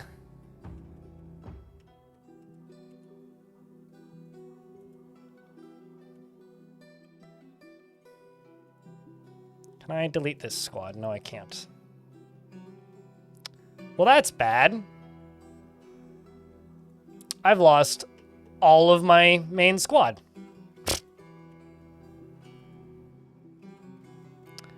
I gather, we've met our match. Well, okay, in that case. Actually, no, don't go here. Let's go find something with a small population, attack it repeatedly. Ideally, something that's close. Yay, ain't moth of Dwarfort. I'm sorry, what? Ain't Moth of Dwarfort. Indeed, Andromeda. Thank you very much for the 1 year. According to this, that's a total of 1 year, but 12 months tier 1. Also 8 months. Unless I'm completely misreading that, but thank you. Appreciate you, dude. No, don't send you. Send these dwarves. Send the newbies! We're gonna go raid Deep Sewer. That's oddly specific. And then this squad here has now returned. Ooh. Okay, this is just going to become my captain of the guard squad, is what I think I'm going to do.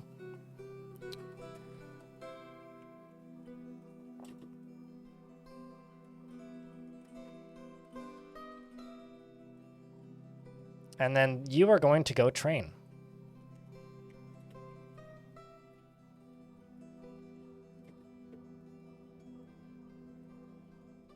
Can you not? It says somewhat impaired.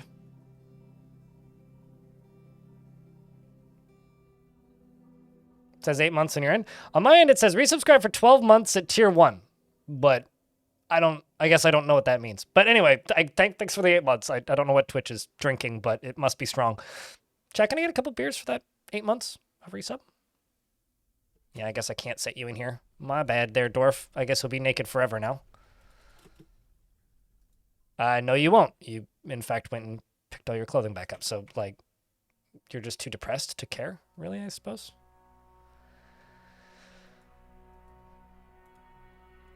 So we're just going to send this squad out repeatedly until, you know, they all have gear.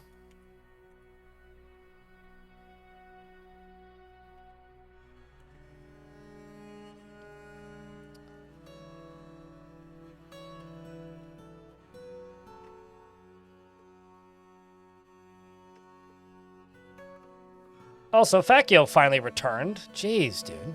Had me real worried for a second there.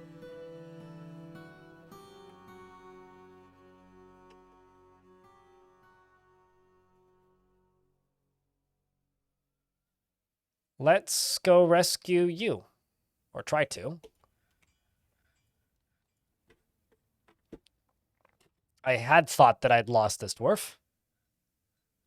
I was pretty convinced of it.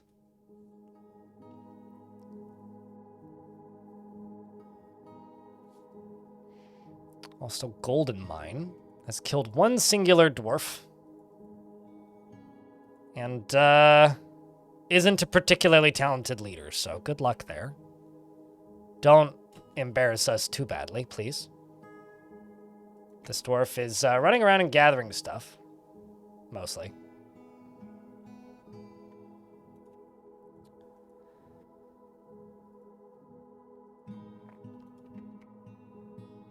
So let's see if it tells me what the hell happened. Doesn't seem to wanna. Well, welcome back. And we do indeed appear to be sending out some very green combat dwarves. Hope that they do their best.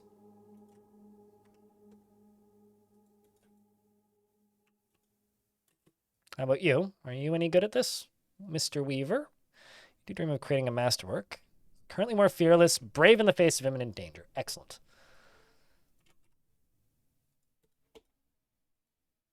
And what are you doing here, dwarf? Making rock blocks. Please go train.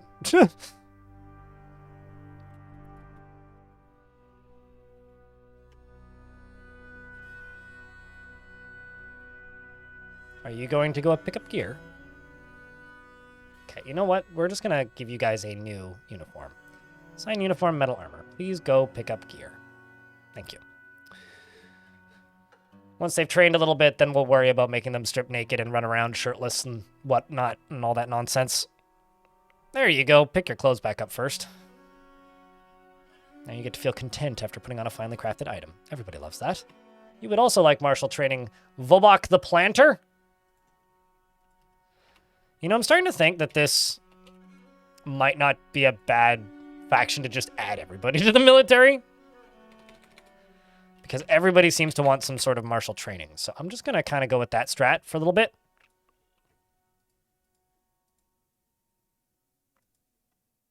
And just chuck just about everybody in there. But also, go down to here and check the value of it. Still needs more value. Well, okay then. If you insist, game, I will put items on display. Military base confirmed? Eh.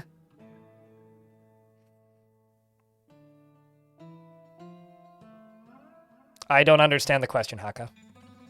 Like, what did I do in it? I mean, I depleted the entire world of goblins, more or less. Not even by attacking them. They just attacked me until they ran out of goblins. The goal was to try and get to 1,000 years. It was really intended as a stopgap because, you know, people complain that patches are slow for Dwarf Fortress, but what they don't realize is that before Premium came out, there was a period of time there where Dwarf Fortress didn't get a singular patch for about 4 years, like, of any sort. So it was kind of just intended as a, I hope I make it to Premium. So I'm just going to do something that's going to take a really long time. And some very wise person in my YouTube comment said, hey, you should try and keep a fort alive for 1,000 years. And I was like, okay, fine, why not? So I played it until Premium released, and when Premium released, I stopped playing it. By the way, bolts are very valuable, so stacks of bolts are a pretty good way to inflate the value of things. Also have a metalsmith's guild, apparently. Or they would like me to make a metalsmith's guild, apparently.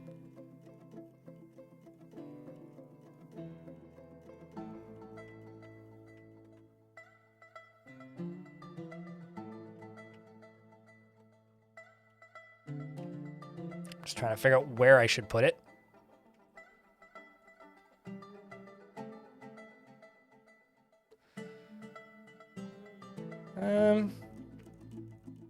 Could cram it into there. Why don't I just put it over here?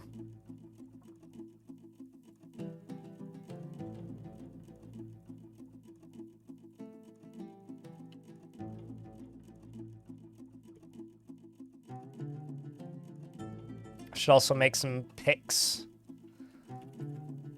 Iron bars, silver, steel. Pig iron. What are we doing here? Let's just pause this and prioritize this. Pause this and prioritize that. Prioritize this. What's that?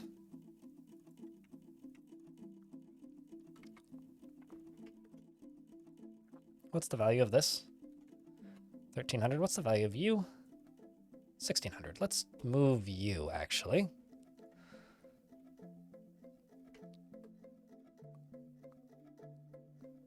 I mean, we are Surprisetown, bringer of violent surprise. I mean, I have more or less an impenetrable defense at this point, so why not conquest? Let's make a great. Done. That'll do it. I mean, the value of this is what? 18,000, so put that artifact in there and that'll bump the value up even more.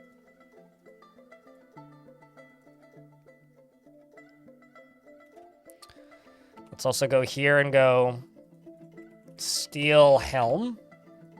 Let's make 10. What else do I need?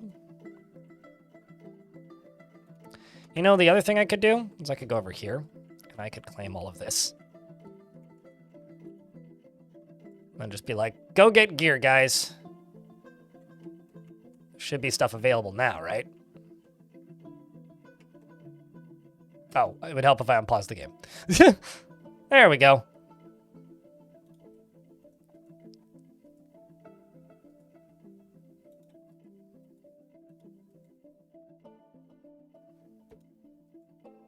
Or, I mean, maybe don't.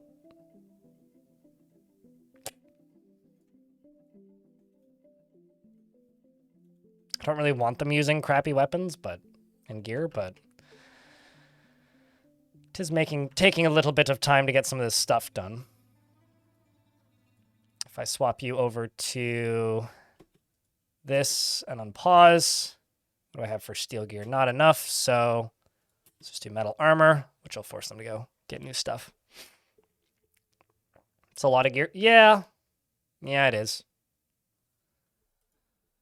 The bottom two squads return, one rescuing and one doing a siege. The rescue didn't even try. The siege did. I see what I need to do with the rescues. This was me training Enter Bunny a little bit. We went and attacked a cave shaman named Zgod. And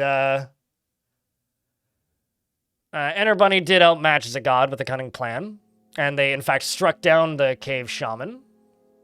We searched the location and stole a primeval stone amulet from Deep Sewer and looted treasure from Deep Sewer, whatever that may be, which in fact was a trifle pewter flask and a large sapphire. Lovely.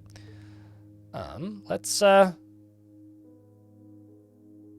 start stealing books from here with this squad. And where's that goblin pit? Let's raid and try to just steal livestock and free captives from our civilization.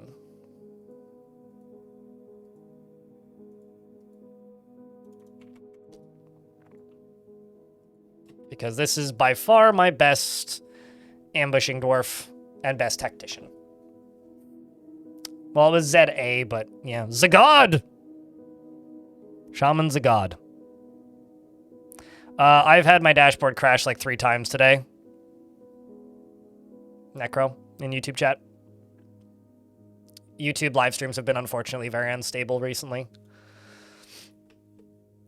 Which honestly sounds like watching YouTube live streams is about the same experience as watching Twitch on the mobile app. At least on my phone.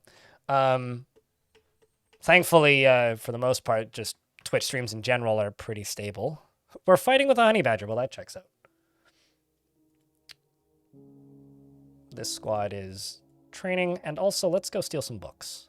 I just need something that is empty, so they're gonna go train by going to the location and taking the stuff. Geared up or not.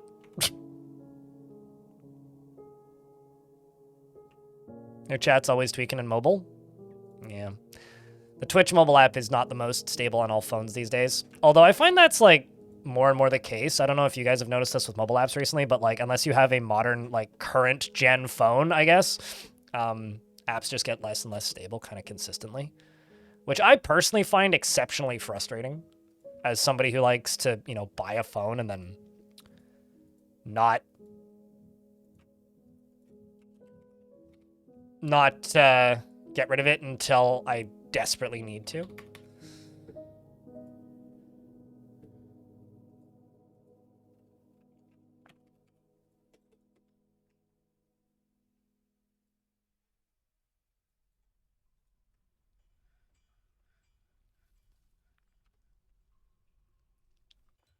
Oh, so Granite's here. It's good to see you, dude. It's been a while. Hope you've been well. It's like 4 years old. This phone is about 6, so yeah, no, I feel you.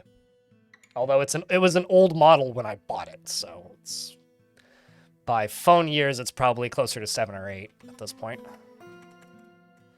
It's also like starting to die, so I won't have this phone much longer. Well, Necrontier, I will say that if you want a more stable experience, Twitch might be the way to go today, but yeah, I mean, YouTube views have been horrible all day, so I'm sure that's got something to do with it.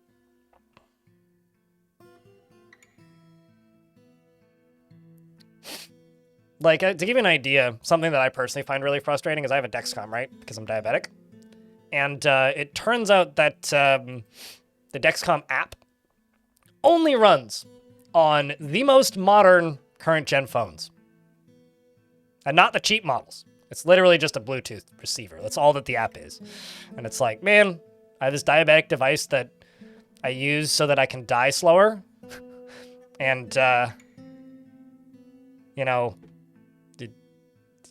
I need to spend $1,000 on a phone to use it with their app? Well, that sucks. Also, I'm just going to go grab a tissue and keep it on the counter. Or keep it on the desk.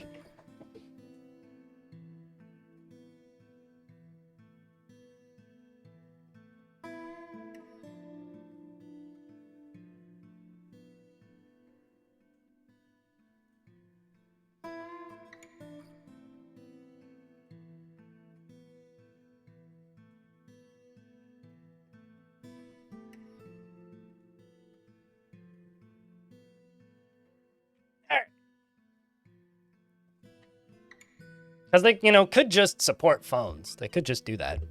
But no. So instead I own this stupid device to use it, which is $75, by the way. And it has about $2.50 worth of parts in it.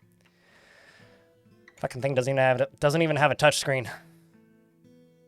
Piece of trash. All right, let's go down here and work on some more bedrooms while we're just doing the invading.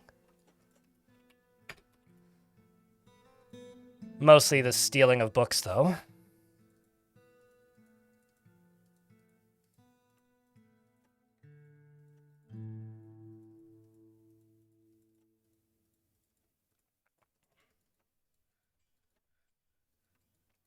So I need to check artifacts in a sec.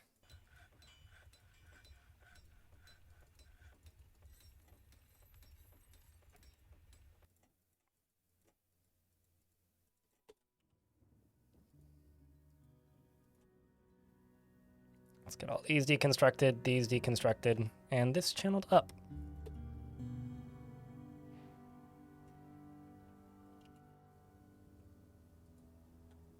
It's not even highway robbery, it's just robbery.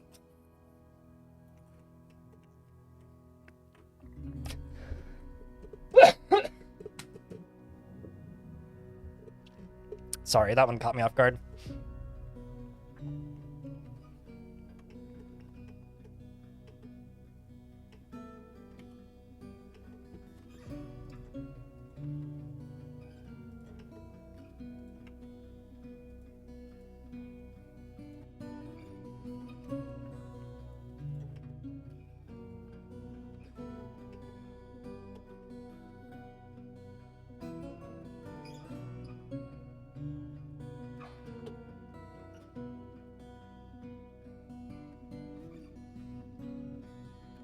Like, having some app that worked just fine when you got the phone, performance-wise, overtime is, like, having the same app that worked just fine when you got the phone performance-wise. Yeah, no, I know what you mean. Exactly. Same thing, you know. But such is the way of modern tech. Such is the way. This is a world that we've built for ourselves because we've allowed them to do it. And it sucks, but it is what it is. And I just plunk some of these down. Because once these have been harvested and we brew them, we'll get more sweet pods. Planned obsolescence? Yep. Mm-hmm.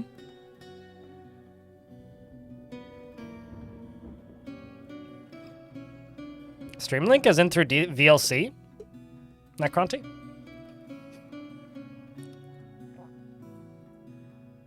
That's neat to know that Streamlink still works.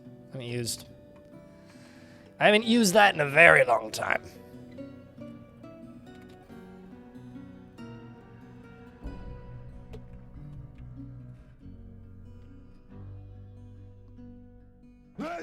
There, money. Appreciate you. _Tibet cheered. X300. The lady robot thinks you're ill. Le Tibet, thank you very much for the $3. And also, that's the first bits in how long? When was the last bits cheered in the chat? Let's see. 4 hours ago.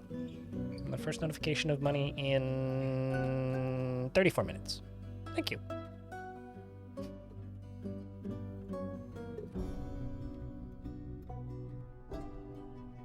Android 12 phone app. You have to update soon, though. You know, when it comes to phones, I'm really kind of shocked that there isn't, like, a bigger custom OS scene for Android phones. Or, like, third-party OSs. Because, like, there's nothing stopping you from doing that. But as far as I know, it's, like, literally just that one third-party privacy-focused OS for Google Pixel phones. I think it's Graphene? Whatever the name of it is. I'm just honestly surprised that there isn't... Like, there's tons of custom launchers, which aren't really the same thing, but...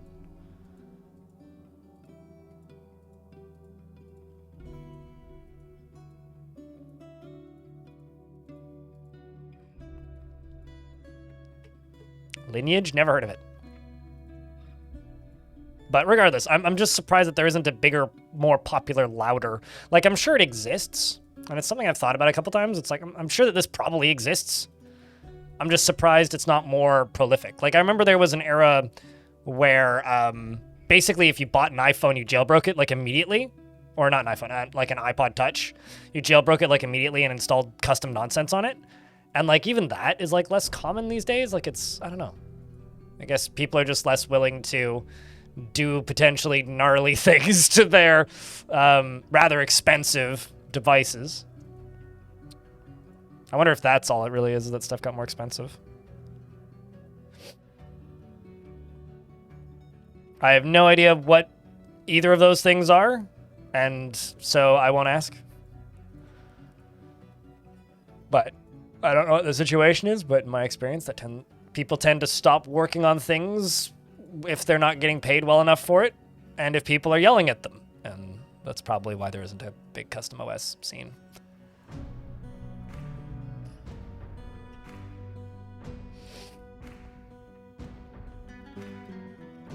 You ship it on your father's phones? Should I be concerned about your father's quote-unquote phones? Does that mean that your father is a drug dealer because they have too many phones? Or are you letting it date your other phone's OSs?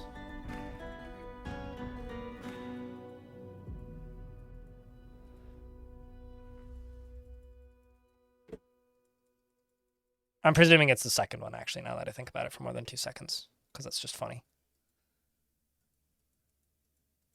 I'm sorry, what? I read that as cheesecake. Maybe I'm just getting hungry.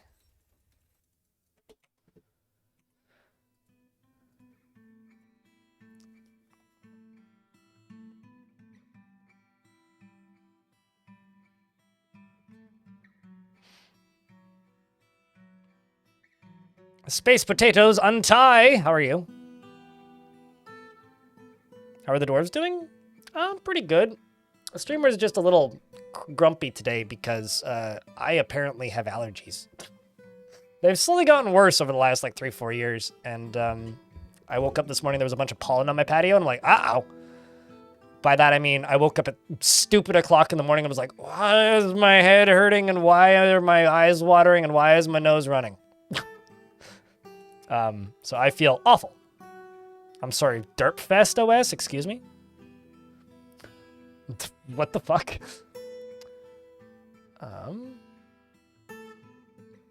So those are books that we stole. This was my attempt to rescue back those dwarves. We snuck in undetected. We stole back livestock, but we didn't get anything else. Those dwarves may be gone. Let's name a sculpture Have a Nice Day. I can do that. The student's composition. Wouldn't it be ironic if the writing was better than most books? Funnels in practice.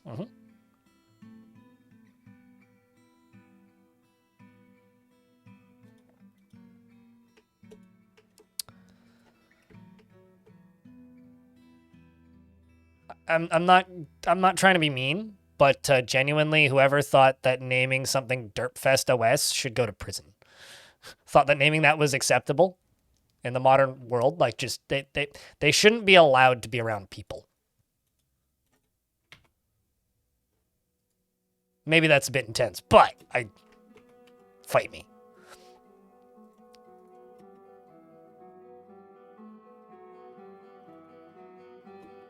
I'm sorry, what? Oh, I see. Right, because I left other materials here.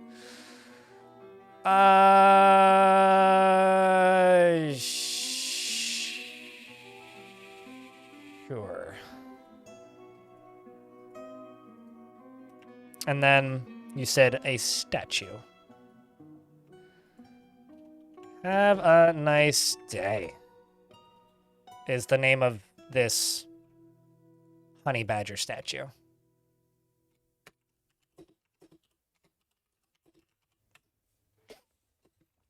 It's okay. You have a limited number of times that you can use that button per stream, so. You will burn through your allowance.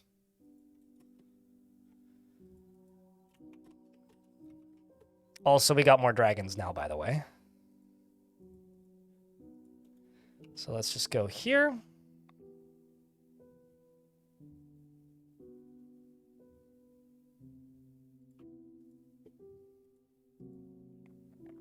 Let's train those. Let's eat these. And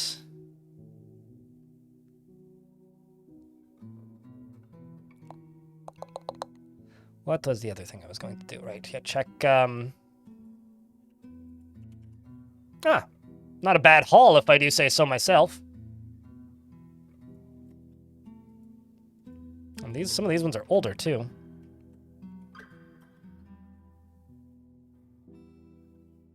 You're adequate. Vecchio is competent.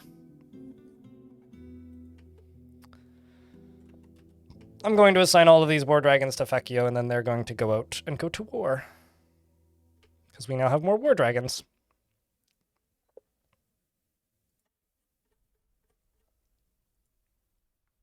Also got some beak dogs. Excellent.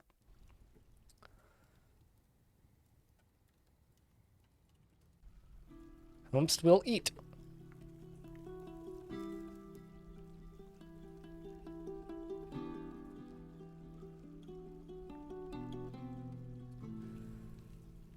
Dwarf also wants martial training. You just want to craft an object and take it easy. Well, no military time for you, I suppose.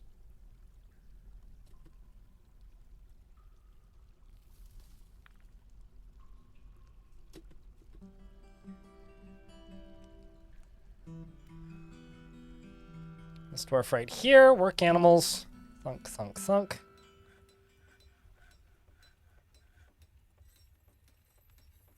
Labor, work animals. And 2 more. This squad is going to go pillage this location. Because that's Vecchio's squad. We're going to go attack Lull Monster. All right, make your jokes. They're right there. You can see them. They're pungent. So pungent you can smell them.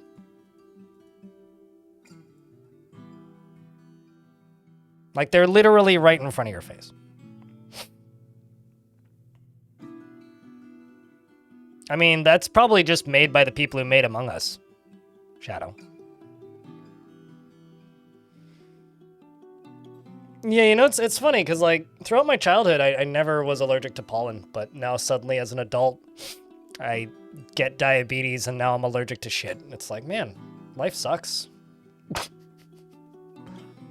I hate this. Is there anything I haven't read yet? Doesn't look Look like it.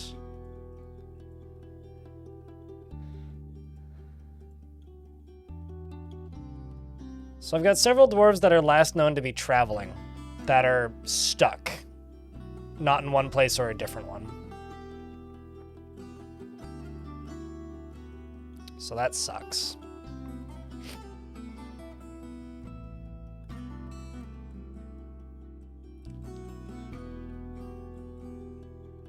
Food time is good time, my friend.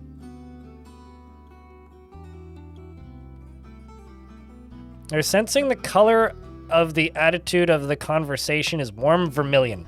I'll be honest with you, I don't know what vermilion looks like because I've never looked it up.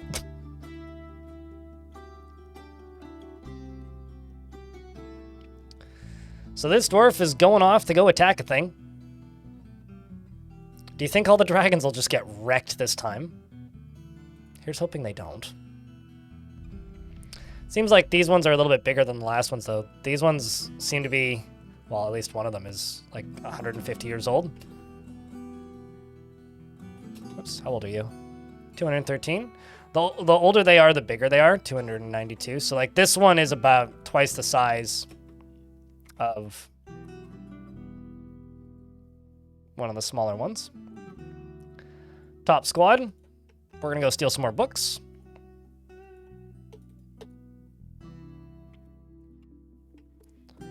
See how many books we're up to now.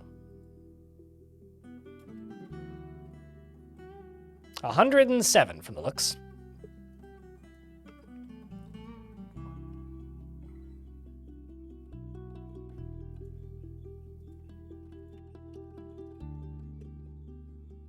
That is a lot of limestone.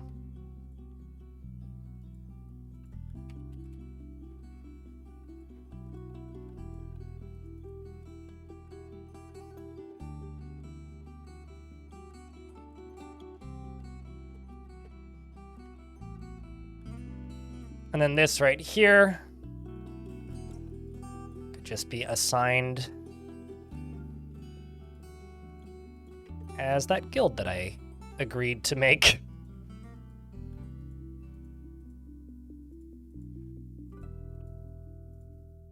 Which was some sort of metalsmith's guild. And it was not a craftsdwarf's guild. Was it not like a... Yeah, it was a metalsmith's hall, this one. The Steel of Diamonds. Honestly, that name checks out. I think we should keep it. And I don't know if I have any green glass, but if I do, I should put it right here.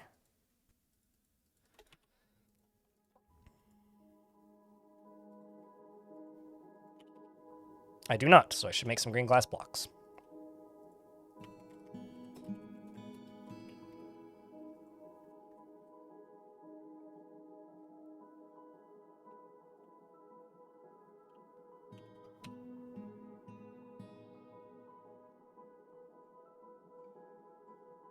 Yeah, I don't understand what's happening with my orders. I've got orders that are just not going up for, like, seemingly no reason.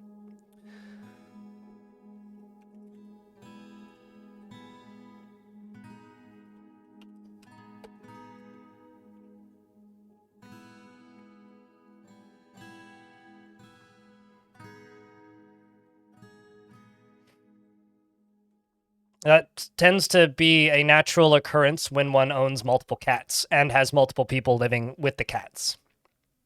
Bastet.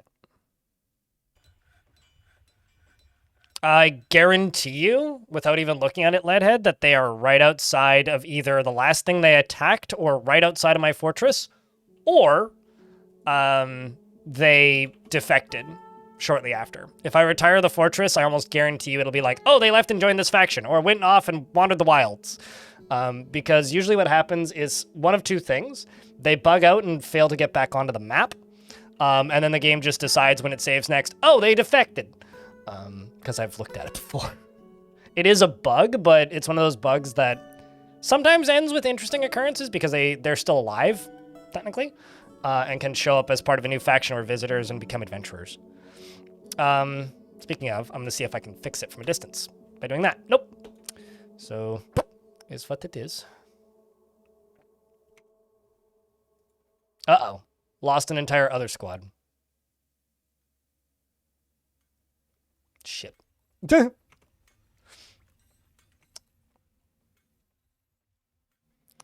Raiding pull evils. Bad idea. Seems like Fakio's also losing some dwarves.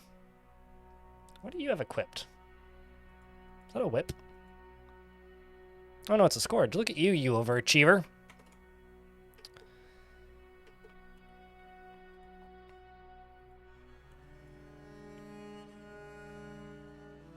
What's the value of this? Too low.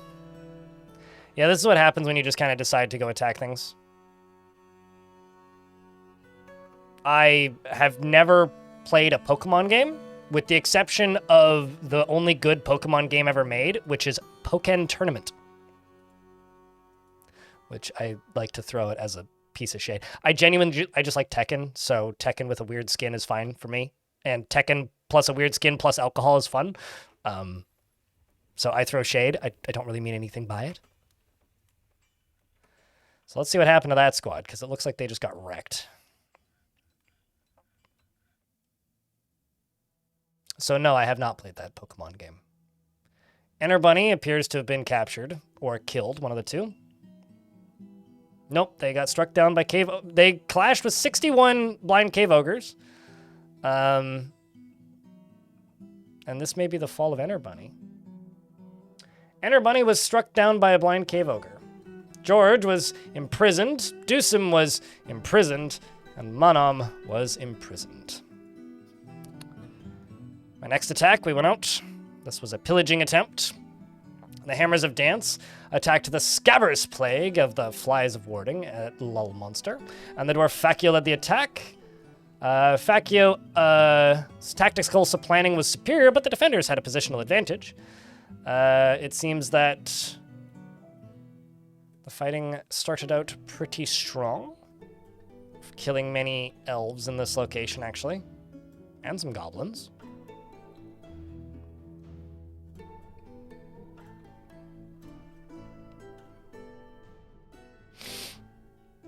Were really weird for a fighting game. I just remember it being a fun afternoon, so. I don't know why this squad lost people, though. Oh, I see, because they just came back separately in a weird way. Again. Tisk.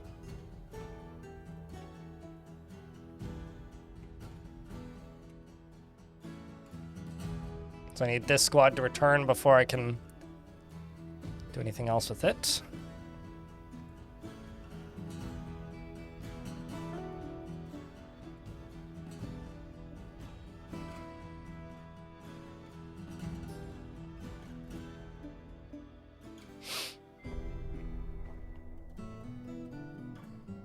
Yes, if you make limestone into a brick, it cannot be used to make steel. It has to be in boulder form to be used to be made into steel. 'Tis always been that way. Once something is refined out of its initial form, it's no longer usable in other crafting processes. It's just a construction material beyond that point. Also, I have a question. Why does Shadow speak in third person so often? Just curious. Just cause could be an answer, but I'm curious if there's any Shadow lore.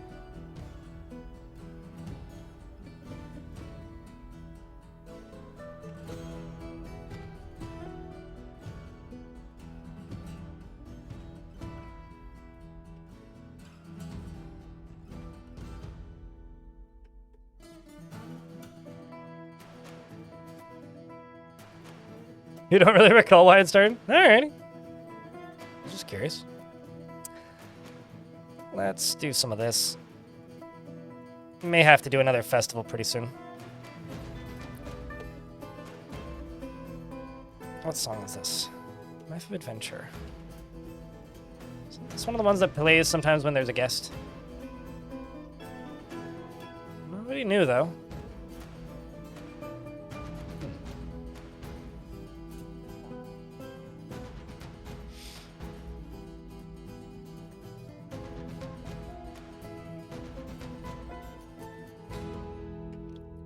Let's send these dwarves back out and let them just go hit this monastery. We're just going to let them repeatedly explore that monastery until I steal enough stuff from it.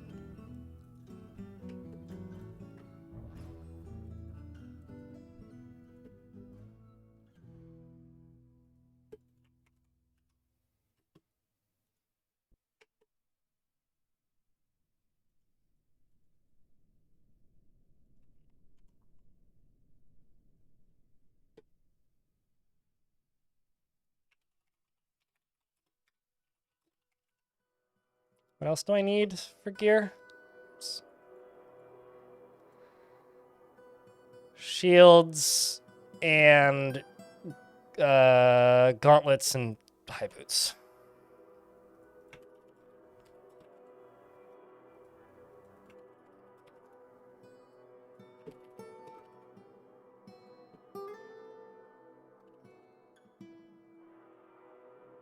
Got 24 bars, 87 pig iron. Oh, I don't actually have any iron right now.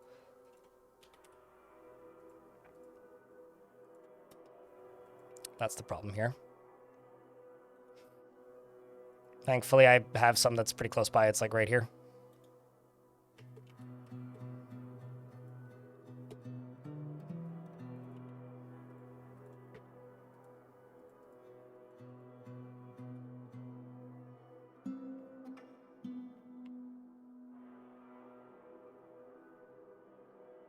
You're just answering with the real answer, but you're going by the standard. Has a few fun reasons. Yeah. No, I mean, I know a few people that speak that way. But everybody has a slightly different reason, in my experience.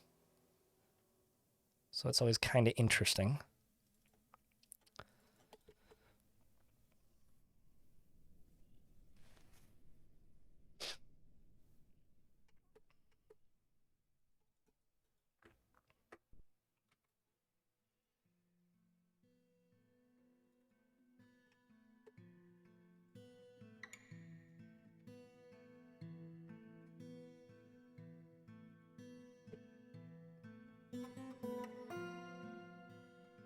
Did I get more animals? Nope, I did not. Well, they should follow you eventually. How was Dwarf today? Pretty low-key. I don't know why I'm getting ghost notifications. I feel like I shouldn't be, but I just did, so...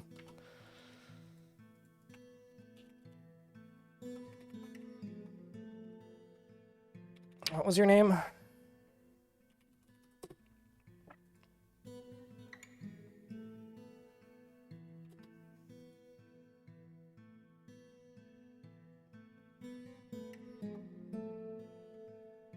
Is that a random hall anvil? Yeah, it's been there a while.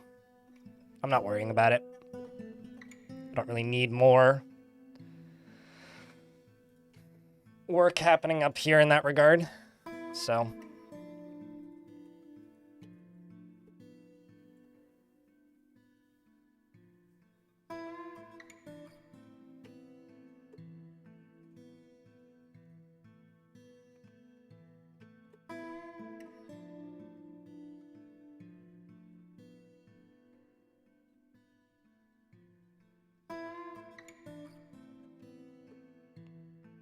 You want to try and wall off, but your dwarves don't want to build continuous walls?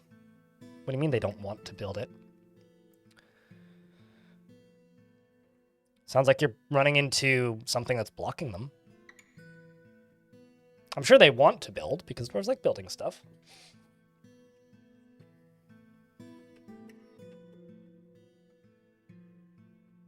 Although, if you're using, like, temp floors as in, like, scaffolding, might I recommend...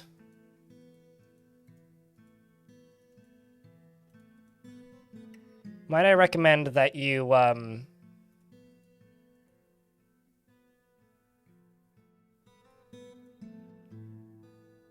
probably lacking bucket. Probably lacking ash, then? Might I recommend that you...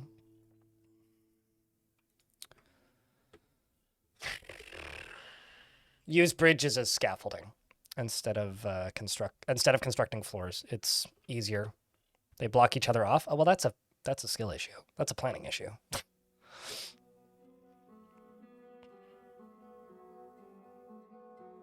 Just build them one at a time. And make sure that you, what's the word? I actually really like that construction is, like, unnecessarily complicated in Dwarf Fortress. Because it's, like, for me, it makes building an above-ground structure significantly more satisfying. Like, genuinely, like, I don't know, it's one of the more...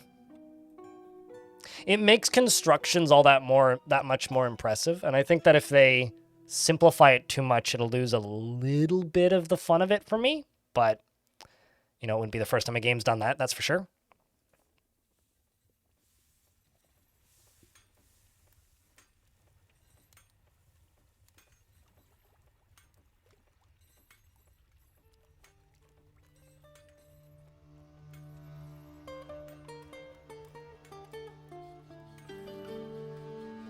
Can be applied broadly too. No, yeah, no, there's lots of various little techniques to make building towers much easier. Considering we can designate multiple layers at a time now for constructions, it's already a lot easier than it used to be, but I'm also aware that that isn't a fully satisfactory for plenty of people too, so it is what it is.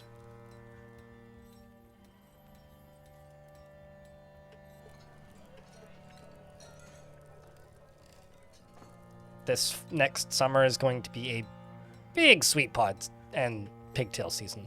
Mostly pigtail season.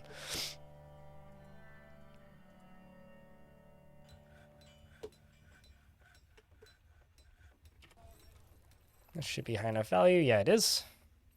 Kind of don't like the walls, though. Could do a better job on that.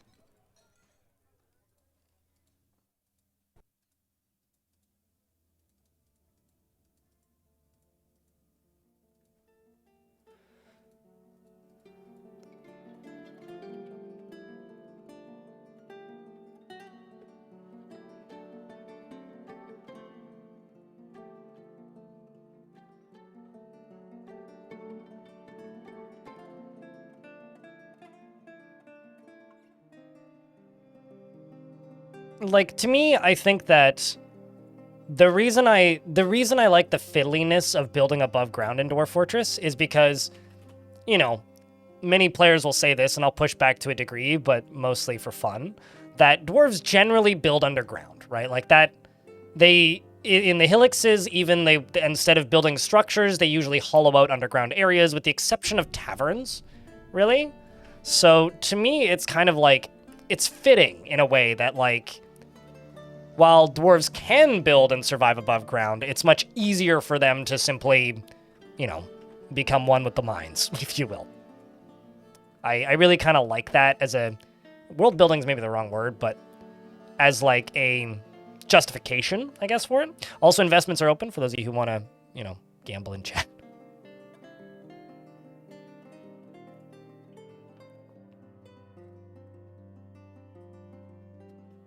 The way I like to build outdoor houses is like this. Click and drag, make a little square. Go into the center, get rid of the center. Go around the edge, do this. Actually, don't get rid of the center. And then just drag up, do one up. And then, okay, well, I ran out of the type of stone that I was using. And then once this is done, build ramps on the sides here. Obviously, hollow out the center. And then put flooring of your choosing inside. And build a door. And then, if you want, you can also then dig down around the edges and put bedrooms underneath them. That's how I like to build above ground structures. I mean, it's very simple, right? Like just 1 Z level tall, but you can do various different shapes very quickly like that. And I find that to be super satisfying to build.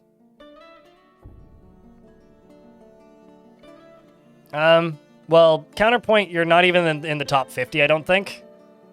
But when did you get ticket rich?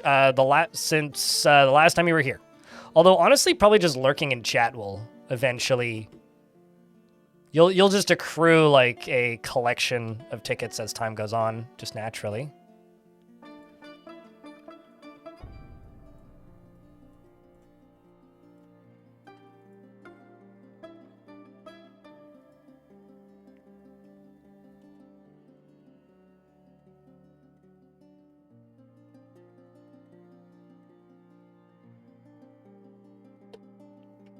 Speaking of not tickets, channel points in this case, Bastet used to be rich. Congrats, Bastet.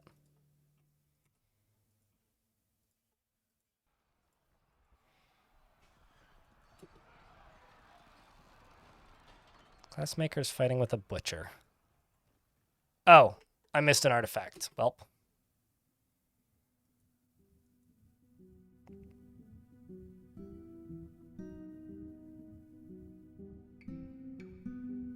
That's awkward. Eh! Romanoid got it by running over there and hacking him in the head with a pick. We missed an artifact.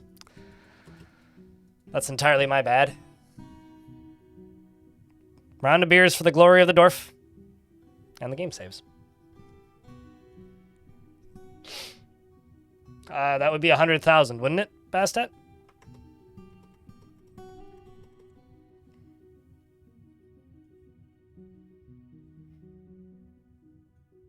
Would it not?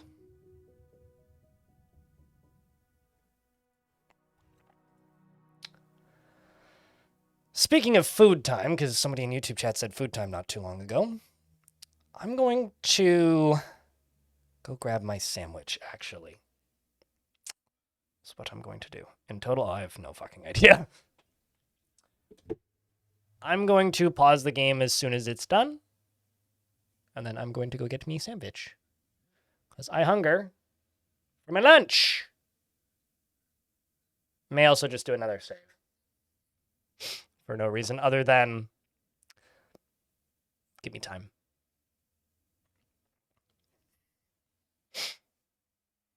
Snack sounds pretty nice. Yeah, sandwich time. Not only do I have the great pollen cold feel, but I'm also hungry right now, so.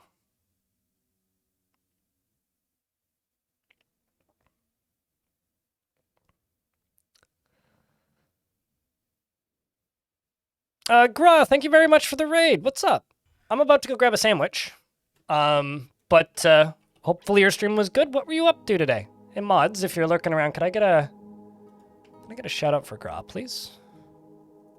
I'm just gonna linger this right here for a second and just give me 90 seconds and I will be right back. Do not mind the dead child ghost up there.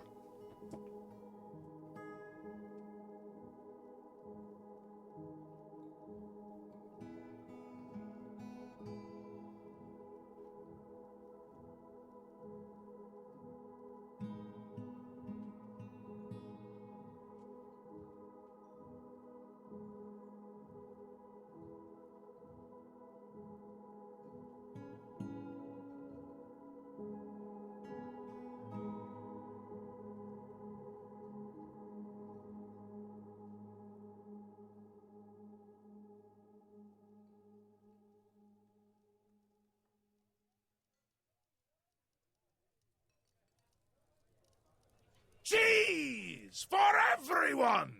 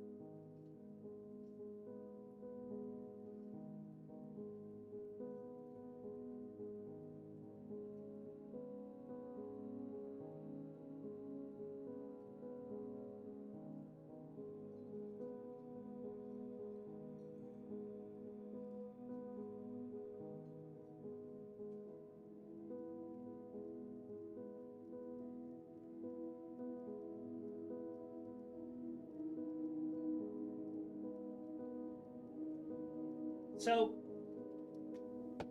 I'm not superstitious. And I'm also not a picky eater. But I have this dislike of cold sandwiches.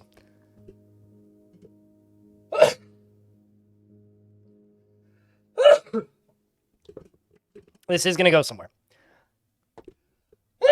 Or I'll just keep sneezing and not be able to talk. So you played Approaching Infinity. I need to check that out again. That's a cool, neat little video game. How's the 1.0 release? Anyway, so I dislike cold sandwiches. So I usually take my sandwich, whatever it is, unless it's like a tuna salad or like an egg salad sandwich. I toss it in the microwave for about 15 seconds, just to get it warm, like room temperature, maybe a little above room temperature.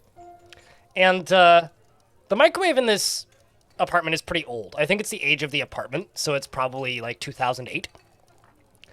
And normally when a microwave is done going, it beeps 3 times, right? It says like beep, beep, beep, right? In normal intervals.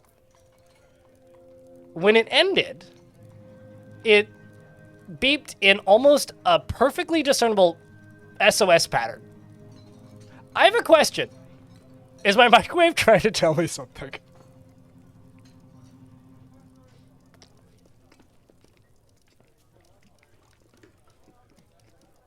Like the beep stuttered, and so it went beep, beep, beep, beep, beep, beep, beep, beep. It was like, wasn't quite an SOS pattern, but it was almost an SOS pattern.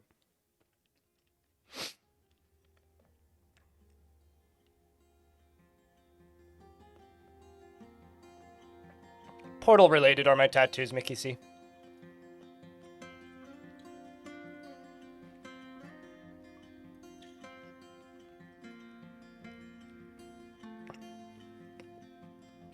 Anyway, I think my microwave might be haunted. It's possessed with the old owner.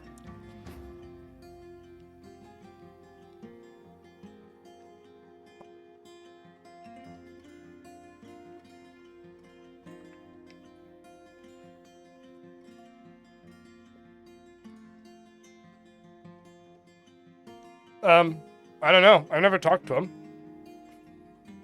I presume he's still alive. I keep getting his mail.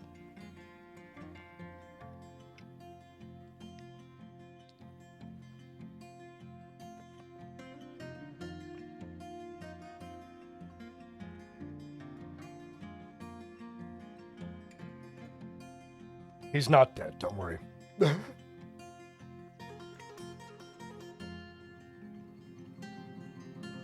This is true, Green-Eyed Otter. This is true. But no.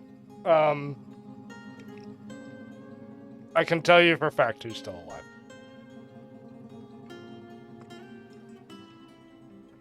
Although this building is quite old. It was originally built in 1950-something, and then fully renovated down to its core.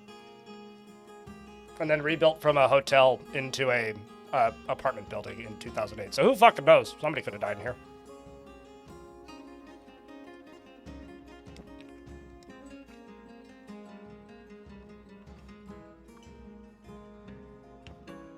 So do banks. Shadow.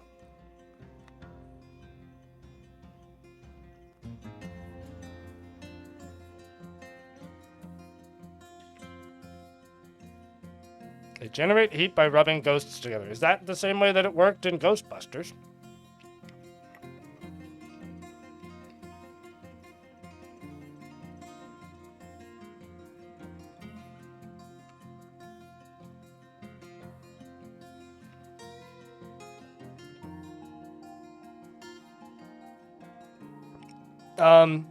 Yes.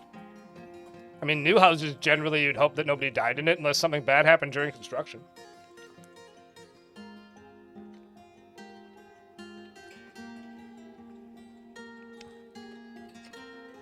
The slowest rate of dying? No, living is just slow progression towards dying. I've played a roguelike before, I know how this goes.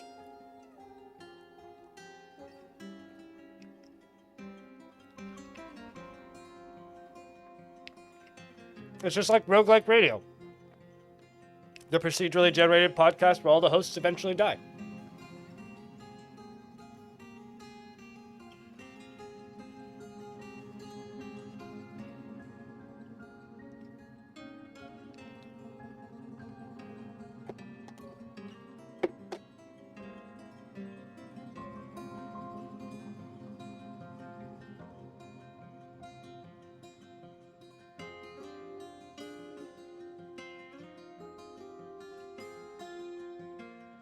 That's disturbing.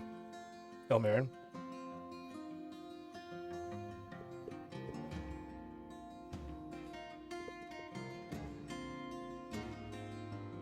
Like, genuinely, that's kind of disturbing. Did you tell the company that the person is deceased?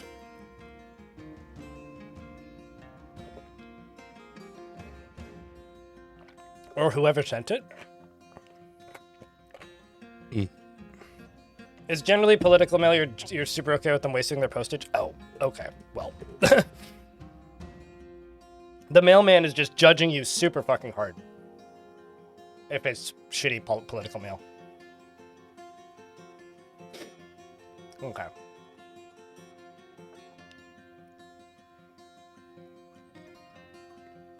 My sandwich was asking for help. You know, that's also possible. It could be the chicken in my sandwich. I mean, avocados do have souls, so could have also been that. Oh, it's shitty political mail? Oh, man, that's a bummer.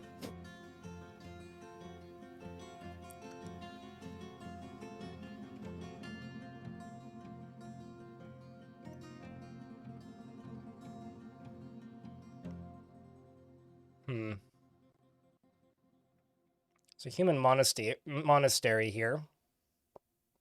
It's not part of any particular government. Let's just go attack them. There's also a goblin castle there. Let's go attack them. And while you're here...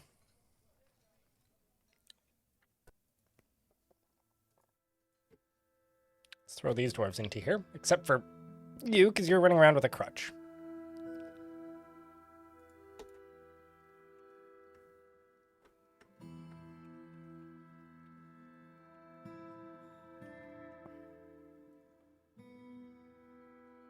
War Cave Dragon is murdering a bunch of kangaroos. I mean, that checks out. It also appears the humans are here to trade.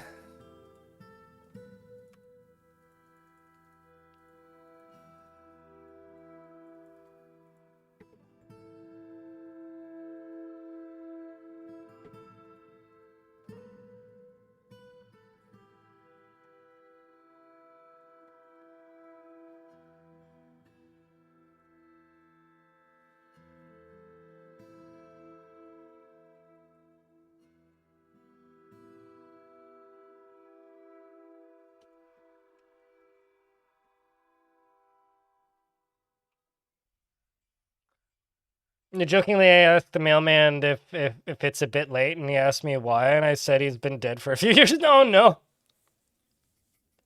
That's grim. Let's just say it's the strongest language you've ever heard your grandmother use was to complain about those damn liberals on Fox News. Those damn liberals? Oh boy. Wow. Makes sense. So Goblins is attaxing. Which means I need these dwarves to go into party time. Because it is time for the party. Dwarves, please get into the party position and go to the party room. In the party space to do the party stuff. Because there's goblins on the surface and they're shooting bolts at us. And this recruit is completely unarmed, but charging. And honestly, I respect the enthusiasm, Dwarf, but you're not going to live for very long. Rest in peace. Good one. You didn't have a family, but your one friend, Katten, is going to be sad. Rest in peace, Dwarf. Chat, press Fs to pay Redorf. Redorf, yes.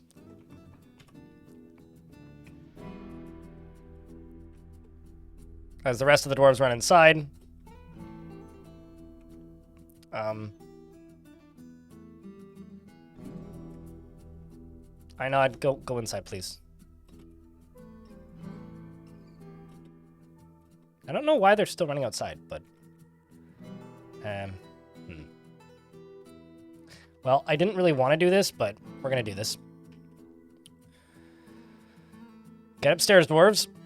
Because there's goblins up here, and they are killing my dwarves, and there ain't much I can do, and this dwarf doesn't even have a weapon. No, it doesn't even have any armor, but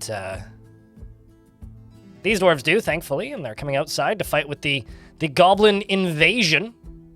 There's lots of blood everywhere, much goblin blood, but thankfully not so much dwarven blood. because my dwarves are heavier armed than the goblins, and they need to train somehow, and this is clearly not a terrible way to do so. This one, however, just fell into the ocean, which may mean some more dwarves may join him in a second. Hopefully they don't. If I see another dwarf appear down there, I will be sad.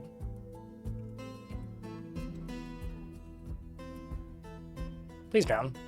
Completely. That would be lovely if you could do that. And, any moment now.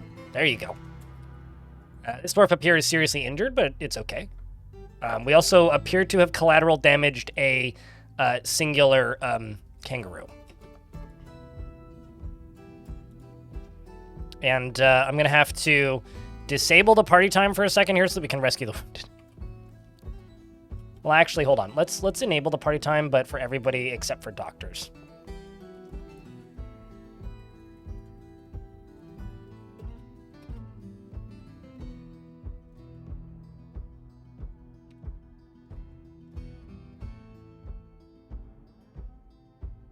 Perfect. Recovering wounded.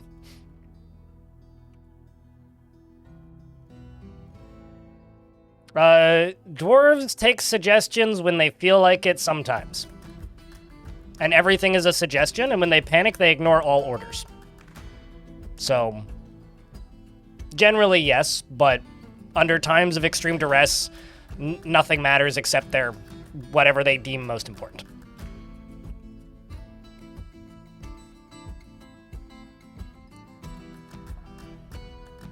Dwarves diagnosing patient. This dwarf's probably got a broken leg or something. You guys did want to see violence, so we are going in that route.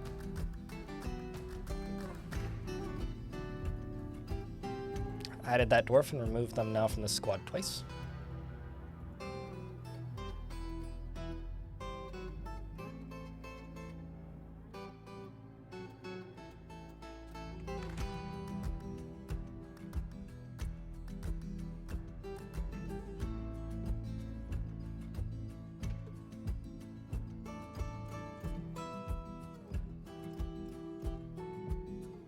Diagnosing patient.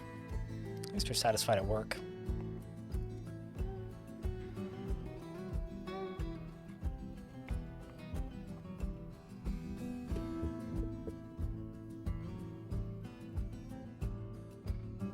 Anyway, in regards to that sandwich, for anybody who's wondering, it was chicken, avocado, homegrown lettuce, 2 kinds, butter crunch, and a romaine, as well as some homegrown spinach. Grew it on my patio. And there was something else in there. Now I'm forgetting. Cheese, right. Cheddar and mustard. If there's rocks in your homegrown lettuce, you didn't clean it well enough. No beets on this one? No. No, if I had beets on it, I would have eaten it in the kitchen.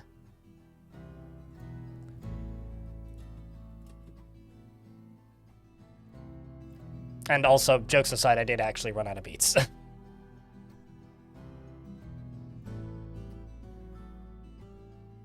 Well, these dwarves all really need pants, it turns out.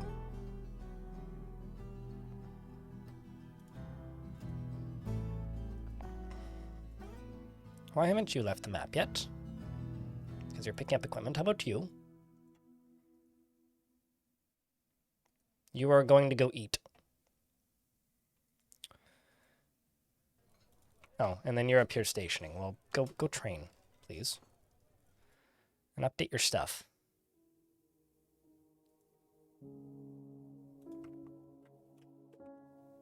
What gear are we using here? Metal armor. You should have less restrictions.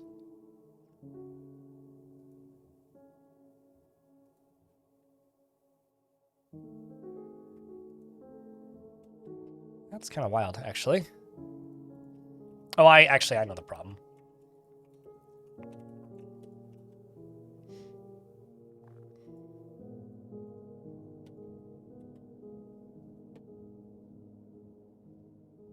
Nope. Well, that's actually kind of shocking. Never mind then.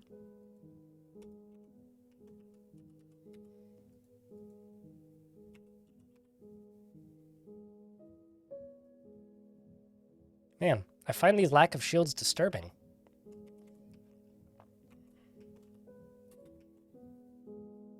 Also, apparently I made a steel hive. Excuse me, why did I make a hive? More importantly, why do I have it? Oh, because I made hives. Okay, well, that sucks.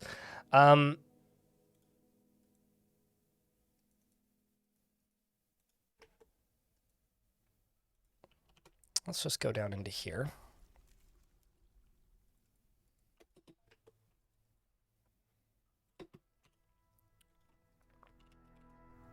Got 50 iron, 18 steel, 81 pig iron. Oh, I'm out of fuel again.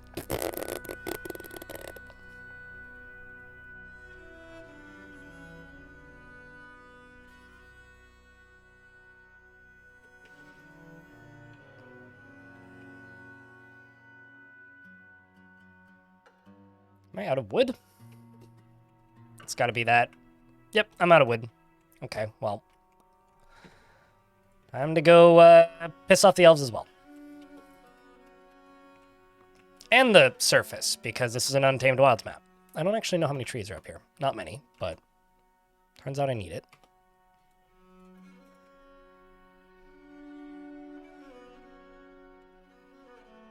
More trained bees, working on it. One thing at a time, though.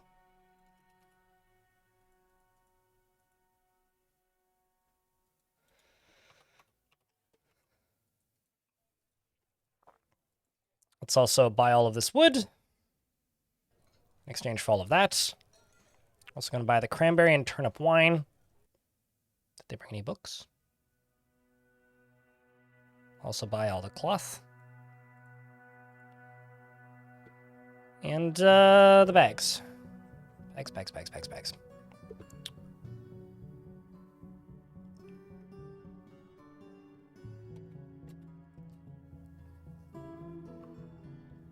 Which means I don't actually need to chop down all of the trees, maybe just half of them.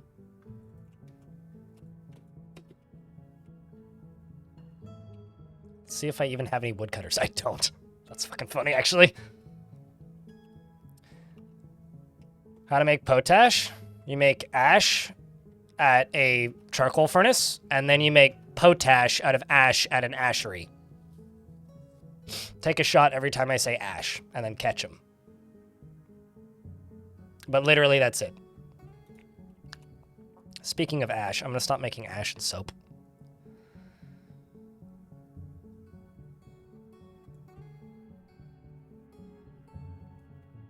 We're just going to stick to charcoal.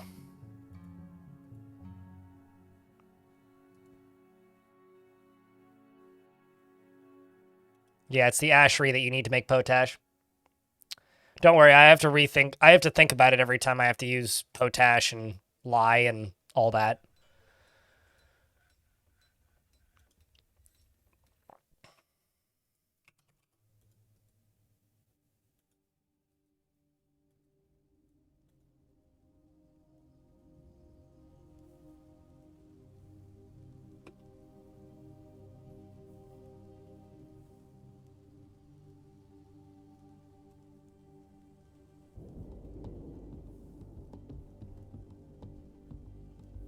I'm just gonna make... another one of these. Nope, not glass furnace. Wood furnace. Maybe two more even.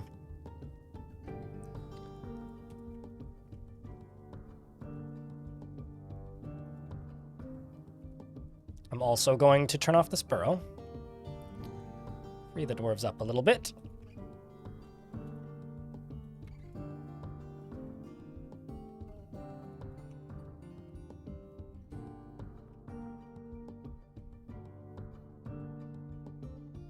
As in potash, potash, tomato, potato, schedule, aluminum, aluminium. Sword. I, do, not, knit, give a shit. Basically.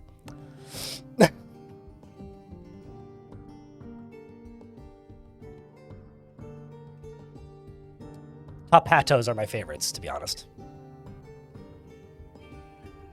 Potassium these nuts. KY.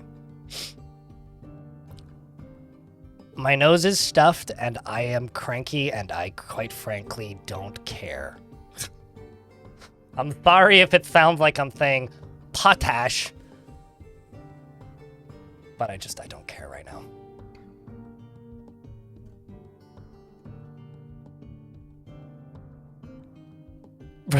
Trash answer, thank you so very much. I mean, it's fair, man.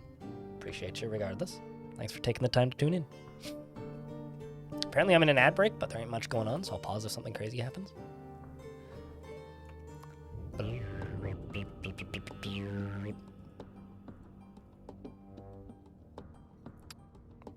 Also need to make some leather backpacks. That's unfortunate.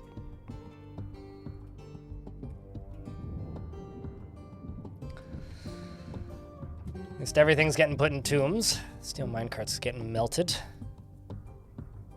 Not sure how I got a steel minecart, but apparently I did at some point.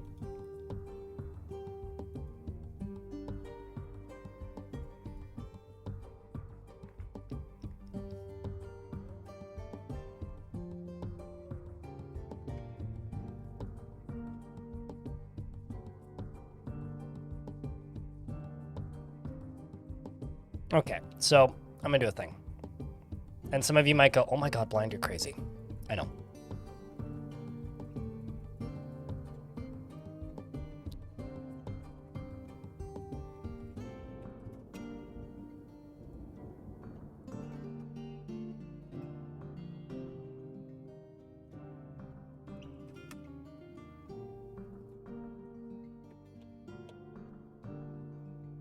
Your internet is back? Well, that sucks.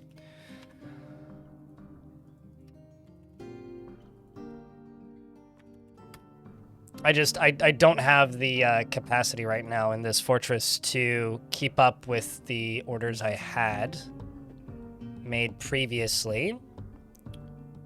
So I'm just gonna redo them.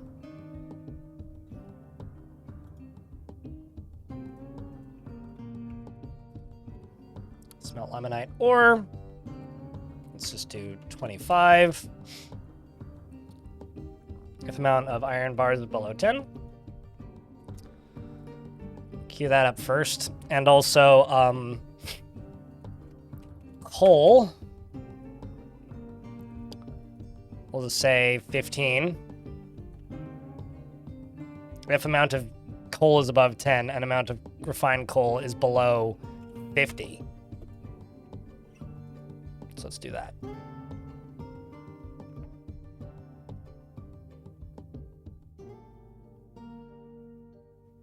Because this fort has a lot of stuff that they need to put away. And also process plants is another one I should just queue up right away.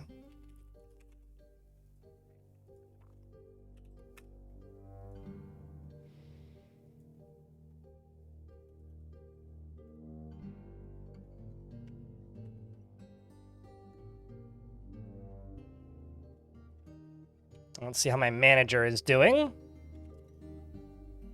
You're diagnosing patients. I mean, hey, sometimes you got to do the important stuff.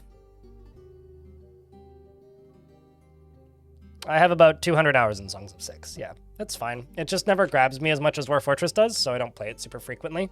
And I usually stick with it for maybe 24 hours or so when I do decide to play it. But it's never quite grabbed me as much as some other games have.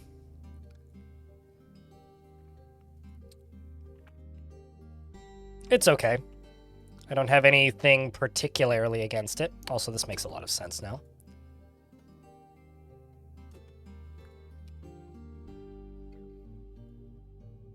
Currently, just a lot of items are getting put away.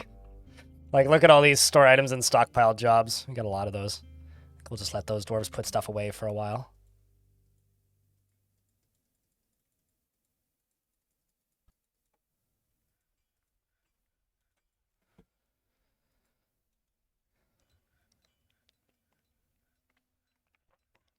I like Songs of Six to a point.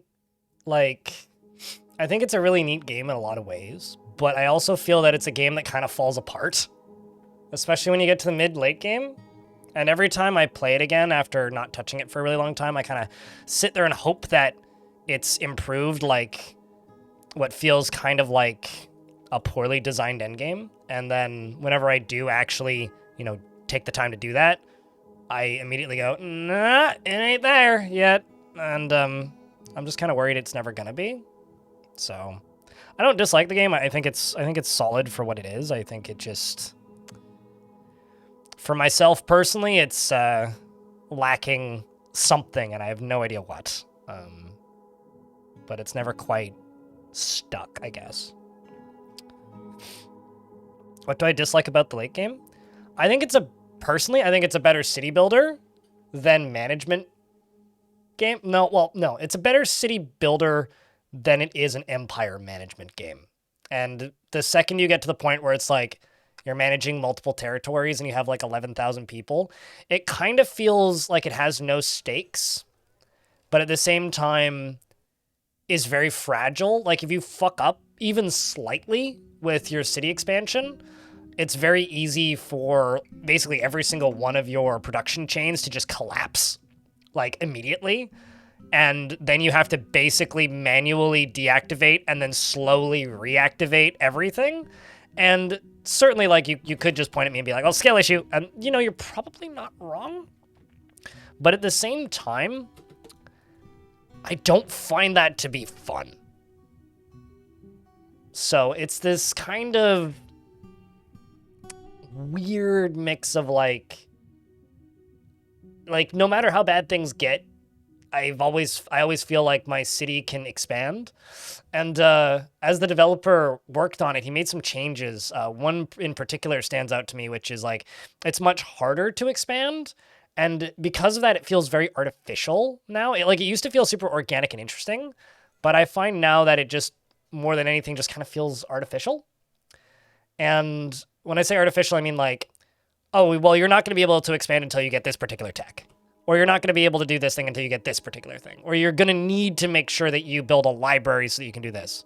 At some point, he also rebalanced like how research is maintained, which I think like solidified that for me. Admittedly, makes the game harder, but for me, makes the game less fun. And the game kind of focuses pretty hard on a mechanic where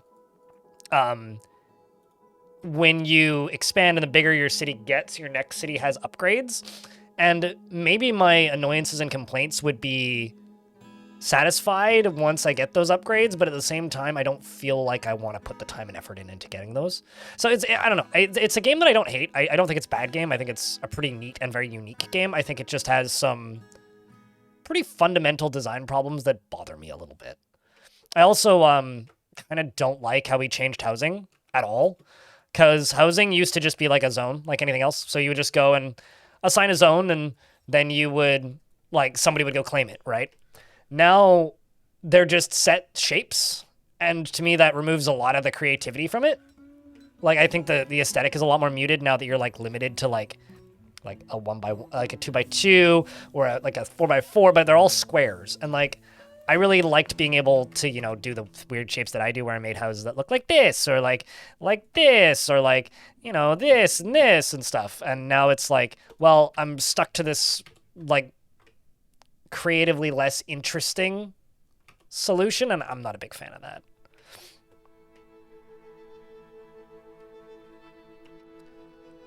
So yeah, I don't know. I don't dislike the game, and I'll definitely get the itch and I'll definitely play it again, but I think every time that I return to that game, I'm both in awe of the achievement that it is, but also like kind of mildly frustrated that it isn't, that it's so rigid in some weird ways. I don't know, did I word that correctly? I think that makes sense. I mean, I've played several hundred hours of it. Like, I certainly had a good time with it. And I've had a good time with it, so.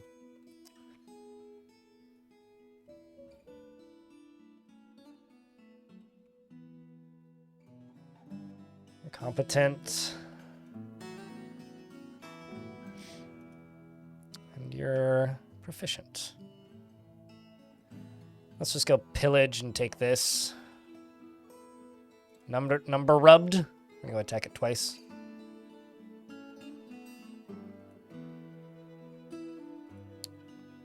We're just gonna go raid that location. Sending everybody out. Get out, dwarves! Get out. Still under-equipped, but...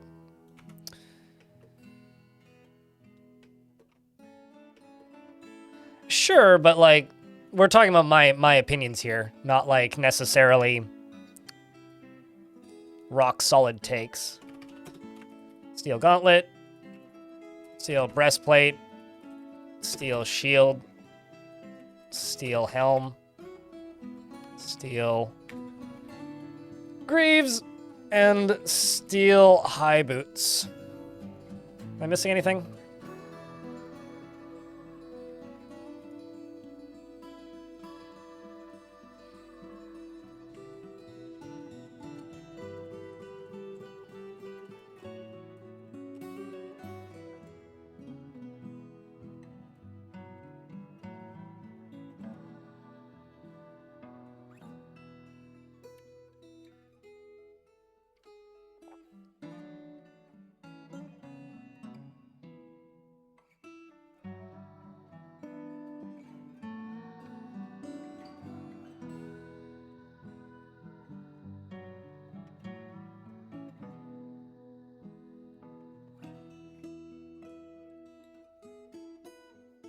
Yeah, but it just, I don't know. The thing is, like, and the thing that I think keeps me coming back to that game is the developer of it has stated that he wants to, how do I word this? The developer of that game has stated that he wants to make a campaign for the game. And I think that if he's going to do that, that might actually satisfy a lot of my issues, because then it would make a little bit more sense. But at the same time, like, I don't know if that's the kind of game I want, like, a linear campaign for.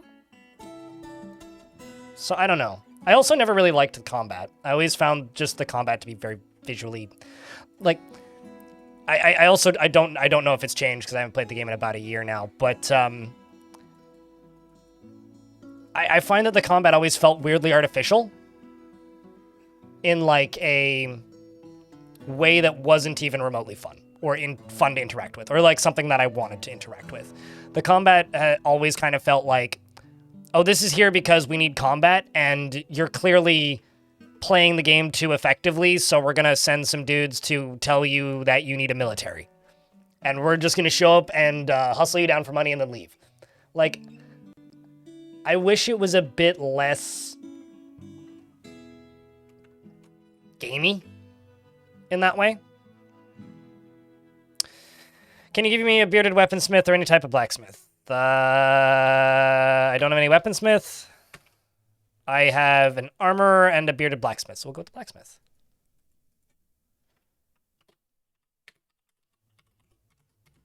I think this is your second dwarf in this fort. Correct me if I'm wrong. He has little time for forgiveness and will generally seek retribution. He is friendly and always tries to say the nicest things to others. He finds helping others to be emotionally rewarding, and he is not the type to fall in love or even develop positive feelings. He is troubled by this because he values romance. He is rarely jealous, and he tends to avoid crowds. He finds obligations confining, and of course he's conflicted by this. Looks like my soldiers are back. And of course he's, where am I? Finds obligation confining, though he has a tendency to go it alone without considering the advice of others. He tends to assume that the worst of two outcomes will be the one that comes to pass, and he is not inherently proud of his talents and accomplishments. He generally acts with a narrow focus on the current activity, and he likes a little too much on Discord and day-to-day living. He's not particularly interested in what others think of him, and he laughs very loudly whenever he's surprised and licks his lips when he's nervous, and dreams of falling in love.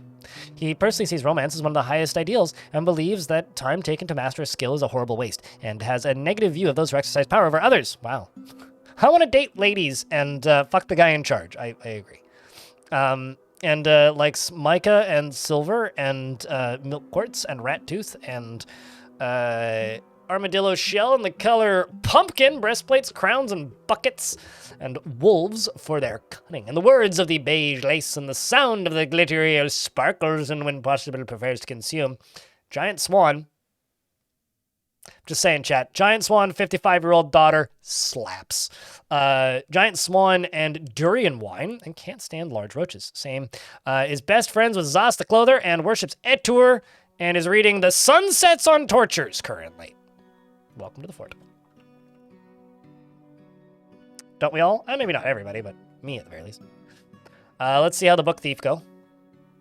We also, we stole books and also fought with the goblin. Thakio outmatched the goblin. We killed the goblin and some other goblins. Actually, no, my dragon killed one of the goblins. We're going to go attack them again. And this time we were even more effective, it seems.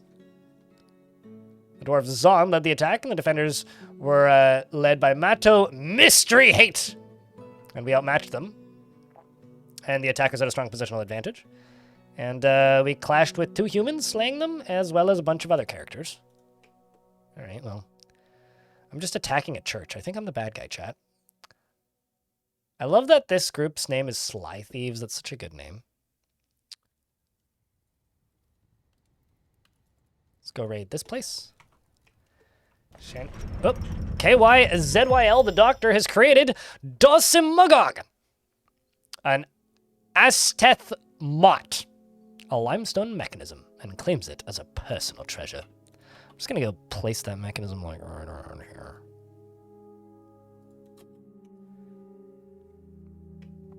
It really does, Collywally. Chat, what's a game that you should like but you don't? Because that's honestly how I feel about Songs of Six. I feel like I really should like it, but I don't. Very conflicted over that one, to be honest. Civ? XCOM 2? I also feel like I should like XCOM 2. I also feel like I should like XCOM 1. Halo? Well, that's an interesting one. Dwarf Fortress? I mean, hey. You should read my comments. That wouldn't be an unpopular take. Like, there's definitely people out there that are like, I want to love this game and I have 200 hours, but I kind of hate it. That's actually not that uncommon of a take. You love other Souls games, but you get so bored trying to figure out where to even go. Yeah, that's fair. I'll be honest, that game does kind of look aimless. I feel like I would get lost. I think Halo is just a bad FPS. That and COD. I mean, I agree with you on COD. That's interesting on Halo, though. I personally I love the world design of Halo, that I don't care how good the actual gameplay is. I could walk around those first 3 games and just look at shit and be completely entertained forever.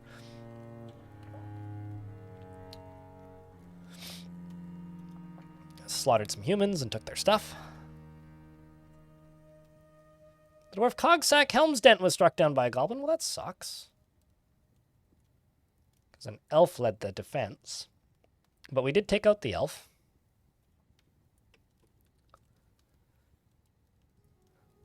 Also, Demon Floods is a good name for a goblin anything.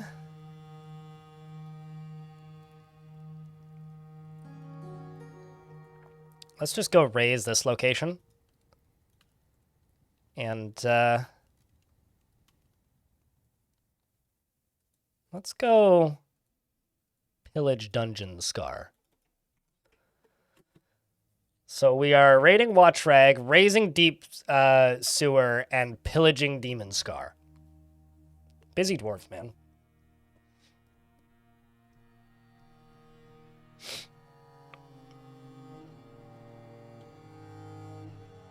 Wargroove, I kind of agree with you, yeah. Ashes of Creation? Sniper Elite. I really like the first Sniper Elite game, and the second one is okay. But after that, they literally just made that same game repeatedly.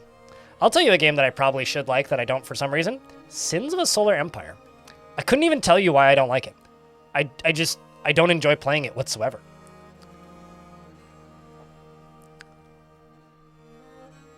Also got a brass amulet and a birchen crutch and a copper cage.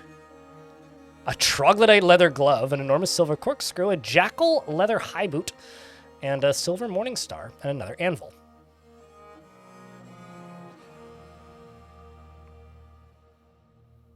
But yeah, I mean, I find when it comes to Halo, I really like driving a Warthog, but I've always found, with the exception of Halo Infinite, actually, because Halo Infinite has a grappling hook, which fixes this problem completely. But I do find the older games to be a little bit slow, actually. Like, just, it's not that they age poorly, it's just by modern video game standards, they are kind of slow. I'll absolutely agree with you on that.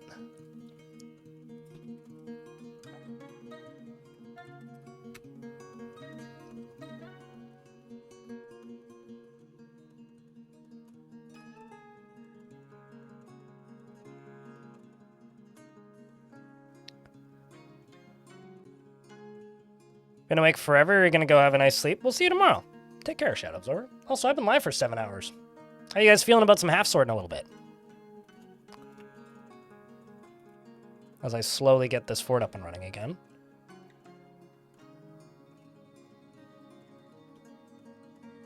Kind of fell over underneath my own mismanagement for a minute there.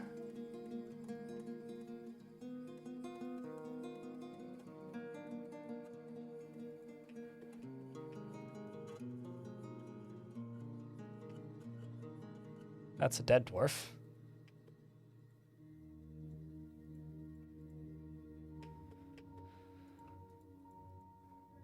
I don't know if you're dead, so I'll give it to somebody else. Don't know if you're dead, so I'll give it to somebody else.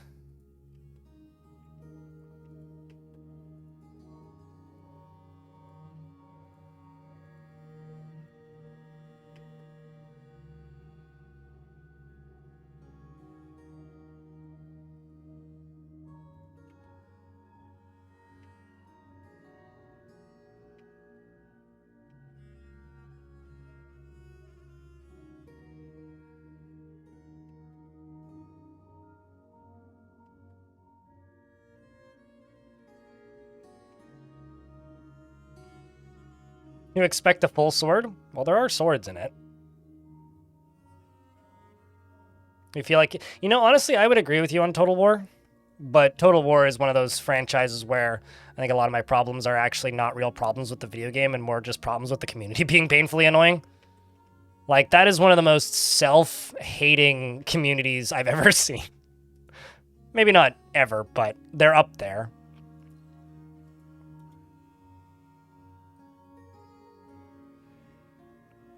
Purely because, like, that might be one of the communities that I've encountered in my life that, like,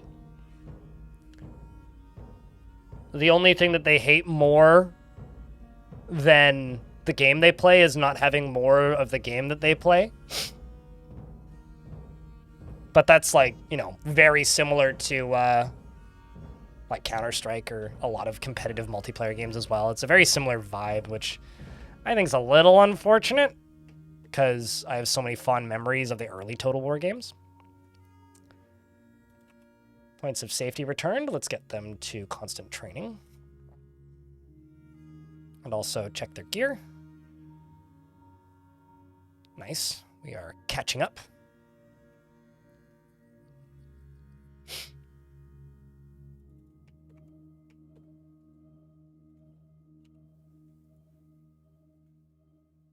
Let's also do 20 of each.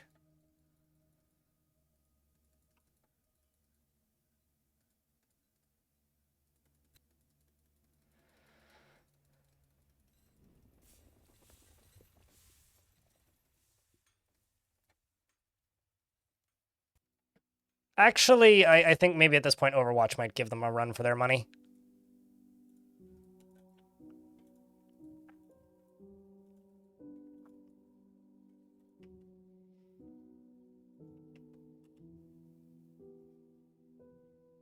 I think for me, probably either Rome 1 or Medieval 2. Either Medieval 2 or Rome 1, or it was my favorite era of Total War. But that's because I was like I was a young enough kid and I was naive enough to think that other people liked the game as much as I did. And like it's certainly one of those franchises that has been lessened for me pretty dramatically by the internet. I mean, Medieval 2 was the only one I actively modded, so that's why I like Medieval 2. For whatever that's worth.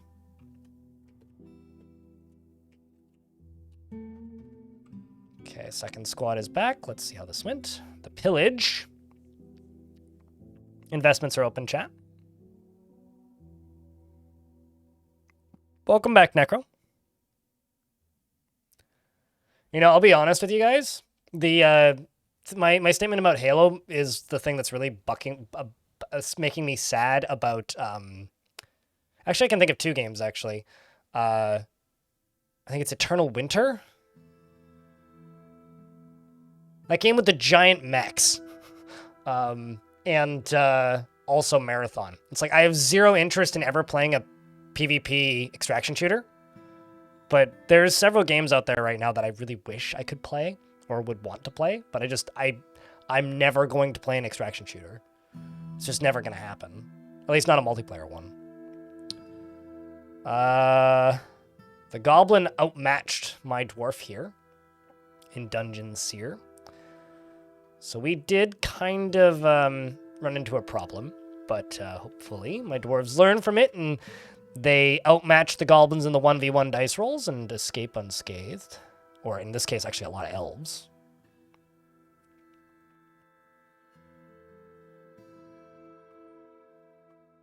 You don't drive the mechs in Forever. Hold on, let me just see if I'm thinking of the same game. Yeah, Forever Winter. This thing. This thing! You know? Like, it's got giant fucking robots, and it's, like, maybe one of the coolest aesthetics for a game like this I've ever seen. Like, the visuals of this game are fucking incredible, and the scale of it's awesome, but, like, I have zero interest in playing it. Uh-oh. That ended badly. The Dwarf Bembul was struck down by the Goblin by the bronze fortification of planks in the Mire of Rays. Well, how'd the Rays of Deep Sewer go? Or is that a meme, Super Magic Box, that just went over my head? Salty Shack looted treasure. Forces ravaged throughout it. The feet of swords fled, and we destroyed it. What did I get? Flute. Hemp gloves, a large jasper opal, 2 hemp mittens, and a steel cage. Oh yeah, no, actually, I would say the same thing about Hunt Showdown. Like, if Hunt Showdown was like Crisis in its structure, I would play the shit out of that. And I realize I am the only person on Earth who's like, man, I wish people made games like Crisis, but... It's just like, if more people made games like Stalker or like Crisis, I would be a very happy person. The Flies of Warding, led by Facchio. Facchio's tactical planning was superior to the Goblins on Winter Poisons. Water Poisons, actually. That's a grim name. Goblin was struck down. The dwarves clashed with another goblin, and they were struck down by a cave dragon. Seems like my cave dragons are actually wrecking house here. In fact, all of the named goblin kills have gone to my dragons so far. Seems like my cave dragons are doing a lot of work, in fact. The goblin Datis Odom was struck down by a cave dragon. And the goblin Moshnun, I would love to mosh with a nun, was struck down by the dragon Dumed Clean Craft in Witch Rag.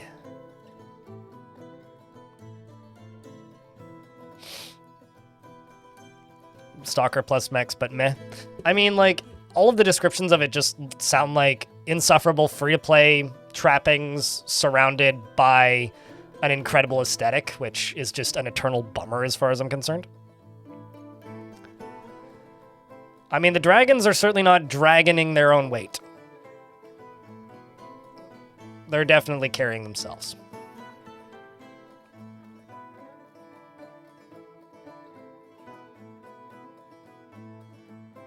And let's also go into here and make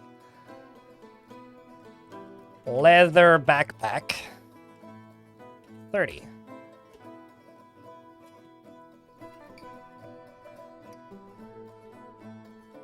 Seems like my dragons are already, in fact, doing quite a bit of work. Look at that. I'm gonna have some named dragons soon. Some very legendary dragons. They're doing more work here than they did for the goblins, that's for sure.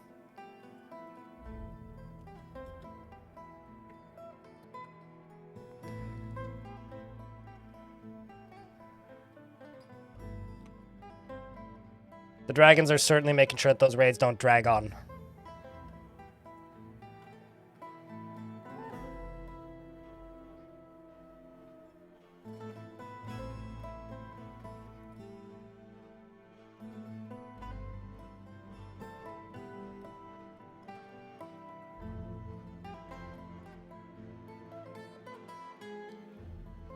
Let's just do make steel bars.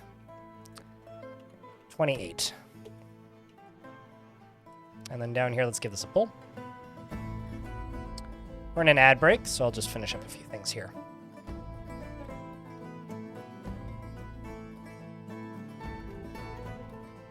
What, for Forever Winter? I didn't even realize it had a demo. I mean, I just saw that it was multiplayer only and went meh. I've also, like, heard from people who have played it that it's very, very, very, very, very, very, very, very, very, very, very poorly balanced. Like, it's kind of, like, pitched as, like, you are very weak and can die super easily, so you have to be super cautious. Apparently that's true for about 3 hours of gameplay, and then you're just strong enough that you can just nuke everything. Which is like, okay. Which probably is an exaggeration, but the guy had 6 hours, so... You're a huge fan of Helldivers? I mean, I want Helldivers, but, like... Okay, so please don't take this personally. I want Helldivers, but less parody Nazis, because, like, it stops feeling like a parody after a while. I want Helldivers, but, like, you know. Like I said, less parody Nazis.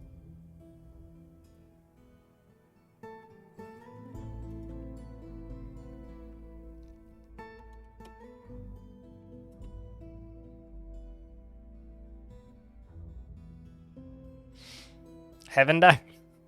I suppose. I don't know. I want to play the bugs in Helldivers.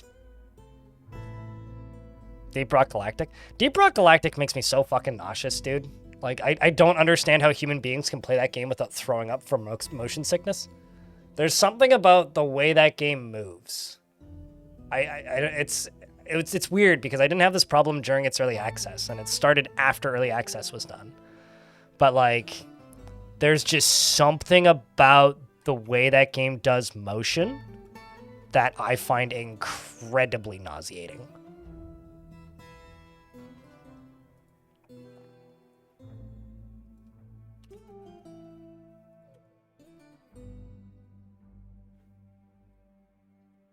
But at the same time, I like the theme. It's a good aesthetic and a good style and a lot of good memes come out of that one. Rock and stone indeed. But it does make me throw up.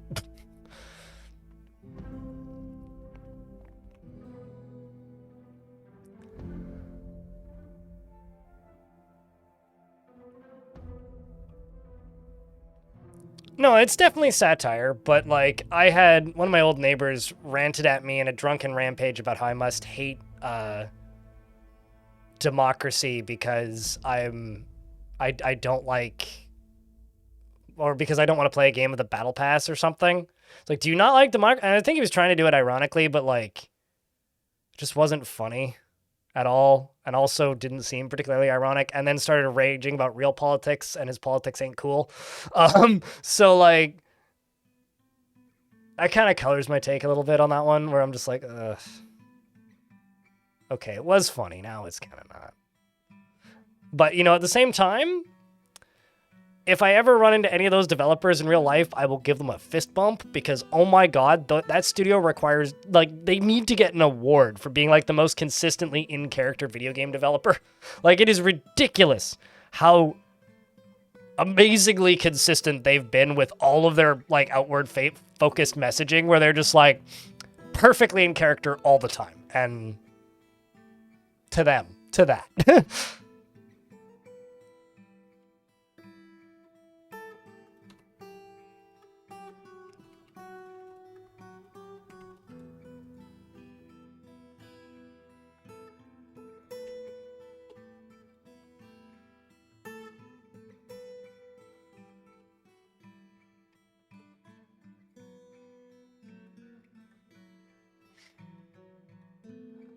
You were thinking your PC was getting trash? What, like, as in it was making you feel sick?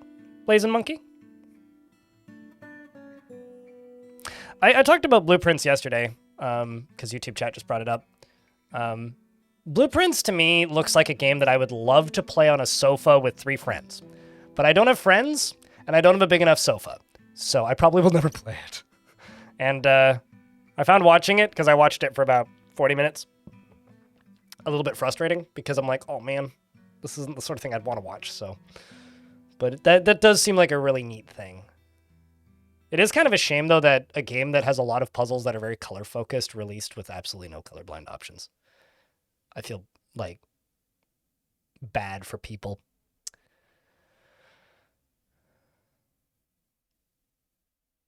They also need a second fist bump for sticking with it rather than going abandonware like so many studios.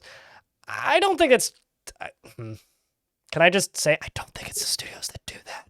I think it's their publisher, or they don't sell enough money worth and go bankrupt. So... Or funding gets pulled. That's usually what happens, is some investors, like, not happy with how well it's doing and just pulls before they have the chance to fix it. Like, there was a game that launched recently. I'm trying to think of the name of it. There was a live service, like, shooter that launched a couple of days, like, a couple of... maybe a month. I need to go get myself some more insulin. I'm going high. There was a shooter that launched very recently that immediately shut down within a week. It was like 4 days it was out. Not Concord. It's another one that happened since. All right. I think it's time for us to go play some Half Sword. I'm just going to do a thing real quick.